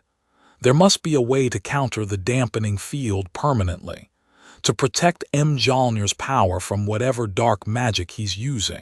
Dumbledore was quiet for a long moment, and when he spoke, the weight of what he said was evident in every word. "There is. I have spent the night studying texts that I have kept hidden for decades, texts that describe the full history of Mjolnir's time on Earth, and what I have found." He paused, and Harry saw something in his eyes that he had never seen before, a flicker of hope so fierce it was almost painful. "Harry, there is something you must understand about the nature of the power you wield. Mjolnir is not merely a weapon. It is a key, a connection point between the magical traditions of Earth and the cosmic forces of Asgard. And that connection has existed before. He drew a slow breath, as though steadying himself for a revelation he had been carrying alone for too long. Mjolnir has been here before, not just once. Centuries ago, the hammer was wielded by a wizard, a Norse sorcerer named Sigurd the Thunderborn, who used its power to defend the magical world from a threat remarkably similar to Voldemort. Harry's heart rate spiked. What happened to him? He lived for 40 years as Mjolnir's bearer, defending the Norse magical communities from dark forces, bridging the gap between wizarding and Asgardian traditions, earning a place in both histories as one of the greatest protectors either world has known. Dumbledore's voice had taken on the quality it assumed when he was speaking of things that mattered deeply to him, reverent, precise, weighted with significance. He died in battle, as he had lived. But before he died, he created something, a fusion of Asgardian and wizarding magic, embedded in the earth itself, designed to amplify Mjolnir's power beyond anything the worthiness enchantment alone could achieve. He called it the Odinforce Protocol, a set of runes carved into his own tomb, waiting for the next worthy bearer to find them. Where is the tomb? Norway, in the mountains above Bergen, in a cave system that has been hidden from both Muggle and magical detection for over 1,000 years. Dumbledore reached into his robes and produced a piece of parchment, old, fragile, covered in the same runes that Harry had seen in the Forbidden Forest crater. I have the map. And I believe that what Sigurd left behind is the key to defeating not just the dampening field but Voldemort himself. Harry looked at the parchment, then at the damaged castle, then at the faces of his friends and allies, bruised, exhausted, but alive. Every one of them alive because they had stood together and refused to break. Where is the tomb exactly? Harry asked, studying the parchment. The runes swam before his tired eyes, but Mjolnir helped. The hammer's connection to Asgardian language translated the symbols into impressions, feelings, directions. He could almost see the mountains, feel the cold air, hear the wind whipping through passes that no human had walked in 1,000 years. In the Jotunheimen range, Dumbledore said, the name itself is significant. It means home of the giants in Old Norse, and the magical traditions of the region suggest that it was once a border zone between the human world and the realm of the frost giants. Sigurd chose to be buried there because the boundary between worlds is thin in that place, and the runes he carved draw their power from the residual energy of the Bifrost that once connected these mountains to Asgard.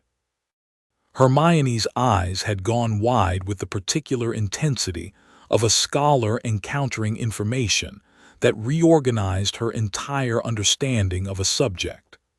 The Bifrost had anchor points on Earth. That means the connection between Asgard and the wizarding world isn't accidental, it's structural. The two magical systems are branches of the same tree. Precisely, Miss Granger.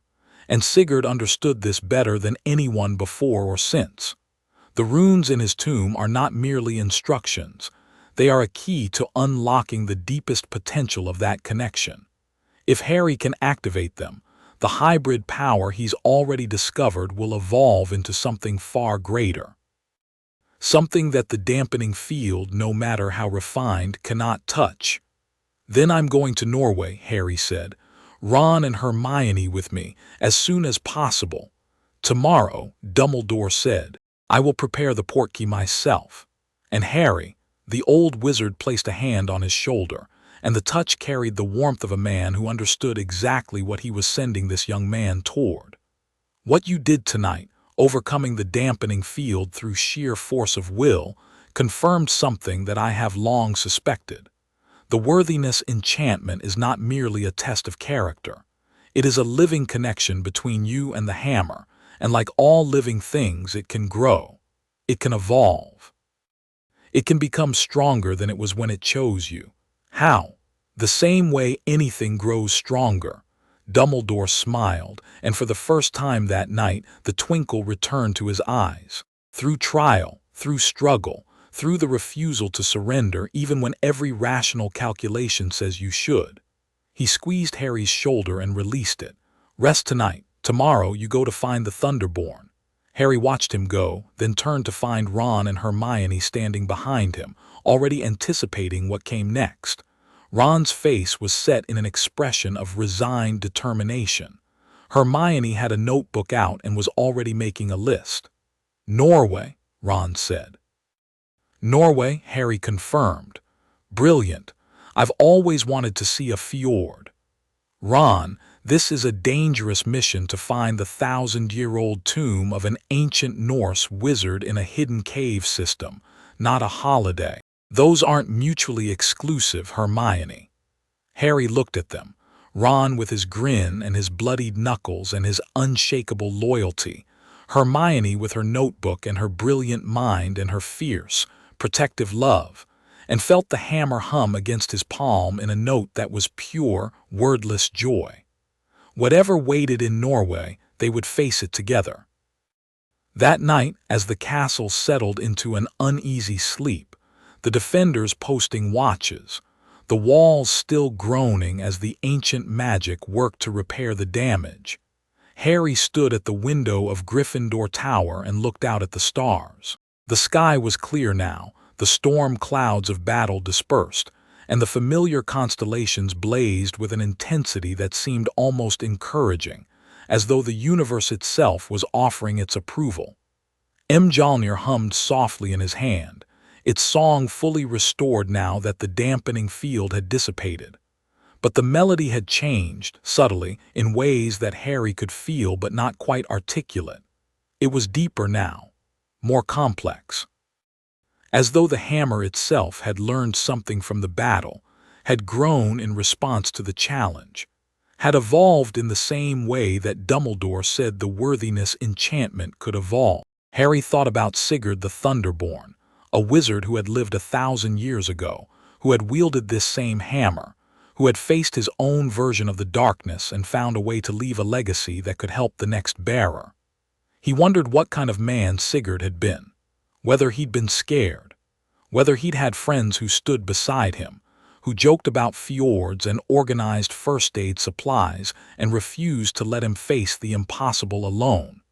He suspected the answer was yes.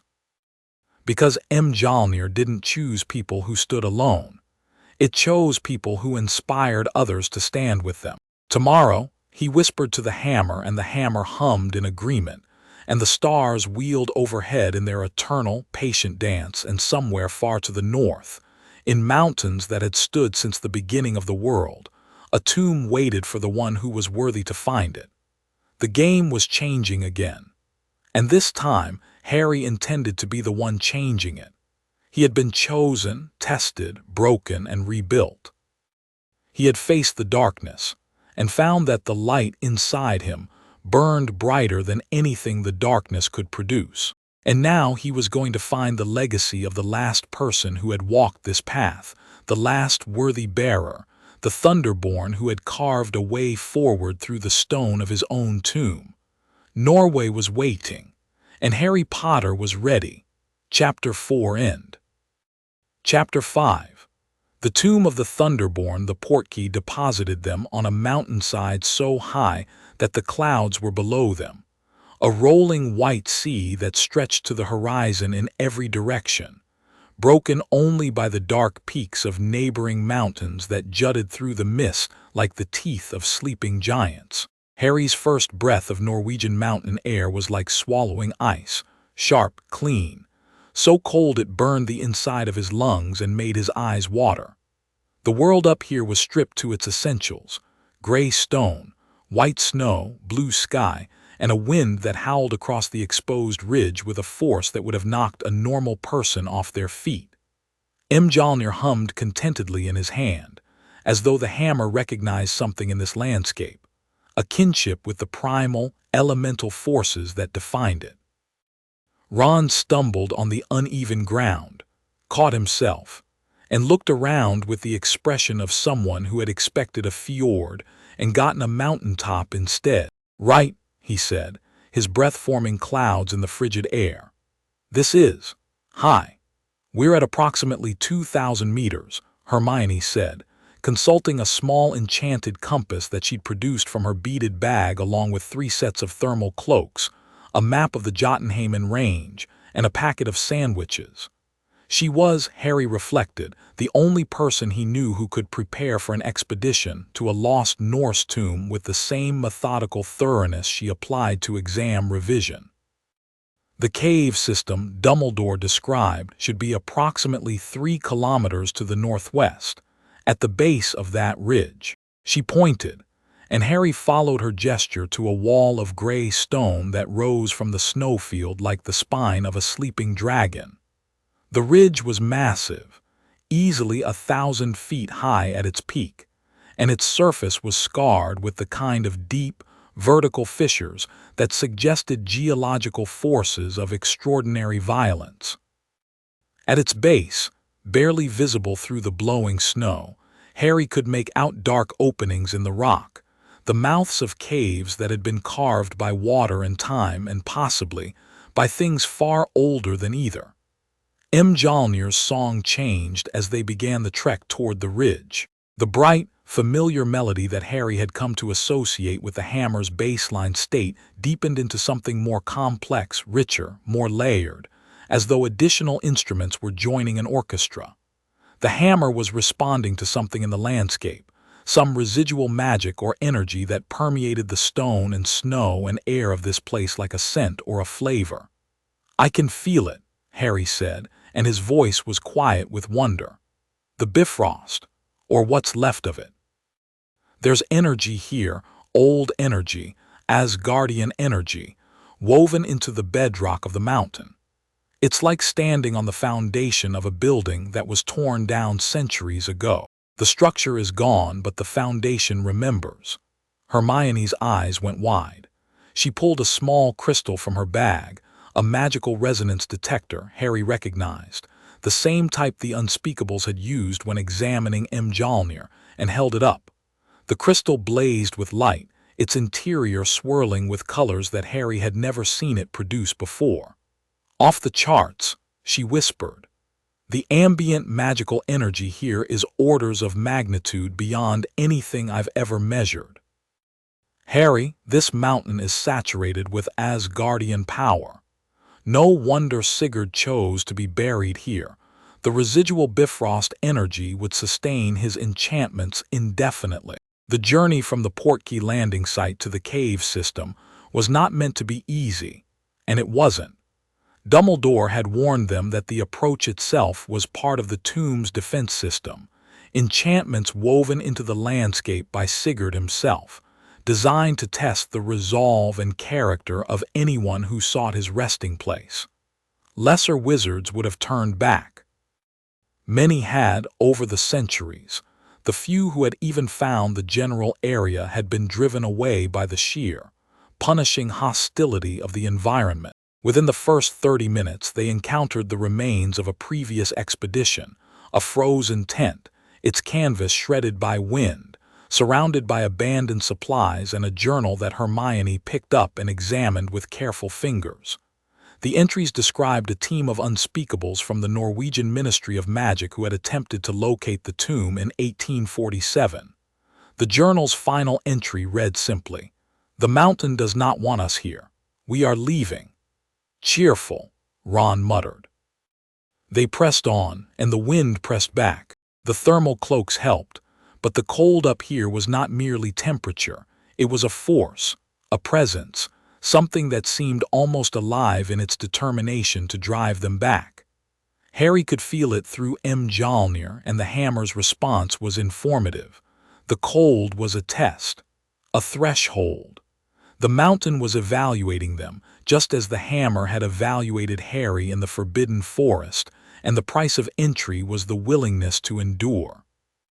Ron, despite turning a shade of blue that clashed spectacularly with his red hair, did not complain. He trudged through snow that was sometimes knee-deep and sometimes waist-deep, his jaw set, his eyes fixed on the ridge ahead, and when Harry offered to carry him using Mjolnir's flight capability, he declined with a firmness that was almost offended.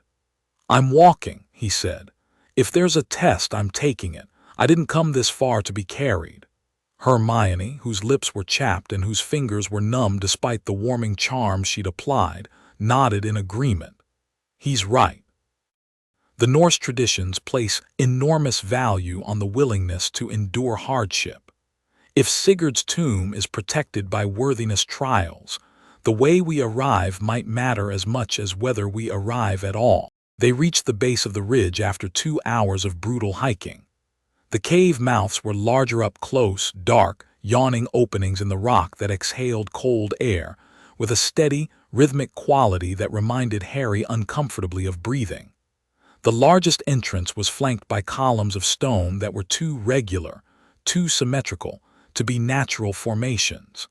They had been carved, not by tools but by magic, shaped with the same effortless precision that characterized the runes on Mjolnir's surface. And on the columns, runes blazed in the same silver-gold light that Harry had seen in the Forbidden Forest crater. Harry reached out with Mjolnir's awareness and felt the cave system extending deep into the mountain, miles of tunnels and chambers and passages, all of them saturated with the same residual Bifrost energy that permeated the surface. At the deepest point, far below the level of the surrounding valleys, he could sense something else. A concentration of power so dense it registered not as energy, but as presence. Something was down there. Something that had been waiting for a very, very long time. "This is it," Harry said, and Mjolnir's song surged in confirmation, a rising, triumphant note that echoed off the mountains and made the snow tremble on the surrounding peaks. They entered the cave. The darkness inside was total. Not merely the absence of light, but something thicker, heavier, a darkness with substance and texture. Hermione's lumos produced a sphere of light that pushed back the dark perhaps 10 feet in every direction, revealing smooth stone walls covered in runes that pulsed with their own faint illumination. The cave descended at a steep angle, carved into the mountainside in a spiral that coiled downward like the inside of a shell. The air changed as they descended. It grew warmer, not comfortable but noticeably less hostile, and the quality of the silence shifted from empty to occupied, as though the tomb was aware of their presence and was deciding how to respond. As they descended, Hermione ran her fingers along the rune-covered walls, her expression shifting between academic wonder and something more personal, a deep, almost spiritual connection to the knowledge embedded in the stone. "These runes tell Sigurd's story," she said, her voice hushed with reverence. "His discovery of Mjolnir, it fell in the mountains outside Bergen, just as ours fell in the Forbidden Forest. His transformation, his battles. His love for a witch named Astrid, who helped him understand the connection between his wizarding magic and the hammer's power." She paused at a section of wall where the runes were carved deeper, their light brighter. "And his death. He writes about knowing it was coming, about choosing to die fighting rather than flee and let the darkness consume the people he'd sworn to protect." Harry's hand tightened on Mjolnir. The parallels were impossible to ignore. "He writes one more thing," Hermione said, her voice dropping to barely a whisper. "He writes, 'To the one who comes after me, you will doubt yourself. You will fear you are not enough. Remember this, the hammer did not choose you because you are without flaw. It chose you because your flaws have not stopped you from trying. Walk forward. The All-Father is watching." The silence that followed was profound, the kind of silence that exists in sacred spaces, in the moments between heartbeats, in the pause before a storm. The first trial came without warning. The floor disappeared. One moment Harry was walking on solid stone, the next, there was nothing beneath his feet, and he was falling into a darkness that had no bottom and no end. He heard Ron shout, heard Hermione scream, and then the three of them were tumbling through void, not air, because there was no wind, no rush of movement, just an endless, directionless fall into nothing. Harry reached for Mjolnir's flight capability and found it gone. Not suppressed, as the dampening field had suppressed it, but simply absent, as though the rules of this place didn't include flight. He couldn't feel the storm. He couldn't sense the weather. He was cut off from every external source of power, stripped down to nothing but himself and the hammer and the fall. The darkness spoke, not in words, in impressions, in feelings, in images that materialized in his mind with the clarity of memory. He saw himself at age 11, standing in front of the mirror of Arist, staring at the family he'd never had. He saw himself at 13, producing a Patronus against 100 Dementors, choosing life over despair. He saw himself at 14, emerging from the maze with Cedric's body, broken by grief but not destroyed by it. And then the images changed. He saw himself as others saw him, not the hero, not the chosen one, not the bearer of Mjolnir, but the boy. The lonely, frightened, uncertain boy who doubted himself every day, who questioned whether he deserved the power he'd been given, who wondered in his darkest moments whether the hat should have put him in Slytherin. The darkness asked a question, and the question was simple. Do you know who you are? Harry answered with the truth, because the truth was all he had. I'm Harry, just Harry. I'm not a hero, I'm a kid who keeps getting thrown into situations that require a hero and doing the best I can. I'm scared most of the time, I make mistakes, I lose my temper. I'm not wise or brave or noble, I just refuse to stand by when people are being hurt. He paused, and the darkness waited. And I love the people around me more than I fear the things that are trying to destroy them. That's all. That's everything I am. The words hung in the void, and the void considered them. Harry felt himself examined, not with hostility, but with the impartial thoroughness of a force that had weighed souls since, before humanity existed. Every truth he'd spoken was tested against every moment of his life, every decision, every act of courage, and every failure of nerve. And the assessment was not whether he was good or bad, but whether he was honest, whether the person he described and the person he was matched within an acceptable margin of error. The fall stopped. The floor materialized beneath his feet, solid, warm stone, covered in runes that blazed with golden light. Ron and Hermione landed beside him, breathless and shaken but unharmed. They were in a chamber, vast, circular, its ceiling lost in shadow, its walls covered from floor to unseen height with runes that told a story in light and magic. What just happened? Ron gasped. A test, Harry said. It wanted to know if I was honest about who I am. And you passed, Hermione asked, her voice shaking slightly. Harry looked at the chamber, at the golden light, at the runes that pulsed with a welcoming warmth. Apparently the answer was just Harry. Hermione was already writing notes in a small journal she'd brought, recording everything, the runes, the architecture, the magical properties of the tomb's construction. Her scholar's mind hadn't stopped working even in the midst of a supernatural ordeal, and Harry was grateful for it. If they survived this, when they survived this, her documentation would be invaluable. Ron, meanwhile, was studying the chamber with the tactical eye that had made him the best chess player Harry had ever met. 3 exits, he said, pointing to archways in the far wall. Different sizes. The one on the left is big, wide enough for 2 people. The one on the right is narrow, like a library corridor. And the center one. He squinted. The center one is the same size as the entrance we came through. Exactly the same. That's not a coincidence, Hermione said. Nothing in this place is a coincidence, Harry agreed. The second trial was harder. The chamber split into 3 paths, and the runes above each entrance were clear enough that even Ron, who had never studied ancient runes, could read their meaning. The left path was marked power. The right path was marked knowledge. The center path was marked sacrifice. We split up, Harry said, and felt the rightness of it like a physical sensation, Mjolnir humming in agreement, the tomb itself seeming to shift in acknowledgement. Ron took the path of power without hesitation, squaring his shoulders and walking into the darkness with the stride of a man who knew exactly who he was and what he was capable of. Hermione took the path of knowledge with a deep breath and the kind of focused determination that Harry had seen her bring to every exam, every challenge, every impossible task she'd ever faced. Harry took the center path, the path of sacrifice. He paused at the threshold, and for a moment, just a moment, fear gripped him with cold, tight fingers.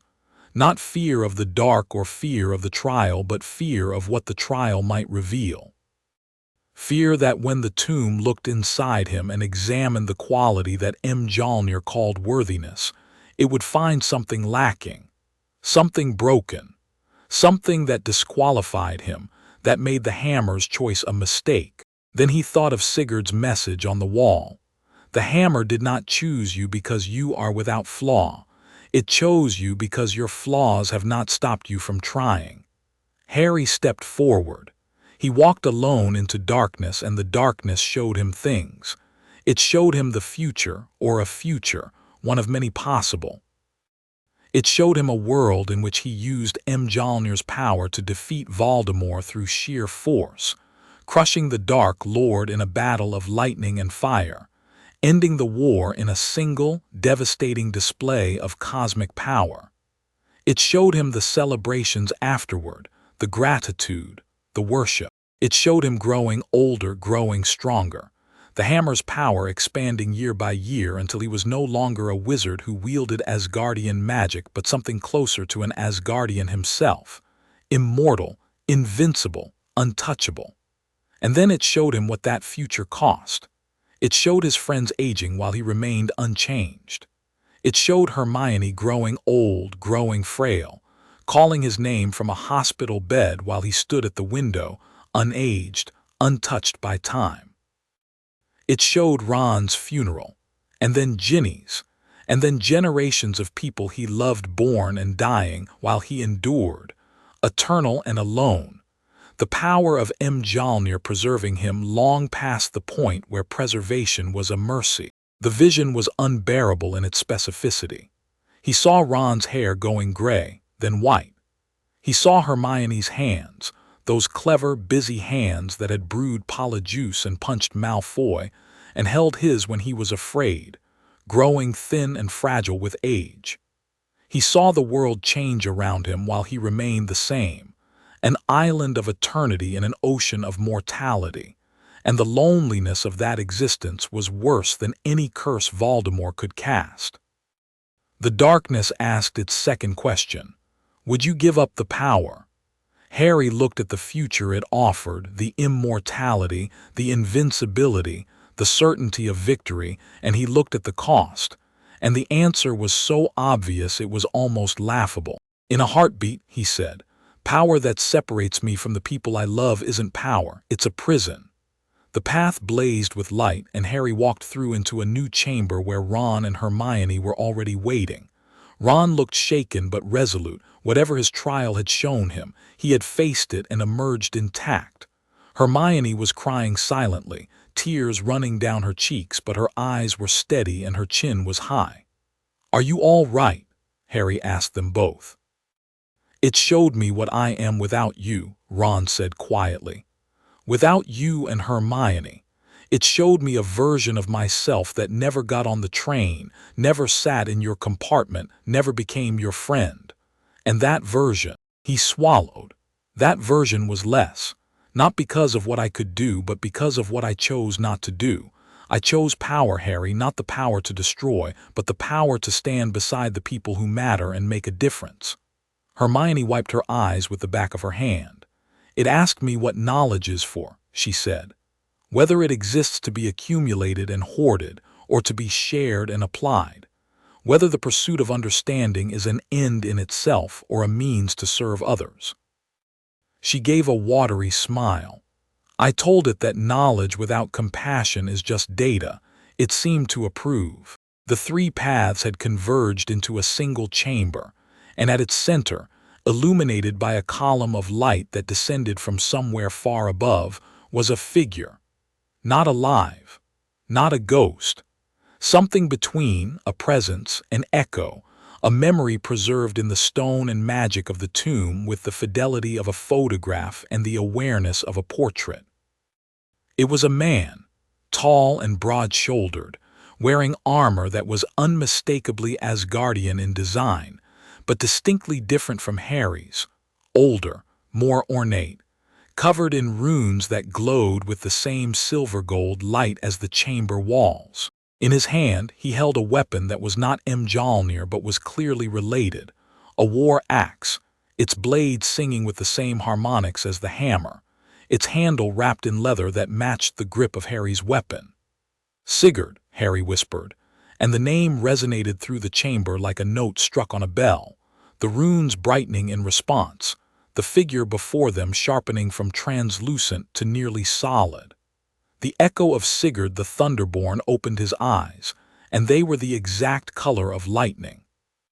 "You have come," Sigurd said, and his voice was the sound of a mountain settling, deep, ancient, resonant with 1,000 years of patient waiting. He spoke English, but with the accent of a language far older, each word carrying the weight of the Norse tongue that had been his native speech. "The hammer has found a new bearer, and the new bearer has found me. This is as it should be." "I need your help," Harry said. "There's a dark wizard, the most dangerous our world has ever produced, and he's found a way to weaken Mjolnir's power. A dampening field that suppresses the worthiness enchantment." Sigurd's expression didn't change, but the light in his eyes flickered, not with surprise but with recognition, as though he had anticipated this exact scenario a millennium ago. "The corruption of unworthiness. Yes, I faced the same weapon in my time.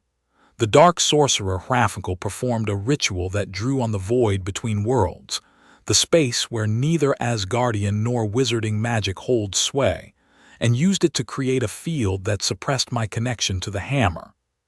"How did you defeat it?" Harry asked, leaning forward with an urgency that made the runes on the walls pulse faster, as though the tomb itself shared his need for answers. Sigurd was silent for a moment, and the silence carried the weight of centuries, of battles remembered and losses mourned, and a death that had been chosen rather than suffered. When he spoke, his voice was quieter than before, and the thunder in it had been replaced by something gentler and infinitely more painful. "I did not." The words fell like stones into still water. "The field killed me.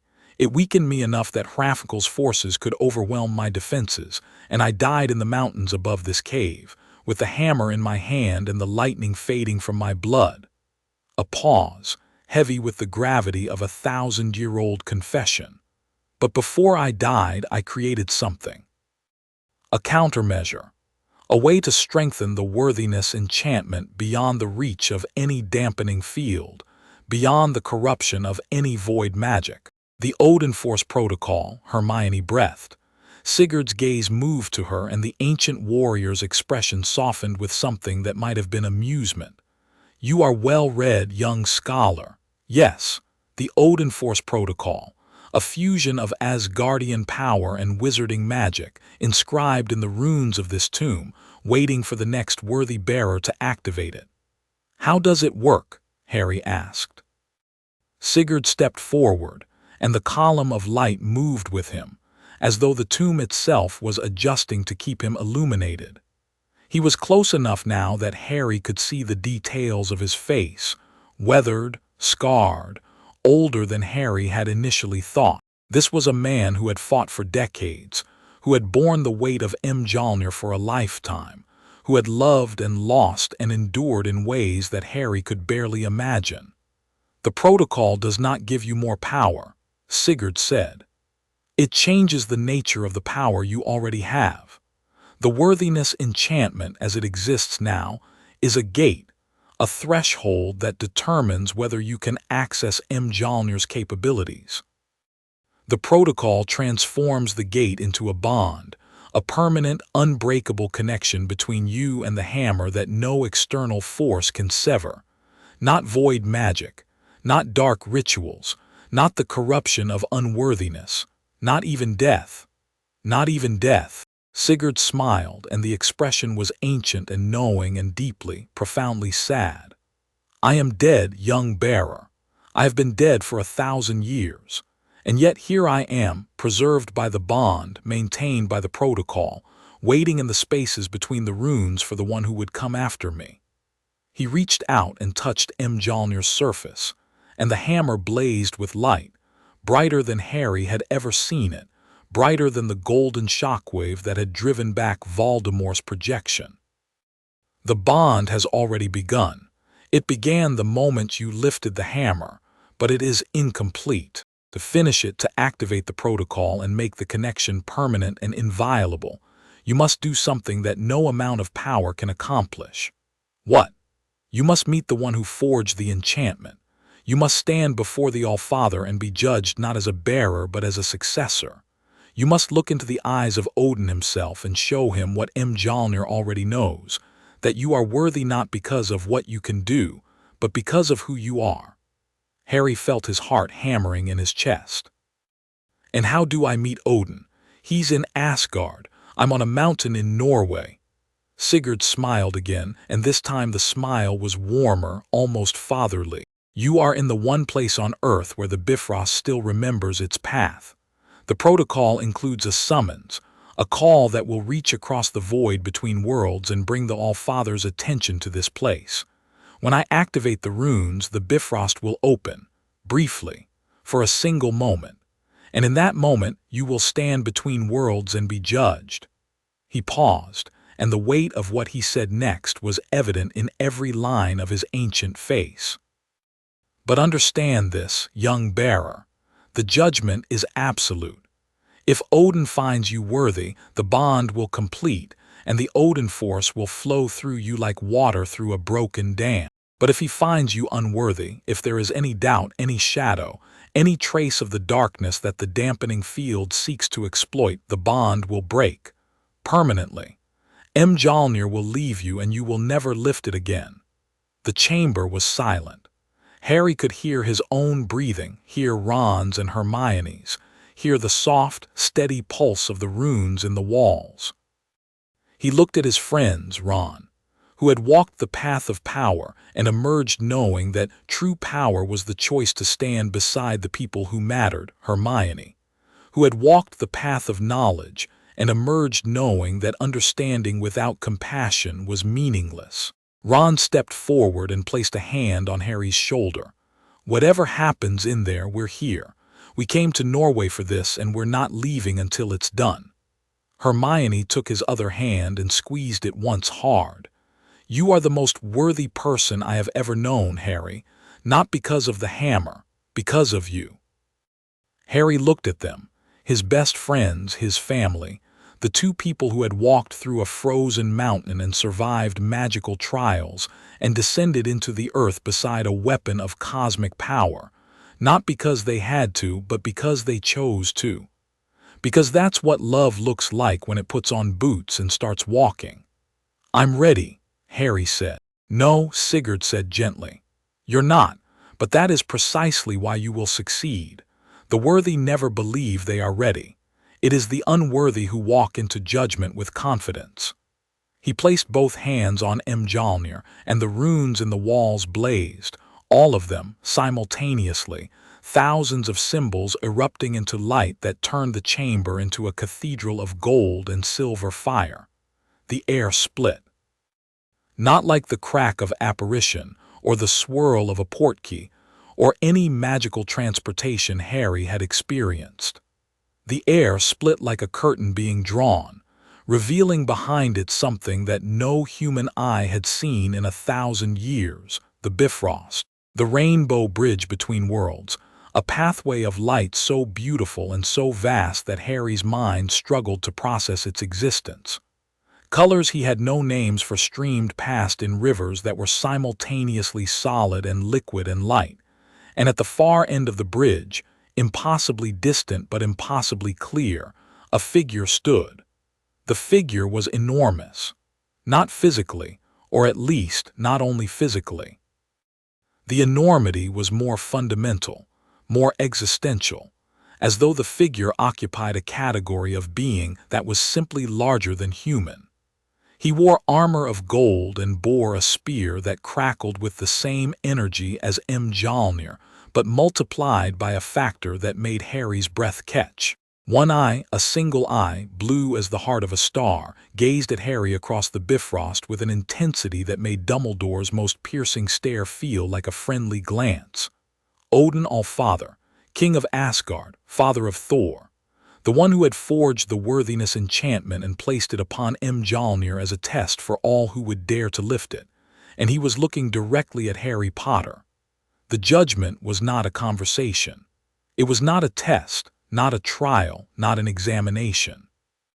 It was a seeing, a perfect, absolute, instantaneous comprehension of everything Harry was, had been, and could become. Odin's single eye saw through him the way sunlight passes through glass, illuminating everything, hiding nothing, laying bare every virtue and every flaw with equal clarity. Harry felt himself seen, not judged in the small, human sense of the word, not evaluated against a checklist or measured against a standard. Seen in the way that the universe sees, completely, without prejudice, without expectation, with the simple, profound clarity of a consciousness that has witnessed the birth and death of worlds. He saw himself through Odin's eye, and what he saw was not perfect. It was not noble or heroic or divine.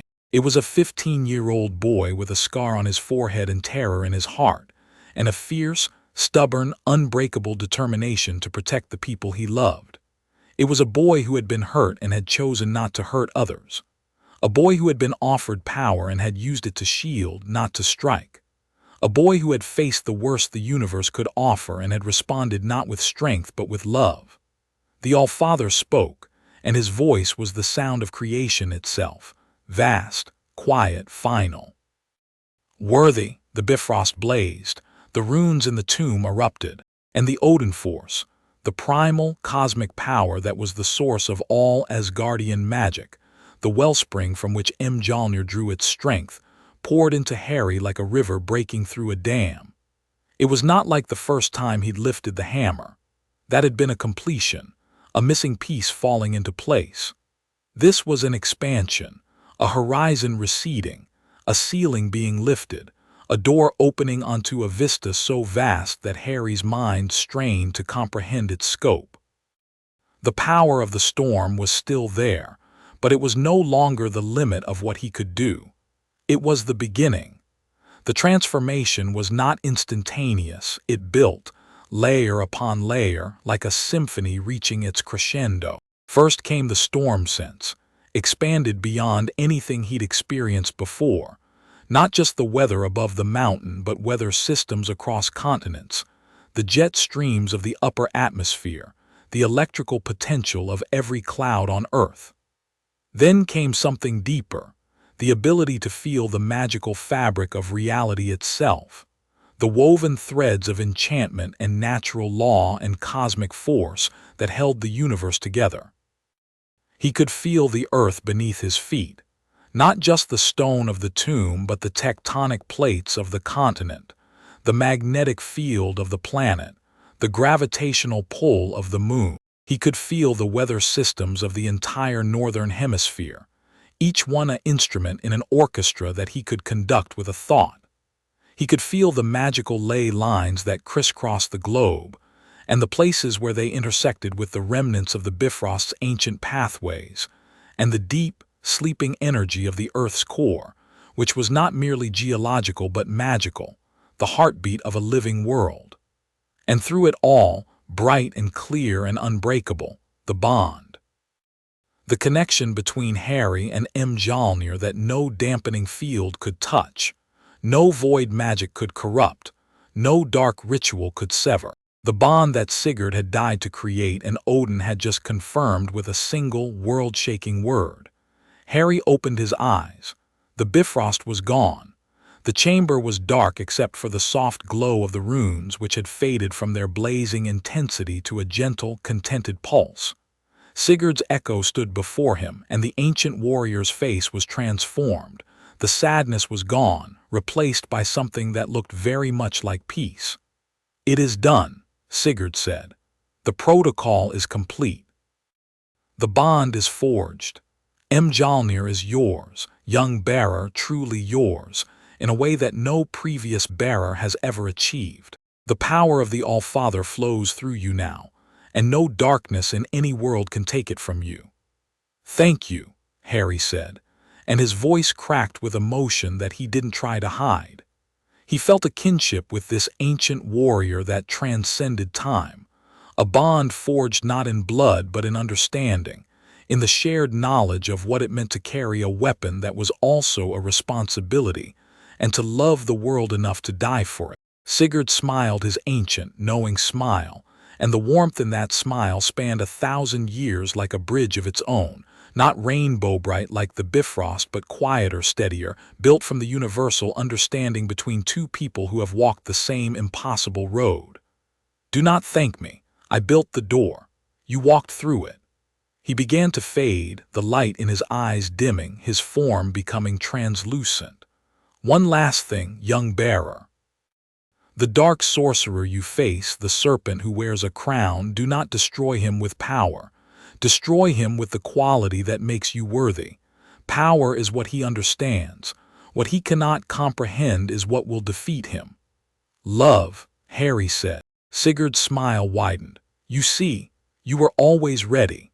The echo of Sigurd the Thunderborn faded from the tomb he had occupied for 1,000 years, and the golden light faded with him, and the chamber was quiet. Ron broke the silence. "Mate, your eyes are glowing." Harry looked at his reflection in the polished stone of the chamber wall. Ron was right, his eyes were lit from within, a soft, steady silver-blue luminescence that pulsed in time with Mjolnir's song. The song itself was different now. Not just brighter or louder, but deeper, richer, carrying harmonics that spoke of cosmic forces and ancient connections, and the vast, patient wisdom of a king who had watched over 9 worlds since the dawn of time. "How do you feel?" Hermione asked, and her voice was hushed with awe and something deeper, the recognition that her best friend had just been touched by a god and emerged changed in ways that would take years to fully understand. "Like I can feel everything," Harry said. "Like the whole world is a song, and I can finally hear all the notes." They stood in the tomb of the Thunderborn, and the runes glowed softly around them. And far to the south, in a castle that had stood for 1,000 years and would stand for 1,000 more, their friends waited and hoped and fought to hold the line. And then Hermione's face went pale. Her enchanted compass was spinning wildly, and the crystal resonance detector was flashing red, a color Harry had never seen it produce before. She grabbed it, read the readings, and when she looked up, her expression was the one Harry dreaded most, the expression that meant she had figured out something terrible. She tapped the compass with her wand, running a secondary diagnostic, her lips moving silently as she cross-referenced the readings with the monitoring charms she'd placed on the castle before they'd left. The color drained from her face in stages, pink to white to a gray that matched the tomb's stone walls. "Hogwarts," she said, and her voice cracked on the word. "The wards, what's left of them, they're failing, not from an external attack, from inside." Her voice trembled. "While we were here, while the school was weakened from the first battle, Voldemort moved. Harry, he's taken Hogwarts. The students are hostages." The world narrowed to a single point of absolute clarity. The Odin force surged through Harry's veins, responding to his fury and his fear and his desperate, overwhelming need to protect the people who depended on him. Mjolnir blazed in his hand, and the tomb blazed with it, and the mountain itself groaned as forces older than civilization stirred in response to the worthy bearer's call. "Then we go back," Harry said, and his voice carried the resonance of thunder and the authority of a king. "Now." He raised Mjolnir, and for the first time in 1,000 years, the Bifrost's anchor point in the Jotunheimen Mountains activated. Not fully, not the complete bridge, but enough. A column of rainbow light descended from the sky, pierced the mountain, and enveloped the three of them in a warmth that was at once alien and welcoming. Ron grabbed Harry's arm. Hermione grabbed the other, and the light carried them away, out of the tomb, out of Norway, across the sky at a speed that made apparition feel like walking, heading south toward a castle under siege and a darkness that had no idea what was coming for it. The Thunderborn's legacy was complete. The worthy bearer was returning. And he was bringing the storm. The Bifrost light carried them over the North Sea in seconds. Harry could feel the ocean below them, feel the ships on its surface and the creatures in its depths and the vast, cold currents that moved through the water like thoughts through a sleeping mind. The Odin force made everything vivid, everything present, everything immediate. He was aware of the world in a way that transcended the five senses and reached into something older and more fundamental, the cosmic awareness that came with being bonded to a force of nature rather than merely wielding one. They crossed the Scottish coast at a speed that would have torn a broom apart. Below, Harry could see the Highlands unfolding, lochs and mountains and forests, and in the distance, growing larger with terrifying speed, the familiar silhouette of Hogwarts. But the castle he'd left behind was not the castle he saw now. The dark mark hung above the tallest tower, its sickly green light poisoning the sky. The walls were intact. Voldemort hadn't attacked the structure but had taken it from within, using agents and infiltrators to seize control, while the defenders were weakened from the first battle. Harry could see figures moving on the battlements, Death Eaters, patrolling the walls of a conquered fortress, their dark robes a mockery against the ancient stone that had been built to protect, not imprison. And inside he could feel them now, through Mjolnir's expanded awareness, the students. Hundreds of them gathered in the great hall, surrounded by guards, their fear a palpable presence that registered in Harry's storm sense like a pressure drop before a hurricane. Among them he could feel individual signatures, Ginny's fierce defiance, Neville's quiet, iron resolve, Luna's strange, untouchable calm. The DA members who had stayed behind to hold the castle, who had fought and been overwhelmed, who were now prisoners in the school that was supposed to be their sanctuary. He used Malfoy, Hermione said, her voice tight with fury and self-recrimination. Draco.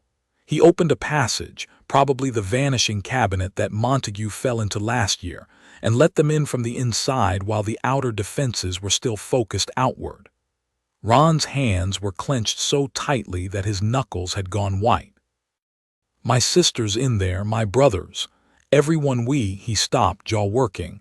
How fast can we get there? Harry looked at the castle, felt the Odin force surge in response to his determination, and gripped Mjolnir with both hands. Fast enough. The Bifrost light intensified, accelerating them toward Hogwarts with a force that pressed them flat and stole the breath from their lungs, and the distance closed like a door slamming shut, mountains blurring, lakes vanishing, the castle growing from a distant silhouette to a looming, dark mark-crowned reality in the space between one heartbeat and the next. They were coming home, and home was about to be liberated. Ron checked his wand, Holly, 14 inches, unicorn hair core, and set his jaw. Hermione pulled her beaded bag tight against her body and began mentally cataloging every offensive spell she'd ever learned, which was a considerable number.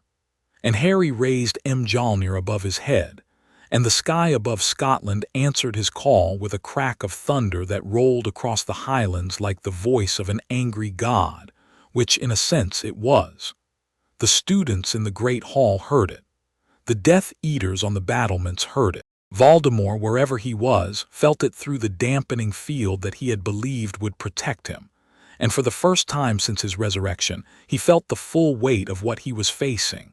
Not a boy with a hammer, but the chosen bearer of the Odin force, bonded to Mjolnir by the judgment of the All-Father himself, carrying the legacy of 1,000 years of worthy warriors. The worthy bearer was home.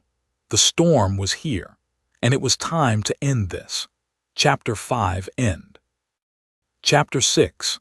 The Battle of Hogwarts reforged. They came out of the sky like a bolt from the heavens, trailing rainbow light and fury. The Bifrost light dissipated 100 feet above the castle, and Harry, Ron, and Hermione dropped into freefall, Ron swearing magnificently, Hermione casting cushioning charms with the rapid-fire precision of someone who had anticipated exactly this scenario, and Harry raising Mjolnir above his head and letting the Odin force carry him downward in a controlled descent that was less like falling and more like a god choosing to touch the earth.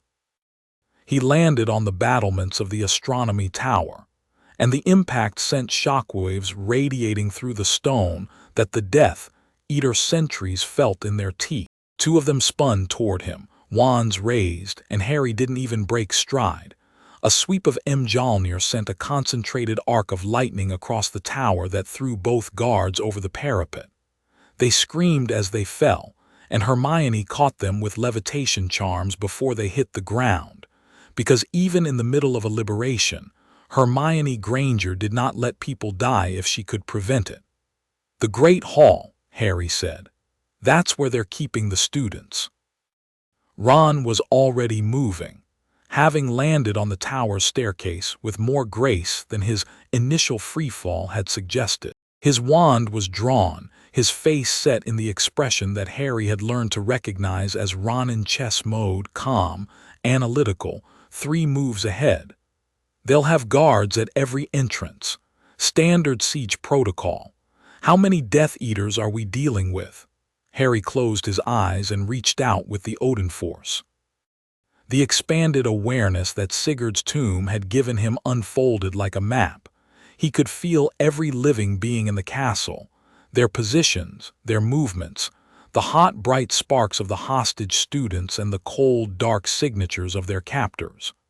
47 Death Eaters inside the castle, another 20 on the grounds. Students are in the Great Hall, all of them, it looks like. The DA members are together near the head table. They're scared, but they're alive. Guards on the Great Hall, 12 inside, 4 on each entrance, and someone in the headmaster's office, someone powerful, not Voldemort, but close. "Bellatrix," Hermione said, and the name was a prediction, not a guess. "Bellatrix," Harry confirmed. They descended through the castle like a storm through a forest, and the metaphor was not merely literary. Harry moved with a speed and power that the Odin force had made possible, not just physically fast but perceptually accelerated. His awareness of the castle's layout and its occupants giving him an almost precognitive ability to anticipate where enemies would be before they appeared. Death Eaters stationed in corridors found themselves disarmed and unconscious before they registered his presence. Guards posted at intersections were swept aside by lightning so precisely targeted that the walls on either side bore no scorch marks. The bolt hit its target and nothing else, a level of control that would have been impossible before the Odin Force bomb. Ron flanked left, moving through the castle's western passages with a tactical awareness that turned every corner and staircase into an advantage.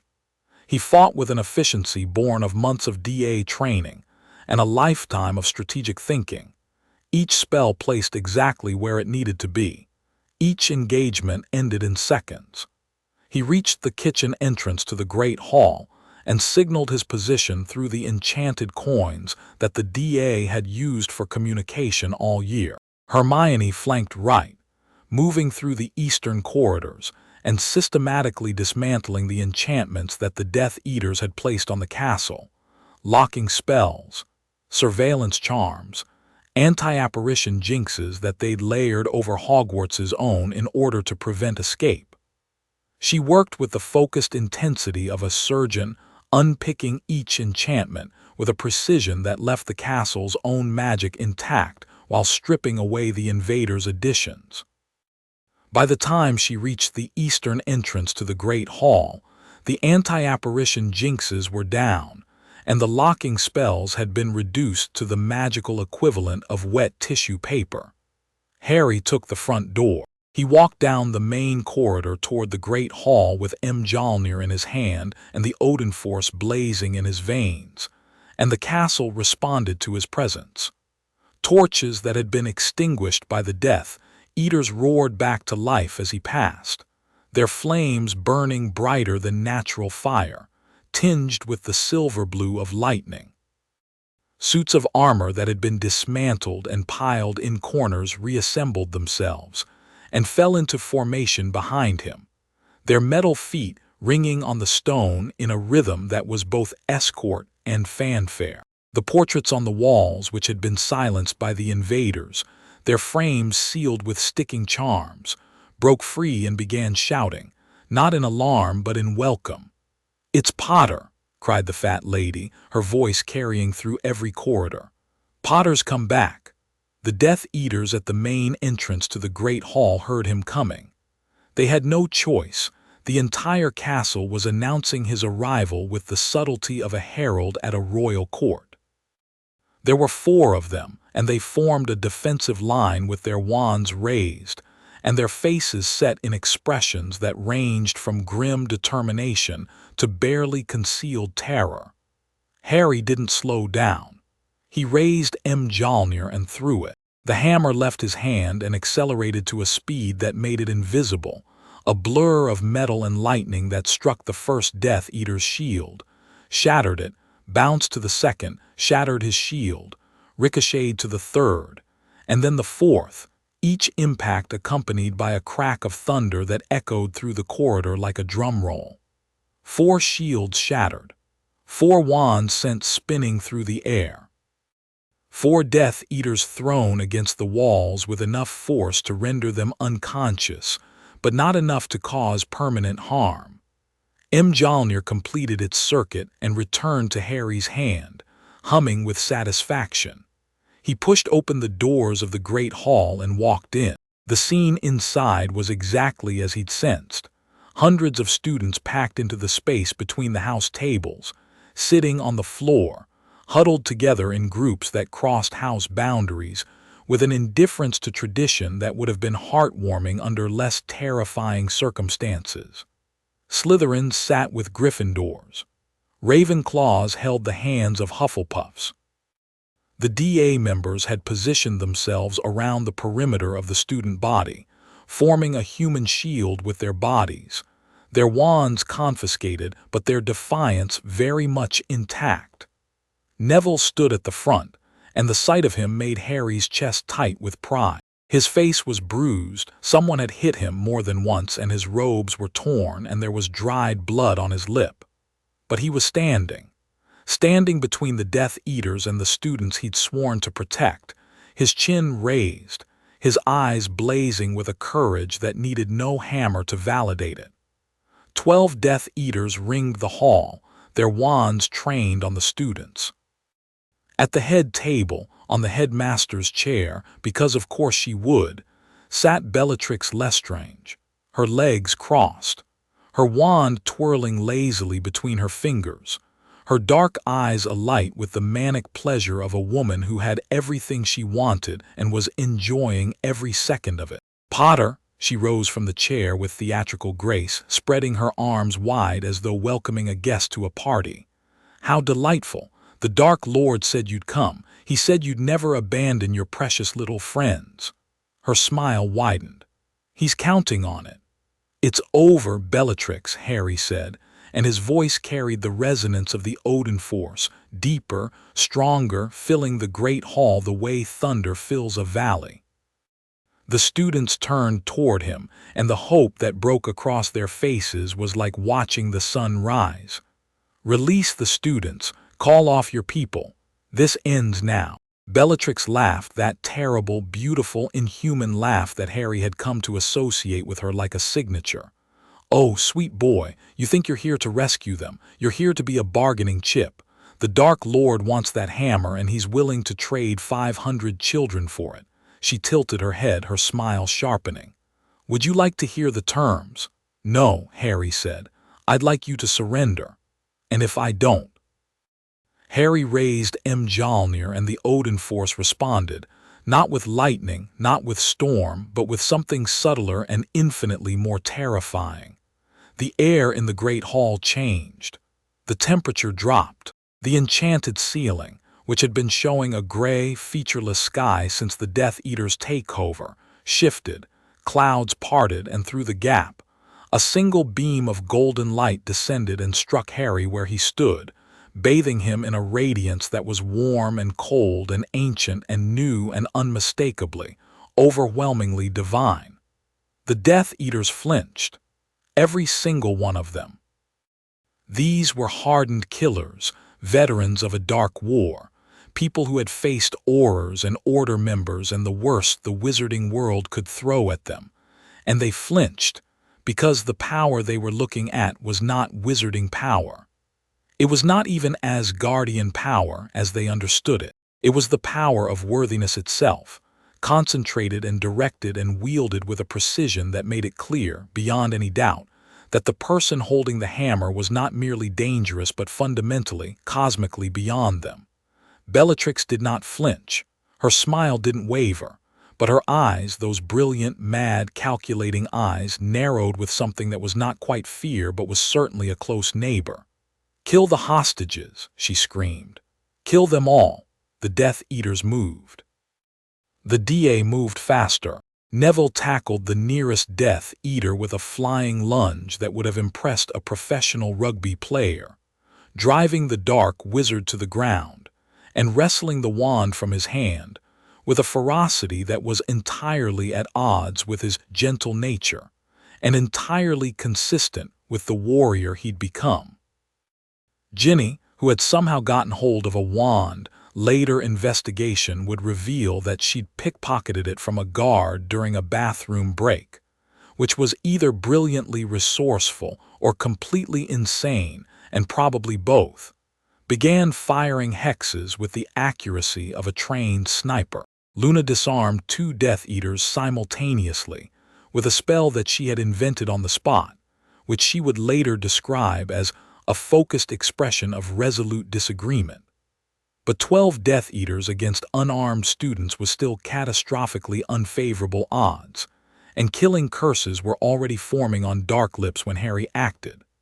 The battle in the Great Hall was the kind of fight that songs are written about, and historians spend careers trying to adequately describe. It was chaos and courage and desperate, beautiful, terrifying violence, and every person in the room, from the youngest first-year cowering behind Neville's shield to the oldest 7th-year firing hexes with the grim proficiency of a veteran soldier, would carry the memory of it for the rest of their lives. Harry didn't throw lightning. He didn't generate storms.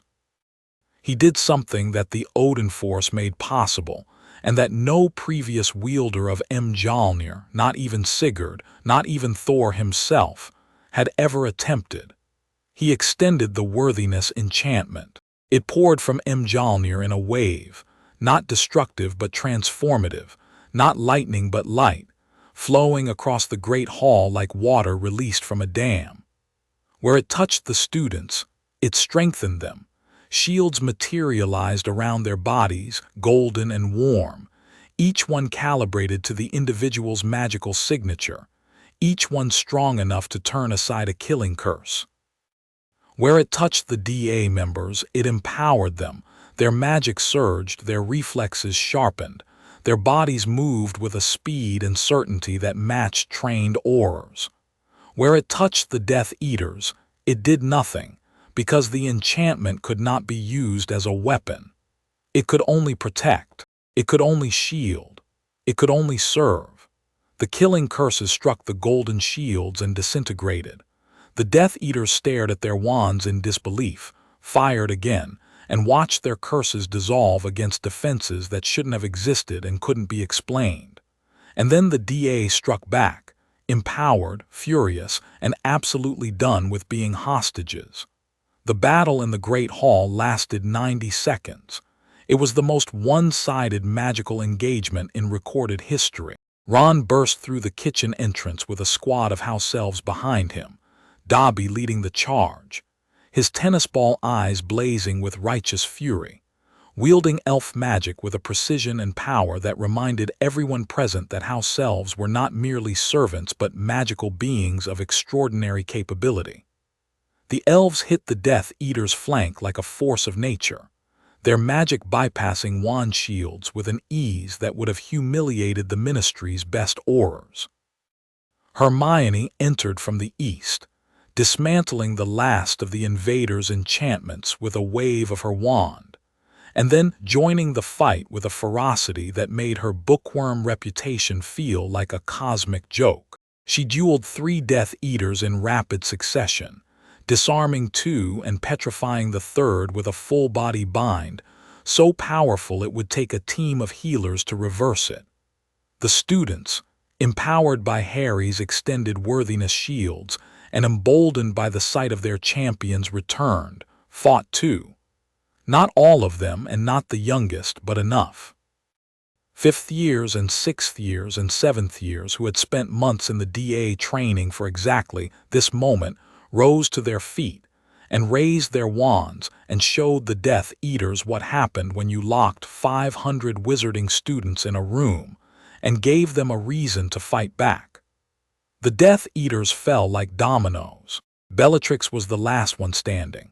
She stood on the head table, her wand blazing with dark fire, her face twisted into an expression that was equal parts rage and exhilaration.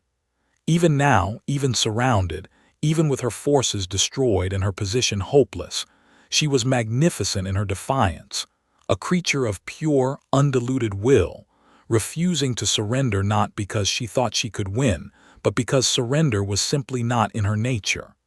"Come on, then, Potter," she screamed, and her voice cracked with something that might have been tears or might have been laughter. "Come and finish it.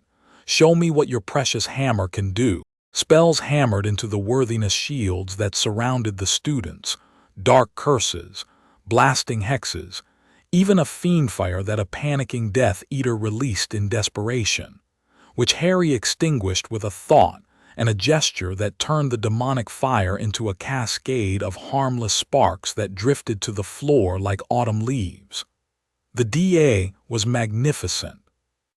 Months of training had forged them into something that transcended a school club. They fought with the coordination of a military unit and the passion of people defending their home. Fred and George Weasley appeared from somewhere. No one would ever satisfactorily explain how they'd gotten into the castle, and proceeded to create so much chaos among the Death Eaters that 3 of them surrendered just to get away from the twins' experimental combat products. Harry looked at Bellatrix. He saw the madness and the brilliance and the terrible, wasted potential of a woman who could have been great, truly great, in the way that Dumbledore was great if she had chosen differently. If she had loved instead of hated, if she had protected instead of destroyed. "I don't need to finish you, Bellatrix," he said, and his voice was quiet, and the quietness was more devastating than any thunder. "You finished yourself a long time ago." He raised Mjolnir, and a single, precise bolt of lightning struck her wand, not her hand, not her body, just the wand, and the dark wood shattered into fragments. Bellatrix stared at her empty hand, then at Harry, and for one moment, one fraction of a second, the madness cleared from her eyes, and what remained was something that looked very much like recognition. Recognition that she had lost. Recognition that she had always been going to lose. Recognition that the power she had devoted her life to serving was not, in the end, enough. Then the moment passed, and the madness returned, and Neville Longbottom hit her with a stunning spell from behind that dropped her like a stone. The great hall went silent. Every eye turned to Neville Longbottom, the boy who had been raised by his grandmother because Bellatrix Lestrange had tortured his parents into insanity. The boy who had spent his whole life carrying a grief that most people couldn't even imagine.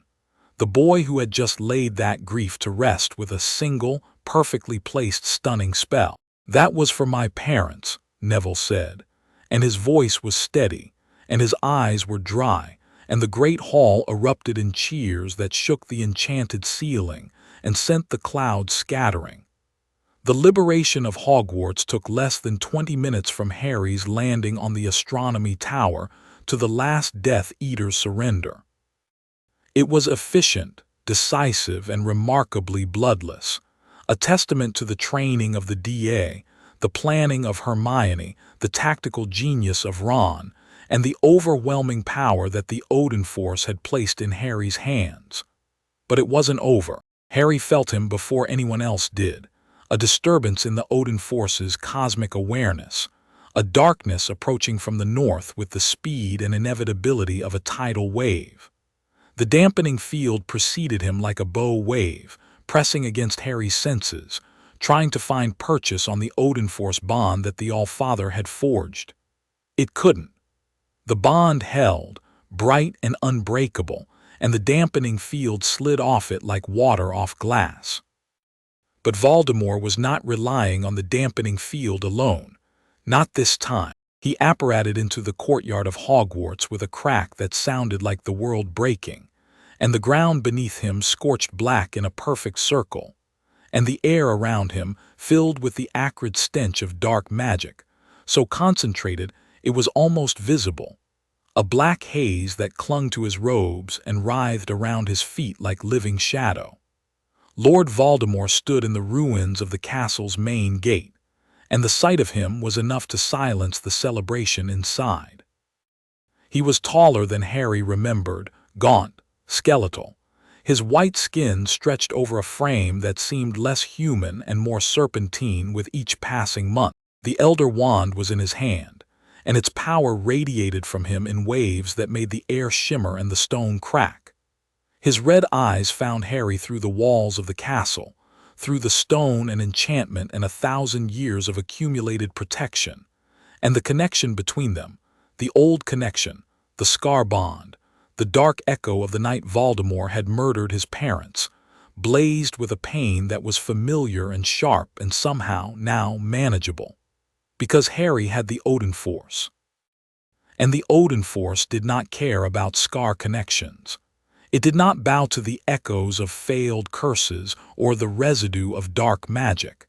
It recognized only worthiness, and worthy was what Harry was. He walked through the front doors of Hogwarts and into the courtyard, and the two of them stood face to face for the first time since the graveyard, the boy with the hammer and the man who feared death, the worthy and the unworthy, the lightning and the dark.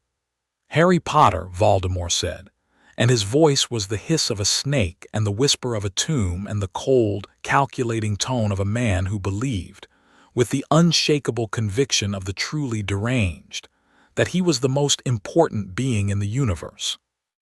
"You have caused me a great deal of trouble." "Good," Harry said. Voldemort's lipless mouth curved in what was not a smile.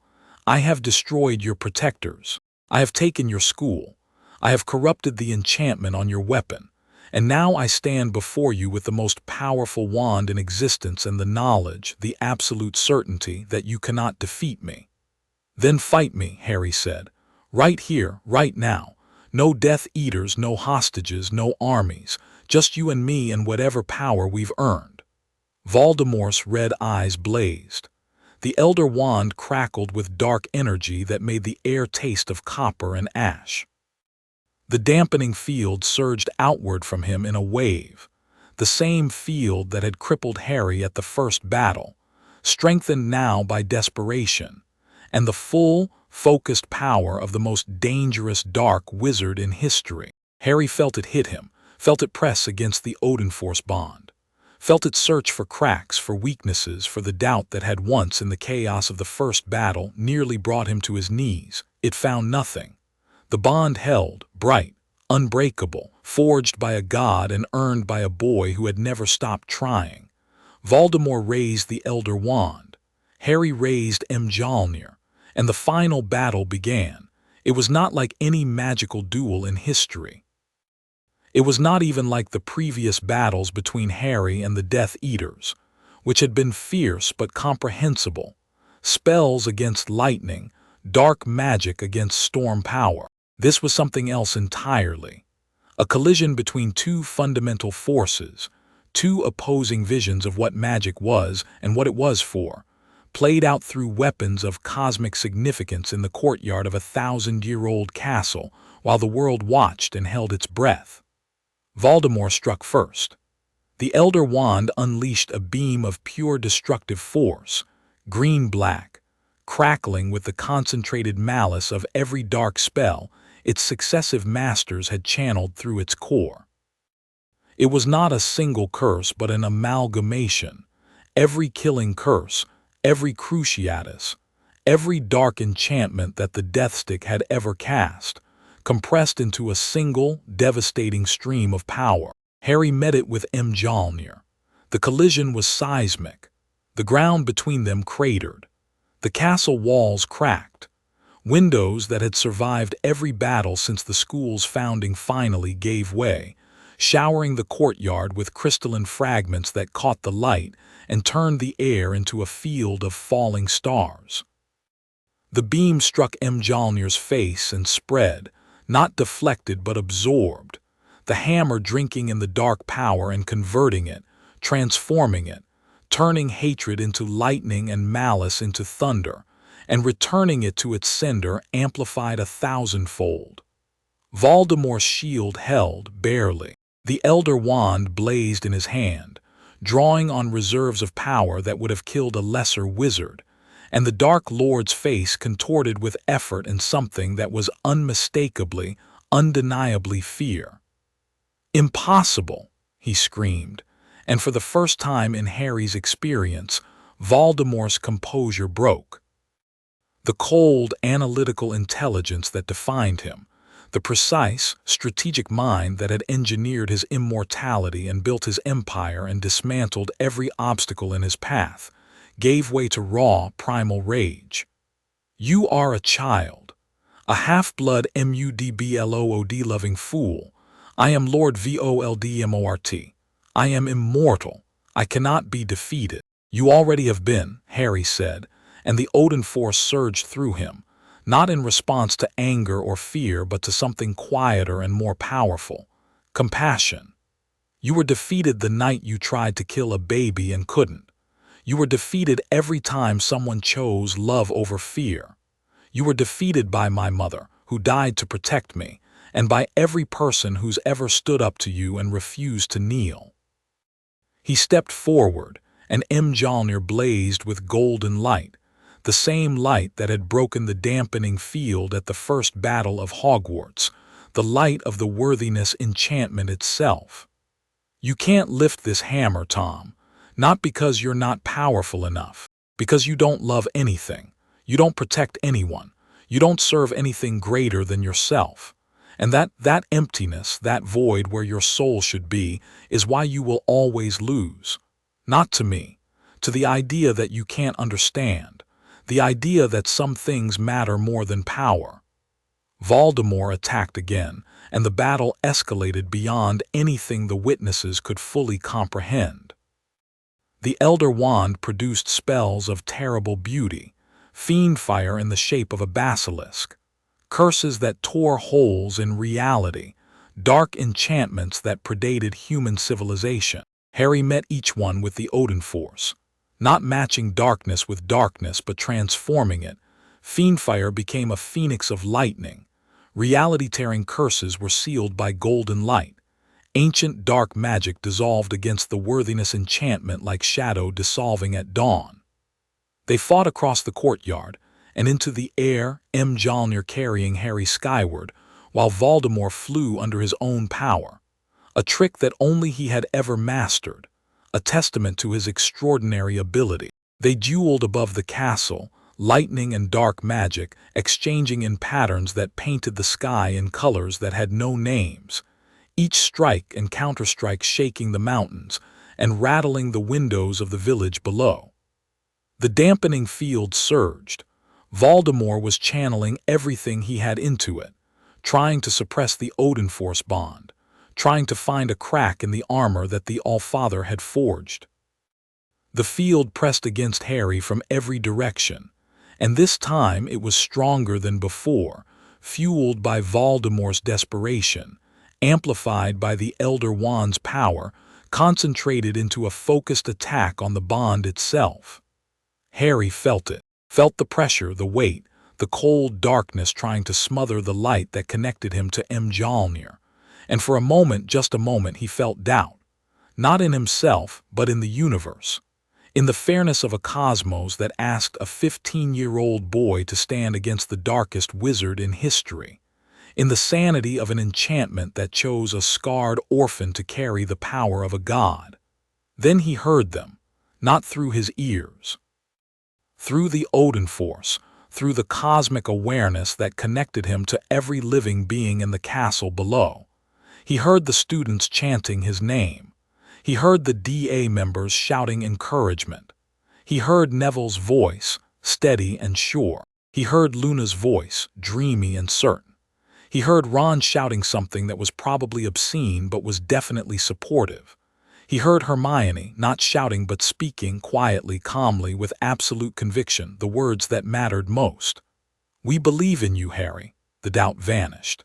The Odin force blazed. And Harry Potter, the boy who lived, the bearer of Mjolnir, the worthy one, raised the hammer above his head and called down every bolt of lightning in the Scottish sky. They came, not individually, not sequentially, but simultaneously, 1,000 bolts, 10,000, 100,000, every electrical discharge in the atmosphere answering his call with a unanimity that turned the sky white and the earth into a mirror. The lightning converged on Mjolnir and channeled through Harry and erupted outward in a single, focused beam of power that carried with it everything the Odin force represented. Worthiness, sacrifice, love, courage. The willingness to stand in the gap between darkness and the people who depend on you and refuse, absolutely refuse to move. The beam struck Voldemort with the force of a world deciding, once and for all, that some things could not be allowed to persist. It hit the Elder Wand first, the weapon that had been the cornerstone of Voldemort's power, the artifact he had killed to obtain, and for one eternal, frozen moment, the Death Stick resisted.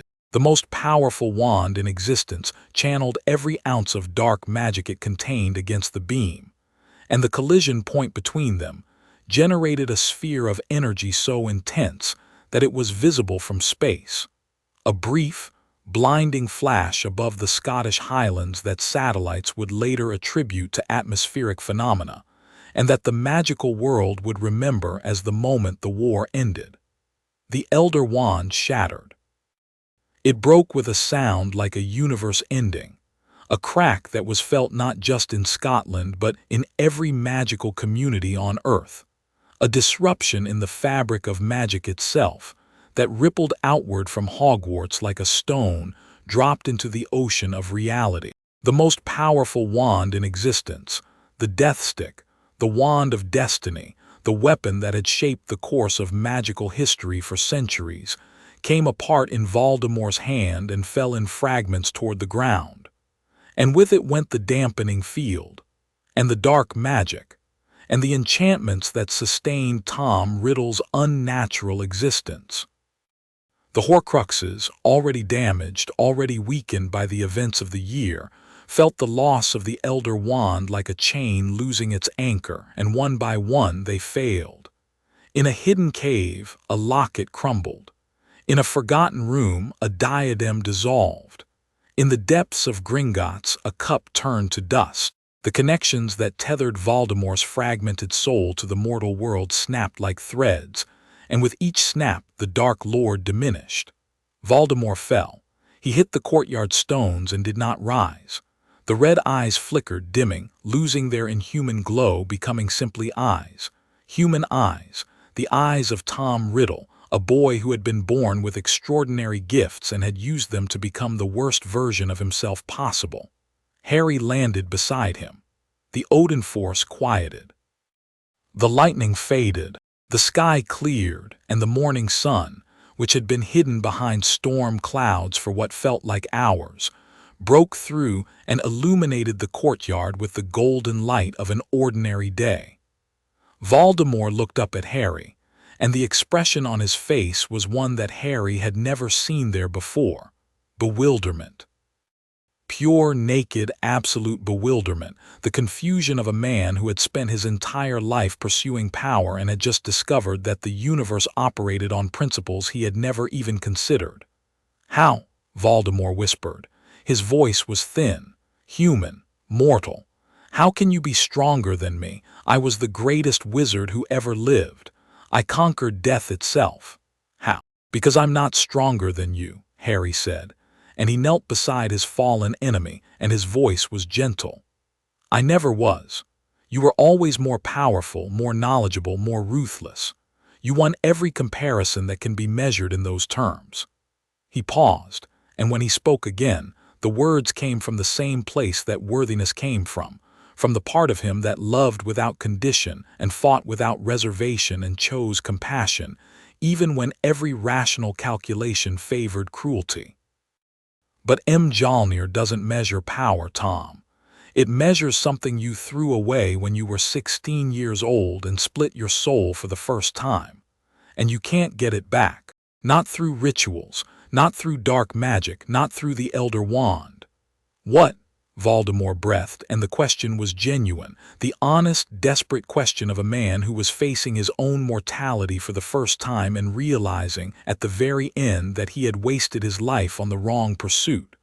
"Love," Harry said. "Just love." Voldemort's eyes widened. For one fraction of a second, Harry saw something flicker in those red becoming brown eyes. A ghost, an echo, a distant memory of a boy who had once been capable of feeling something besides ambition and fear. A boy who might have been different if someone had loved him early enough. Then the light in those eyes went out, and Tom Marvolo Riddle, the most feared dark wizard in the history of the world, closed his eyes and was still. He was not dead, but he was no longer Voldemort. The Horcruxes were gone. The dark magic was dissipated. The Elder Wand was destroyed. What lay on the courtyard stones was a mortal man, stripped of everything he had stolen and reduced to everything he had been born with, which, in the end, was not enough to sustain the fiction of Lord Voldemort. The silence that fell over Hogwarts lasted for exactly 4 seconds. Then the cheering started. It began in the Great Hall, where the students had been watching through the windows, and it spread outward like a fire, through the corridors, up the towers, across the grounds, carried by voices and portraits and house elves and ghosts, until the entire castle rang with it. 1,000 years of magical history, and Hogwarts had never heard a sound like the one it heard now. The sound of 500 young voices raised in triumph and relief, and the pure, uncomplicated joy of being alive. Harry stood in the courtyard with Mjolnir in his hand and the sun on his face, and listened to the cheering, and felt something that he had not felt since the night in the cupboard under the stairs when he had first begun to dream of a different life. Peace. Ron reached him first, sprinting across the courtyard and tackling him in a hug that nearly knocked them both to the ground. "You did it," Ron said, and his voice was thick with emotion that he was making absolutely no effort to hide. "You bloody well did it." Hermione was right behind, and her hug was gentler but no less fierce, and she was crying openly, tears of relief, of joy, of the released tension of months of fear and planning and desperate hope. "It's over," she kept saying. "It's over, it's over, it's over." "It's over," Harry confirmed, and the word tasted like freedom. Ginny was next. She pushed through the crowd that was forming around Harry. Students pouring from the castle, order members apparating in, professors emerging from defensive positions, and she reached him. And she didn't say anything. She just looked at him with those brown eyes that had watched him with steadily growing affection for 5 years, and he looked back, and the lightning in his veins hummed a quiet, private note that was meant only for the two of them. "Hi," she said. "Hi," he said. And then she kissed him, and the courtyard erupted in cheers even louder than before, and Ron muttered something about being put off his breakfast, and Hermione elbowed him, and the morning sun continued to pour golden light over the ancient stones of Hogwarts, and Harry Potter, the boy who lived, the bearer of Mjolnir, the worthy one, kissed Ginny Weasley back, and thought that this, right here, was worth more than all the power in all the worlds. Neville appeared at Harry's side, Bellatrix's wand in his hand, the wand he'd used to stun her, and his face bore an expression that Harry would remember for the rest of his life. It was not triumph. It was not vengeance. It was completion. The quiet, devastating satisfaction of a man who had spent his entire life in the shadow of what Bellatrix Lestrange had done to his parents and had finally, irrevocably, stepped into the light. "Well done, Neville," Harry said. Neville looked at the wand in his hand, then at Bellatrix's unconscious form, and then at Harry. And he smiled, a real smile, warm and whole and free of the self-doubt that had defined him for 15 years. "Thanks, Harry. But I think we both know that wasn't about the wand." Number it wasn't. The aftermath unfolded over the days that followed with the complicated, messy, entirely human mixture of celebration and grief that defines the end of every war. The captured Death Eaters were taken to Azkaban, which, with the Dementors destroyed by Harry's golden shockwave during the first battle, was being reformed into an actual prison rather than a torture facility. Bellatrix Lestrange went without a fight, her silence more unsettling than her screams had ever been. Draco Malfoy surrendered his wand and his father's journal and spent 3 days in the hospital wing being treated for injuries that were as much psychological as physical. The burden of serving a master whose conception of loyalty involved the threat of death. Voldemort, Tom Riddle now, simply Tom Riddle, was placed in a secure ward at St. Mungo's. Without his Horcruxes, without the Elder Wand, without the dark magic that had sustained him, he was merely a very powerful wizard with a very damaged soul. And the healers who attended him reported that he spent most of his time staring at the ceiling, silent, as though contemplating a universe that no longer made sense to him. Harry visited once, and they looked at each other through the ward's protective enchantments, and neither of them spoke, and Harry understood, with the compassion that worthiness demanded, that Tom Riddle's punishment was not imprisonment but awareness. Awareness of what he had done, awareness of what he had lost, awareness of the love he had discarded and could never recover. Dumbledore, who had been holding the Order's external defense lines during Voldemort's takeover of the castle, returned to find his school damaged but standing, and his students alive, and his faith in Harry Potter confirmed beyond any remaining doubt. He stood in the courtyard where the final battle had occurred and looked at the scorch marks, and the cracked stones, and the single point where Harry had landed, marked now by a perfect circle of golden light that no cleaning spell could remove. And he smiled. "Remarkable," he said, and the word carried the weight of a lifetime of watching impossible things happen and being grateful, every single time, for the privilege. On the 7th day after the battle, Harry made his decision. He stood on the astronomy tower at sunset, with Ron and Hermione beside him and the golden light of the dying day painting the castle in warm amber. Mjolnir rested in his hand, and the Odin force hummed through his veins, and the bond, the unbreakable, permanent bond that the All-Father had forged, sang its eternal, beautiful song. "I'm going to keep it," Harry said, and then paused because that wasn't quite right. "Number it's going to keep me. The bond is permanent, Sigurd said so, and Odin confirmed it. Mjolnir is mine for as long as I live." He looked at the hammer, at the runes that blazed softly on its surface, at the weapon that had crossed the void between worlds to find him and had changed everything. "But I'm not going to use it, not unless I have to. The power is there if the world needs it, but the world shouldn't need it, not if we've done our job right." "And what job is that?" Ron asked. "Building something better. Making the world the kind of place where a hammer that chose a kid because he refused to stop fighting can go back to sleep, knowing that the people it protects don't need its protection anymore." Hermione leaned her head against his shoulder. That's a very long-term project. Good thing I've got help.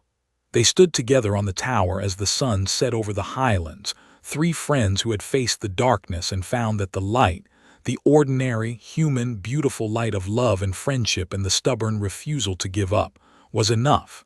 It had always been enough. Below them, the castle hummed with the sounds of reconstruction and celebration. Students laughed in the corridors. Professors repaired walls with the patient diligence of people who understood that buildings, like people, could survive anything if their foundations were strong.